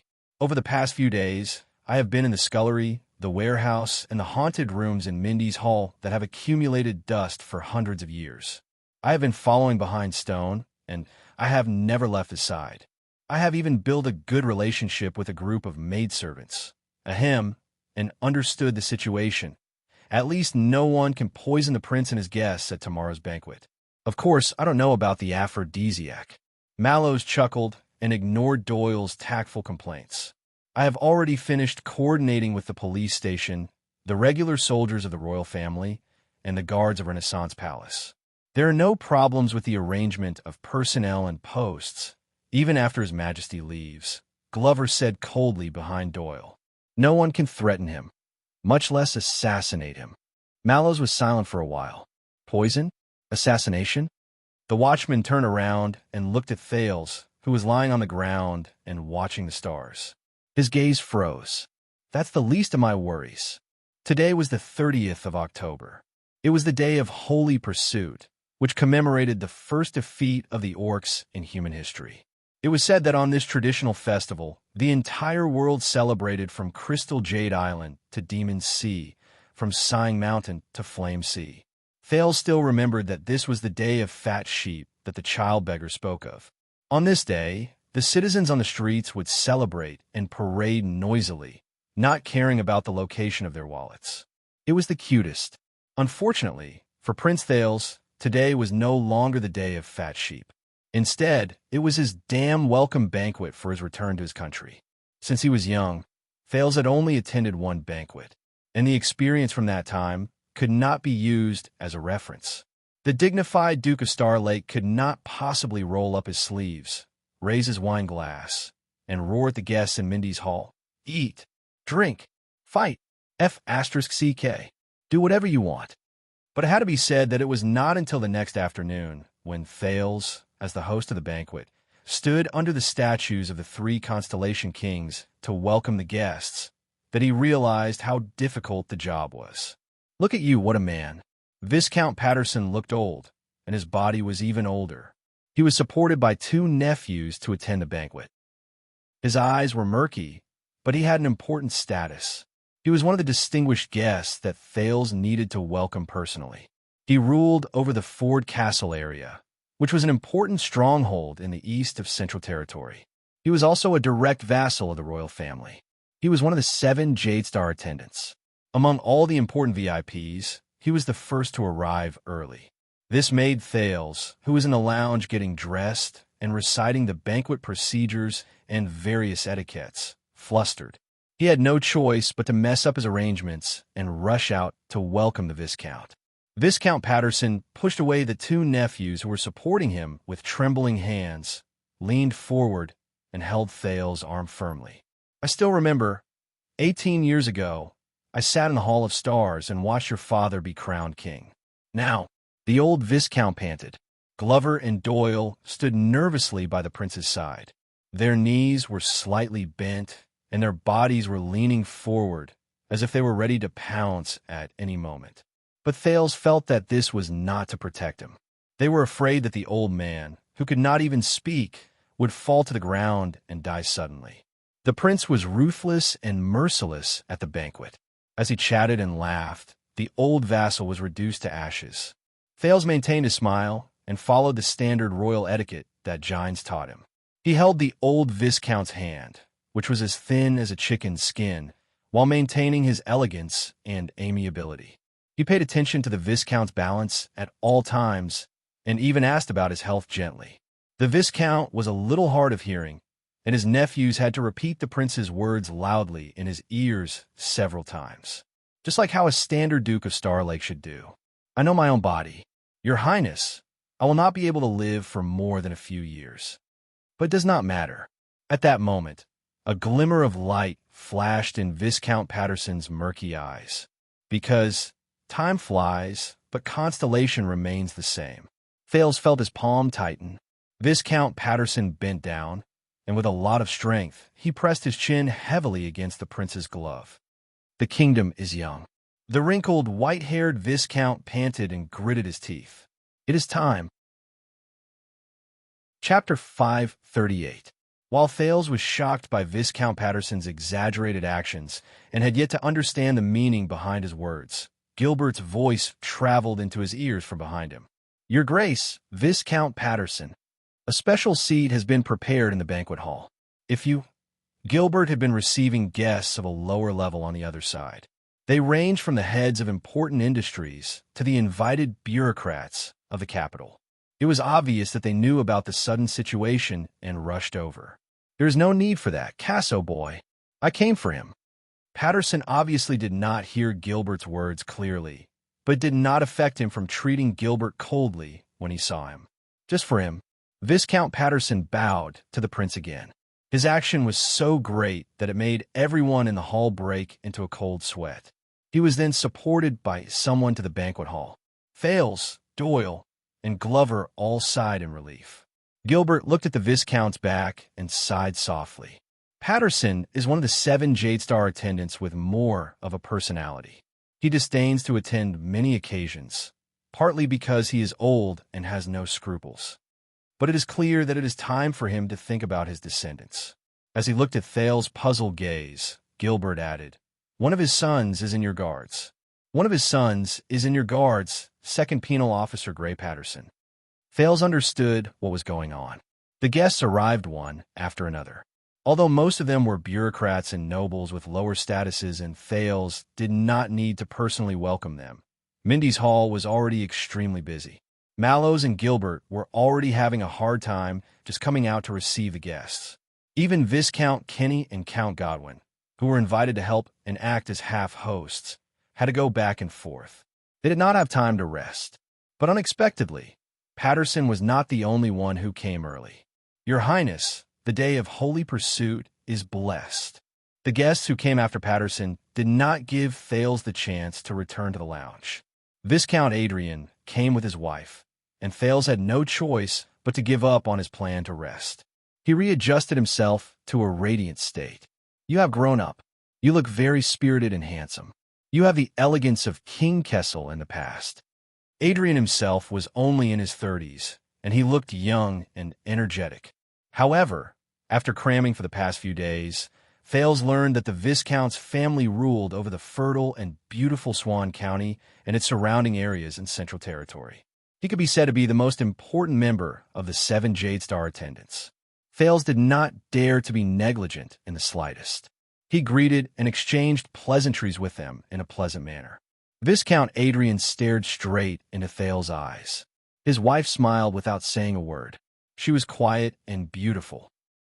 Obviously, no matter how strong the cold winds in Northland are, no matter how heavy the snowstorm is, no matter how fierce the yellow sand in Western Desert is, and no matter how hot the temperature is, it is still difficult to hide the dazzling stars in the sky. Thales could only respond gently, according to Gilbert's teachings. He had to be neither servile nor overbearing, but there was no lack of it. He could neither be too prominent nor too hoarse. Like a qualified Jadestar prince. Then, Adrian bent down and held Thales' palm gently. His lips touched the back of Thales' hand. "I'm not their lord or king, am I?" Thales sent Viscount Adrian off. He rubbed the back of his hand that had been kissed twice. "I mean, not at the moment." "No," Doyle answered absent-mindedly. The personal guard's unusual answer made Thales realize that something was wrong. Doyle nodded and bowed as he watched Viscount Adrian leave in an almost obsequious manner. Even Glover was very respectful and greeted him along the way. Compared to when the old Viscount was around just now, his attitude was completely different. "What's wrong?" The young Duke frowned. "Are they very special?" Doyle only snapped out of his daze then and scratched his head. Sorry. Your Highness, do you still remember Lord Adrian? Our highest commander, the Chief Guard Captain?" Thales frowned and remembered Lord Adrian, who led the royal guards when he entered Renaissance Palace to meet the king. The prince seemed to have understood something. So, Viscount Adrian, just now, is not only a 7 Jadestar attendant, but also, yes. Doyle watched him disappear from his sight before he breathed a sigh of relief. Our immediate superior's nephew. Thales muttered to himself for a moment, but he was not thinking about Doyle and Glover's career. Patterson and Adrian, the 2 great families of the 7 Jadestar attendants, came to Mindy's hall ahead of schedule, and even came to me. This can't be a coincidence, right? His suspicions were soon confirmed. 5 minutes later, when Thales was about to return to the lounge to wait for the next batch of important guests, a man and a woman walked down the carriage hand in hand. They walked into Mindy's hall in different steps, and under the guidance of an attendant, they arrived in front of him. Glover and Doyle's expressions changed slightly, as if they were facing a great enemy. "Your Highness," Doyle said worriedly. We'd better go back. Let Count Casso come." But the guests moved very quickly. Before Doyle finished speaking, they had already arrived in front of Thales. Your Highness." Under the urging of the woman beside him, the young male noble finally spoke with a muffled voice, his breath weak. I am Luther. I am very, very happy." Thales frowned.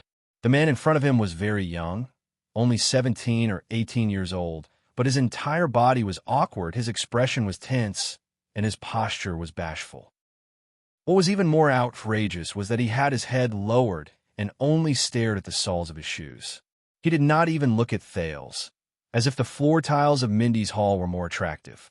Thales noticed that although this little noble named Luther was strange and trembling, his makeup was exquisite and his clothes were gorgeous. It was obvious that he had put in a lot of effort to dress up. The number of carriages outside the hall increased, and the sound of the wheels colliding on the stone road became louder and noisier. In the next second, before the stuttering Luther could finish his greeting, his facial features tightened. Staring at the floor, he suddenly became anxious and struggled to shake the woman's arm. "Mother, I want to go back. I don't want this place. I want my chess piece." The woman's expression changed. Thales only then noticed the young, noble woman beside Luther. She looked to be in her 30s. Her face was elegant, her waist was light, and her posture was decent. However, her expression was a little tired. Her clothes were conservative, and her colors were dark. She worriedly squeezed out an apologetic smile at Thales. Then, she leaned close to her son's ear and whispered, Child, you've practiced. You've done very well. Do you remember what I told you?" Her tone gradually became stern.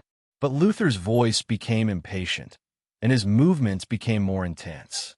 No, his voice was bitter, and there was a sobbing tone in his voice. His arms moved more and more vigorously. "I want to go back. I want my chess piece. I want the chessboard." He completely ignored the fact that the Duke of Star Lake and his attendants, as well as the guards and servants in the front porch, were watching from the sidelines. His mother anxiously comforted him, but Luther's struggles became more unreasonable. He squatted on the floor, and his posture was inelegant. "I want to go back. Go back. Go back, go back, go back." Glover and Doyle looked at each other. The two of them nervously moved closer to separate Thales from Luther, who was moving more and more vigorously. They were afraid that this obviously abnormal guest would do something detrimental to the Duke. The elegant and graceful woman's face was pale. She tried her best to pull her son up, and at the same time comforted him with gentle words, but it was obviously ineffective. Then a gentle voice cut into this small accident. "It's okay, Luther." As Luther continued to sob, they turned their heads and saw Thales pushing Glover and Doyle aside with a smile. He ignored their attempts to stop him and squatted down in front of Luther. The noble woman, who was about to ask the servants for help, was slightly shocked. "I also like to play chess. The rise and fall of the Empire version, right?" As if the prince's words had some kind of magic, Luther stopped struggling. Instead, he gave up and stared at the floor while he panted. "It's just that I've never been good at using swordsmen. I always throw away most of them before I upgrade them tonight." Thales shrugged. Luther did not say anything. He was still panting. "I don't have any chess pieces in my hands now." Thales sounded very annoyed. He seemed to be very displeased. "But fortunately, I have more interesting new chess pieces." Thales extended his hand to his chest. Glover saw the Duke's actions clearly, and he was instantly shocked. "Your Highness," Thales took off the 9-pointed star emblem on his chest and twirled it in front of Luther like he was presenting a treasure. "Look, it's embedded with a crystal. It sparkles under the sun.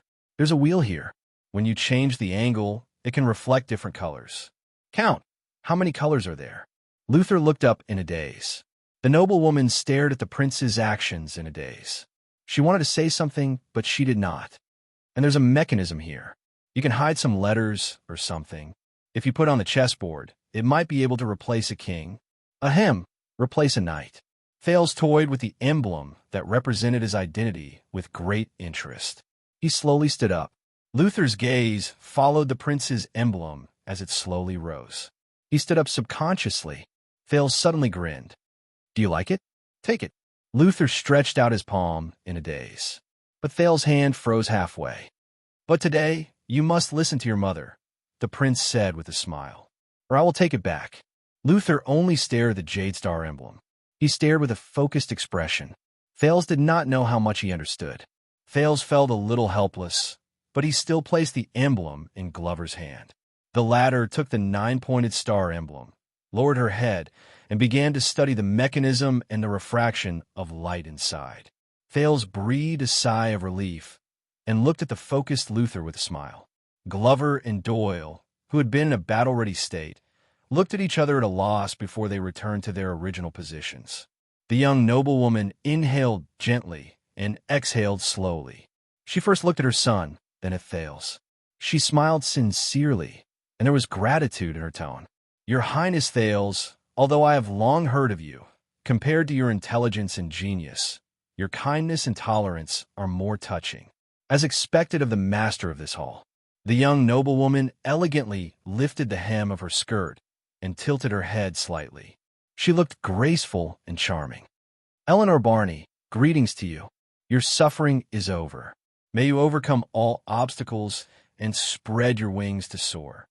Of course. Thank you, Lady Eleanor. Thales nodded politely, but he could not help but glance at Luther on the other side. Eleanor noticed the prince's gaze and took a deep breath. Luther has not grown up yet. The young noblewoman pursed her lips and tried hard to hide the tears in her eyes that were either due to embarrassment or shame. But teenagers can also create miracles. There was stubbornness in her eyes. I believe that you are very clear about this, Your Highness. Eleanor extended her right hand gracefully. Thales held his mother's hand gently and respectfully. He was prepared to kiss her in return. Of course, Lady Eleanor. I am clear. But in the next second, Thales felt his palm tighten and his expression changed. Lady Eleanor smiled apologetically, but she flipped Thales' palm over in an unconventional manner and bent her knees. Please do not take it to heart. As a vassal, it is our duty to kiss the master's hand as a greeting. Thales watched in shock as Lady Eleanor held his palm with both hands and gently pulled off his gloves. Then, she turned the tables on him and kissed the back of his hand. Her lips were very soft, and the strength was different from the previous 2 kisses. It was more like a gentle brush. My son cannot carry out his duties. The mother then let go of the prince and smiled to resolve the awkwardness. Naturally, I will do it for you, mother. The Barney family will always be by your side. Thales was so shocked that he could not speak. He only subconsciously withdrew his hand. Lady Eleanor was not bothered. She only smiled gently and turned to leave. She dragged her son, who was focused on playing with toys, to the banquet hall. Thales was stunned on the spot for a second. He then turned his head and saw that the 2 guards were also dumbfounded. After a long while, Doyle took a deep breath. I believe that you have already seen Little Iron Spike. Doyle scratched his head, feeling a little troubled. About that, Your Highness, I know that these words are not very convincing coming from my mouth. I also know that a mature woman is very charming. Thales arched his eyebrows. But Your Highness, you must not be bewitched by her beauty. Thales snorted in resignation to resolve the awkwardness. But he immediately paused. Little Iron Spike? You mean Lady Eleanor? Thales thought for a while and found the answer from the constellation history lessons he had recently crammed. He immediately felt relieved. This lady must be extraordinary to have such a nickname. Iron Spike. This is not some strange and evil sex toy. In history, this meant that 400 years ago in the middle of the 3rd century,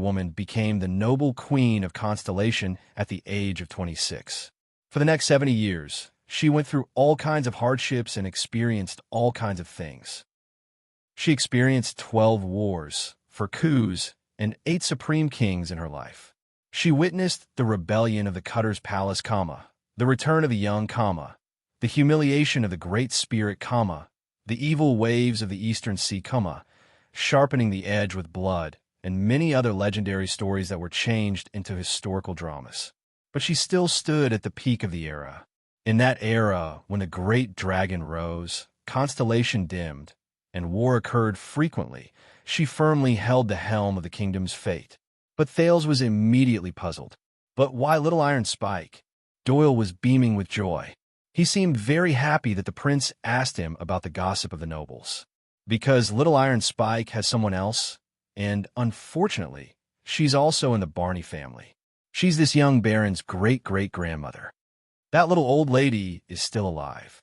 I saw her once when I went to Barney Manor, and I thought I ran into the legendary evil tree demon. Glover cleared his throat loudly. Doyle realized that he had said the wrong thing. Being quick-witted, he immediately changed the topic.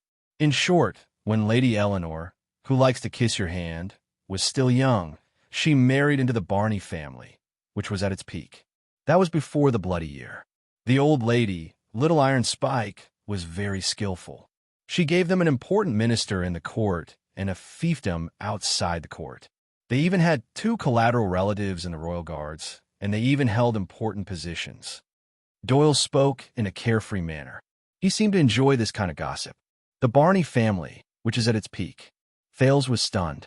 But Doyle stared at Lady Eleanor's back and clicked his tongue softly. What a pity. What's wrong?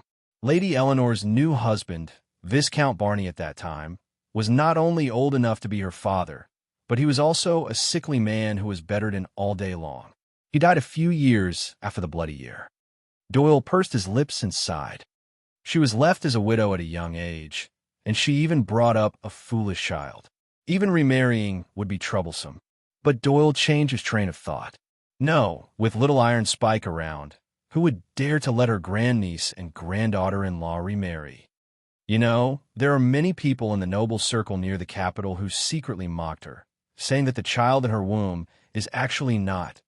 Doyle's words were still ringing in his ears, but the prince's attention was once again attracted by the mother who was widowed at a young age and raised her child alone. Thales stared at Lady Eleanor's figure. He saw her calmly grab her son, who was different from ordinary people, and without any explanation, she clasped his fingers. She first took a few deep breaths before she walked into the Duke of Star Lake's banquet hall with her head held high and her chest puffed out. She completely ignored the strange gazes from the people around her.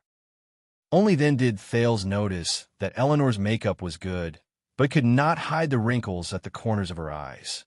But her neck was fair and slender, and her waist was alluring.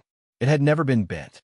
Thales suddenly remembered that after Empress Dowager Eleanor's life, which was full of ups and downs, came to an end, her descendants had different opinions about her.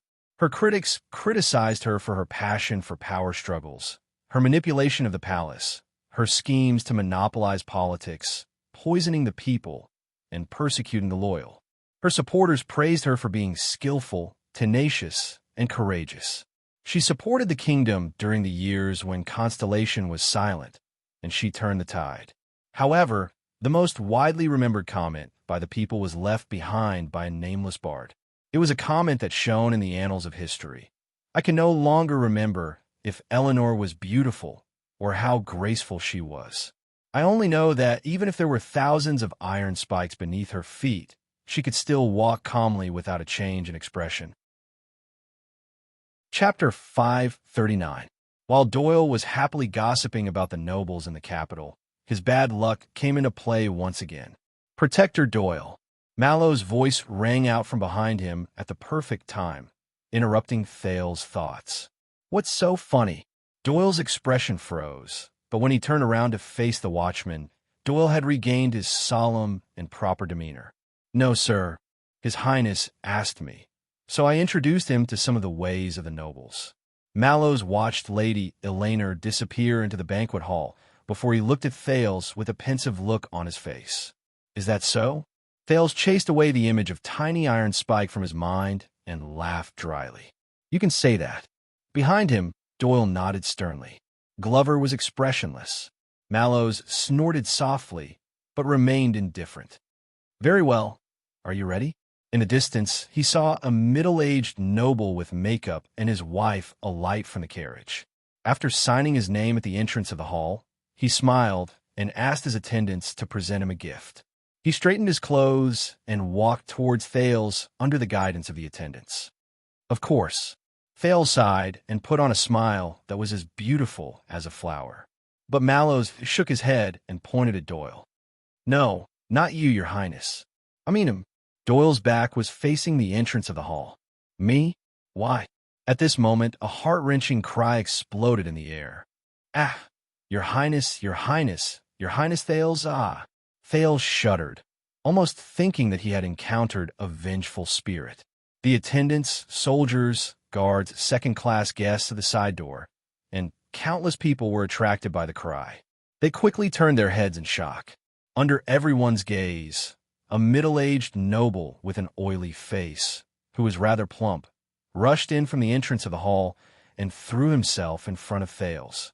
Without waiting for the shocked Thales to react, the responsible Glover cautiously pulled the prince back and pushed Doyle forward. The middle-aged noble was the first to pounce on Doyle, who was caught off guard. Doyle's expression turned sour, but the person did not give up.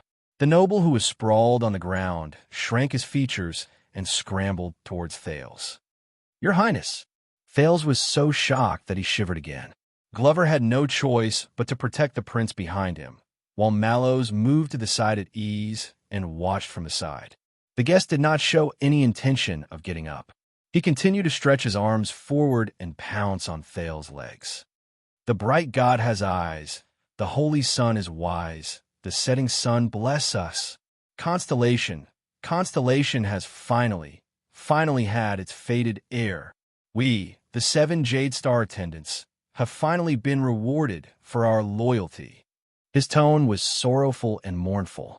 Anyone who heard it would feel sad and cry. Thales was dumbfounded. What was going on?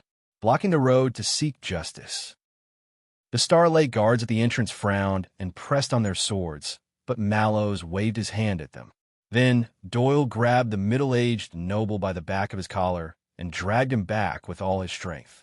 Dad, what are you doing? Get up, get up.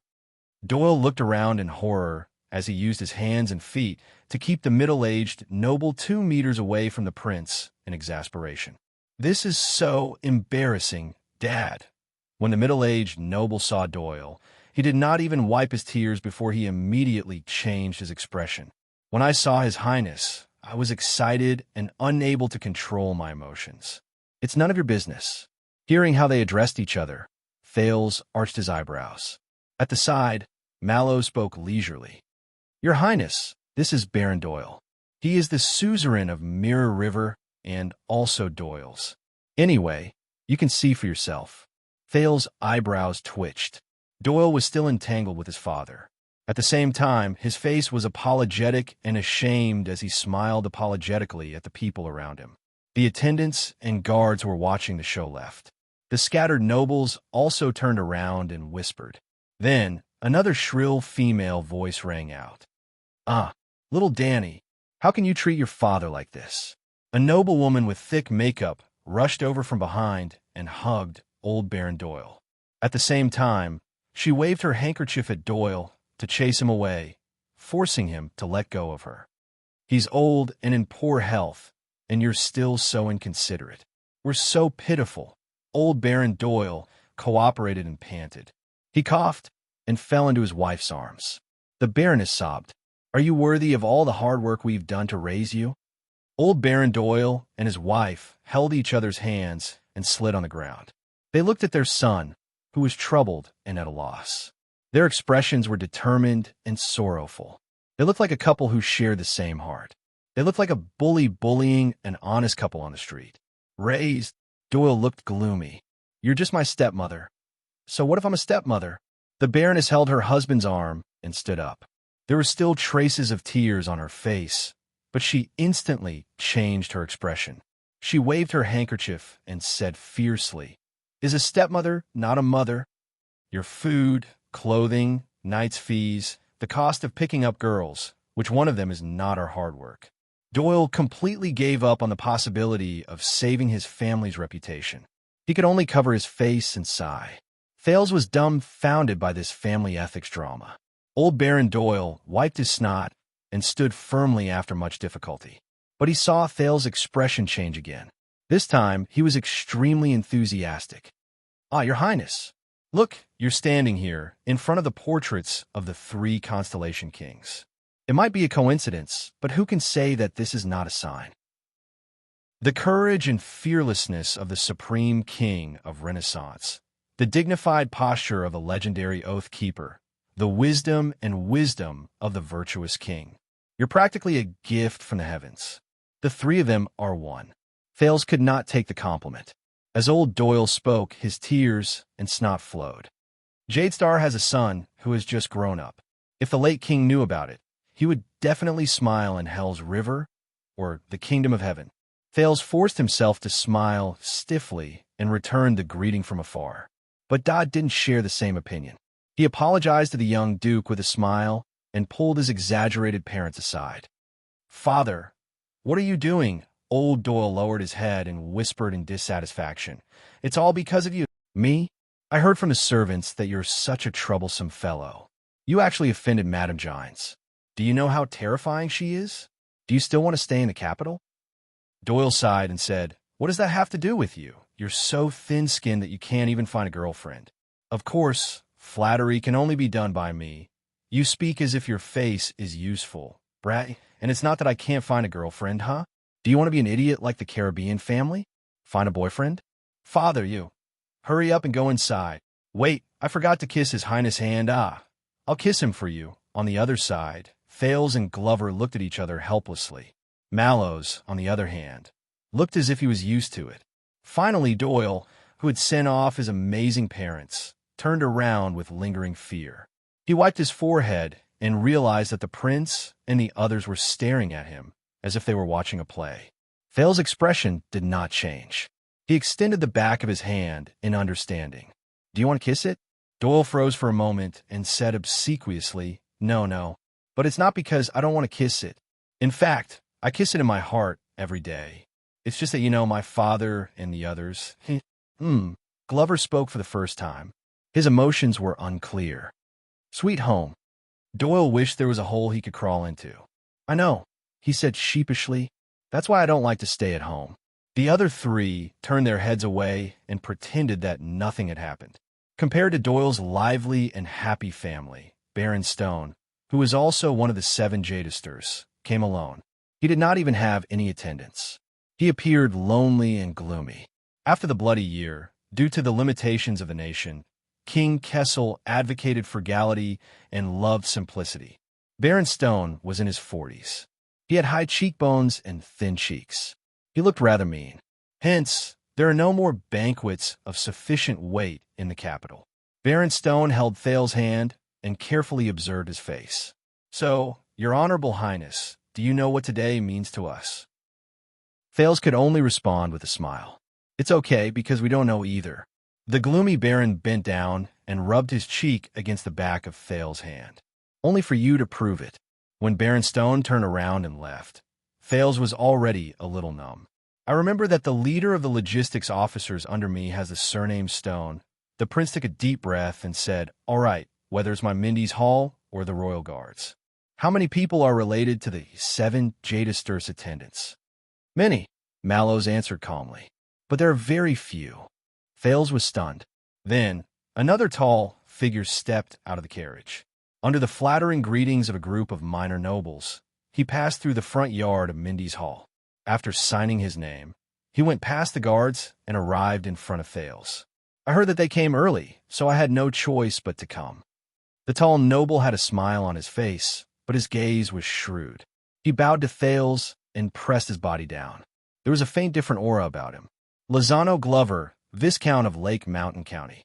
Doyle sucked in a breath slightly behind him. Glover. Thales thought of something. He resisted the urge to turn around. The Duke of Star Lake continued to smile perfectly. Nice to meet you. His Majesty once mentioned that your family is the mainstay of our rule. I heard that your grandfather once served in the Royal Guards and held high position. Lozano was tall, but he looked frail. He was once the most trusted watchman of the guards under the late King 80. He was also the sword teacher of Crown Prince Midiur until he died in the line of duty for the country. He did not let down the Glover family's mission. Watchman. Thales resisted the urge to look at Mallows, but he thought of another person. Lozano smiled. I work in the Department of Finance, so I live in Eternal Star City. If you are free, Your Highness, why don't you come to my house in Eastern City District for a chat? Work in the Department of Finance, important position. No wonder. Lozano turned around and looked at Mallows. Tormund, you too. The door of the Glover family will always be open for you. Mallows smiled faintly. It is my honor. Shall I bring you in? Of course. But that was not all. Lozano unexpectedly turned to the silent Doyle. And Danny Doyle, right? Please tell your father not to send any more money to the Department of Finance. We cannot accept it. Even if we do, we cannot skip this year's land settlement and tax inspection. Doyle's face instantly turned red. Before he left, Lozano looked at Thales again and said seriously, I hope you understand, Your Highness. We will always be loyal to the throne and the 9-pointed star crown. Hence, when Lozano, Glover, and Mallows left together, Thales and Doyle heaved a sigh of relief. They felt like they had been freed from some sort of pressure. Doyle snorted softly. What did I say? TSK, money management. Yes. And Thales resisted the urge to turn his head to the side. But obviously, someone could not resist. Hey, zombie, aren't you going to say something? Doyle looked at Viscount Glover's back curiously, then turned to look at his colleague. That's your eldest brother, a suzerain in money management. If I were you, I would be running like a dog. Glover turned his head abruptly. His sharp eyes stared straight at Doyle, and they were as cold as ice. Doyle panicked, and even Thales, who was stuck in the middle, froze. Glover stared at Doyle coldly for a few seconds before he spoke slowly, enunciating each word clearly. I am diligent. It seemed to be the first time Doyle saw Glover like this. He was stunned for a few seconds before he forced himself to smile. Okay. Glover then turned around and nodded slightly at the prince who was watching the show in a daze. Doyle shrank to the side and shot Thales an aggrieved look. He pursed his lips in indignation. But Thales did not have the time to care about their interaction. The prince took the cup of water and replenished himself. His gaze went past the entrance hall and the defense line formed by the guards. He looked at the crowd outside and the grand scene of carriages going back and forth. He knew that he would only get busier in the future, but he was already quite tired. The few hereditary vassals from Central Territory who arrived earlier did not seem as domineering as the 19 nobles, but when Thales dealt with them, he felt that it was more tiring than the National Conference 6 years ago. But he could not rest. According to Gilbert's instructions, while he was tired, he had to pay more attention to his appearance, etiquette, actions, smile, posture, and the way he spoke. 6 families. Thales counted the families with his fingers, and he attracted the attention of 2 personal guards. Patterson, Adrian, Barney, Doyle, Stone, Glover. If my history lesson over the past few days is correct, there are only a few families in Central Territory who can compare to these 6 families in terms of reputation, history, and strength. Thales watched in boredom as the guests outside the hall were slowly separated and led to suitable entrances and positions. But there were still quite a number of people who forgot their etiquette when they passed through the main hall and tried to stick their heads out to see what was going on. They just wanted to see the prince's elegant demeanor as soon as possible. They have declined. Doyle continued Thales' words. His tone was indolent, and it was clear that he was also rather impatient. Even though the 7 Jade Star is just a term used within the circle, When I first started to remember things, there were 8 or 9 families in Central Territory who were directly under the royal family, had actual fiefs, and were hereditary nobles. There were even more who wanted to squeeze their way up. 8 or 9 families, until Doyle shrugged. You know, over the past 20 years, some of them had empty titles but lost their fiefs. Some of them had big businesses but could not make ends meet. Some of them had a long history, but their descendants were unworthy. Some of them were destroyed by the flames of war and could not recover. Some of them made mistakes and lost their titles. Some of their families were divided by internal strife. Thales listened quietly. Glover furrowed his eyebrows. Up until now, there are only 6 families whose names match up to the stupid title of 7 Jade Star attendants. And their qualities are all over the place. You can see that some of them are about to enter their coffins. Some of them have orphans and widows. Some of them have great power. Some of them are sinister and petty. And some of them will cry and kneel when they see you. Ahem. Doyle, who had been gossiping casually, realized something and ended the topic in time. Thales did not speak for a long time. After thinking clearly, he nodded thoughtfully. In the next 10 minutes or so, the number of guests that the prince had to greet increased, but almost all of them were the king's partisans whom Thales was familiar with 6 years ago, and some were even the new nobles in the imperial conference. The current minister of finance, Moneybag, Kirkman, cordially inquired about the prince's adaptability and the progress of his mathematics lessons. The minister of education took the opportunity to interrupt and mention the funding issue for this year's Central Territory examination for bureaucrats. The military advisor, Soldier Soderrider, had just patted his chest and assured him that the kingdom's actions in the desert would ensure another 10 years of peace in western Desert Hill. When the Minister of Agriculture, who had rushed over, sternly lectured him on the disadvantages of military aggression and the destruction of production caused by military operations. He also argued that there was an asymmetry between the benefits of looting and farming in peace. Baron Garth, who managed the mint, had just warmly invited the Duke of Star Lake to visit the kingdom's source of wealth, and it would be best if he could listen to their plan to issue currency that had been rejected by His Majesty. The Minister of Supervision of the Royal Family Bank had rushed over in a hurry and rudely interrupted the conversation, strongly suggesting that Thales open an account in his own name as the Royal Family Bank's 3,000th distinguished noble customer.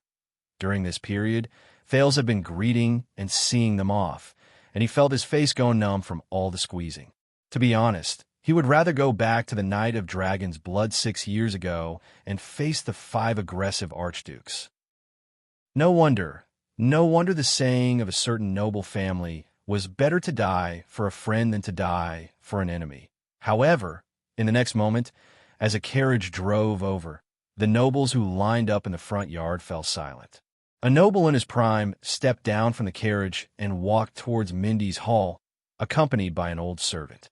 The nobles' voices boomed again, and the soldiers and guards subconsciously stood straighter. Doyle, go and take a look.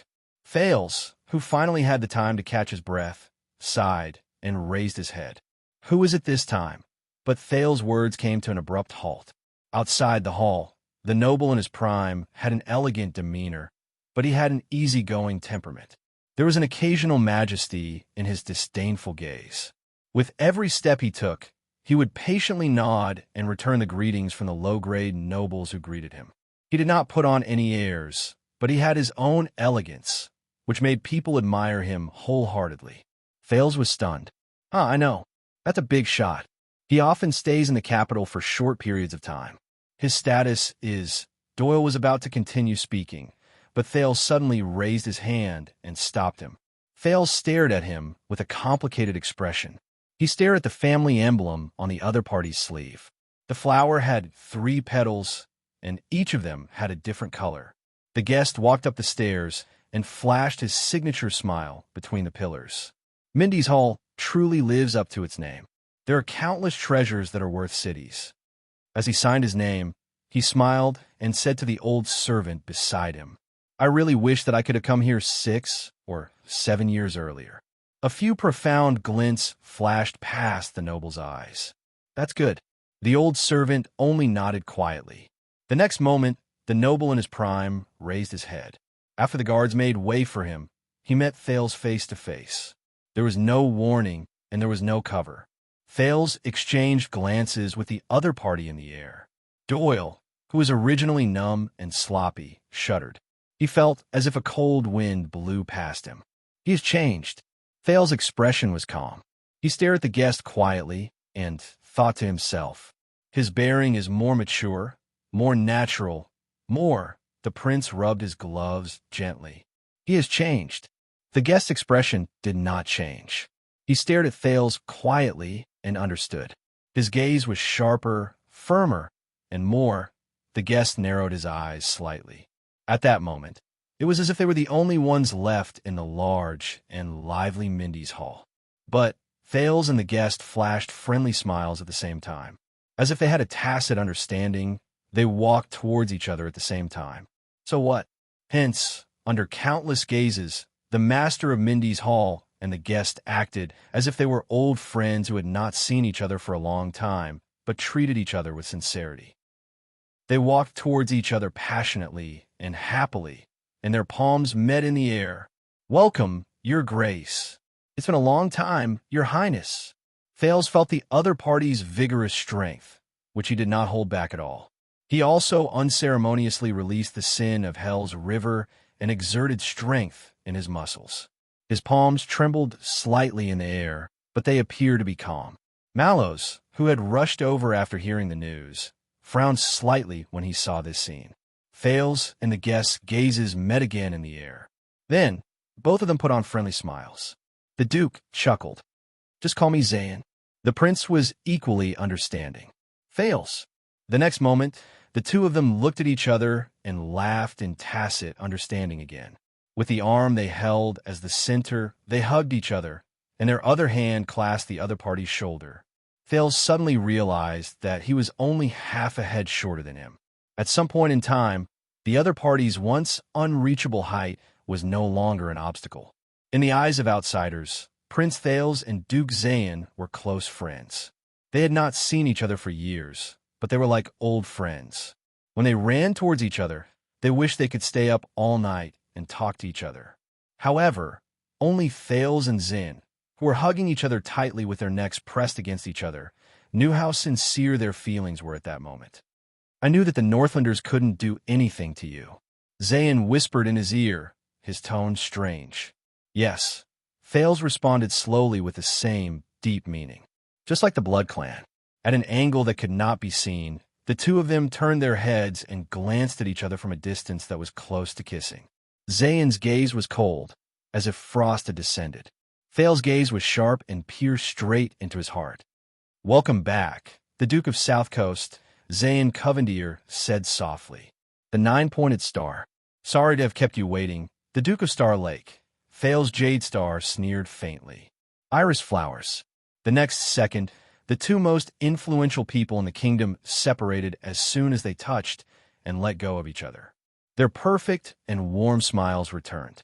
It showed that in this era, the people of the kingdom were most proud of unity and harmony. You're tuning in to the Eternal Immortal Ballad YouTube channel. Don't forget to subscribe and join us on this journey to catch the most captivating stories.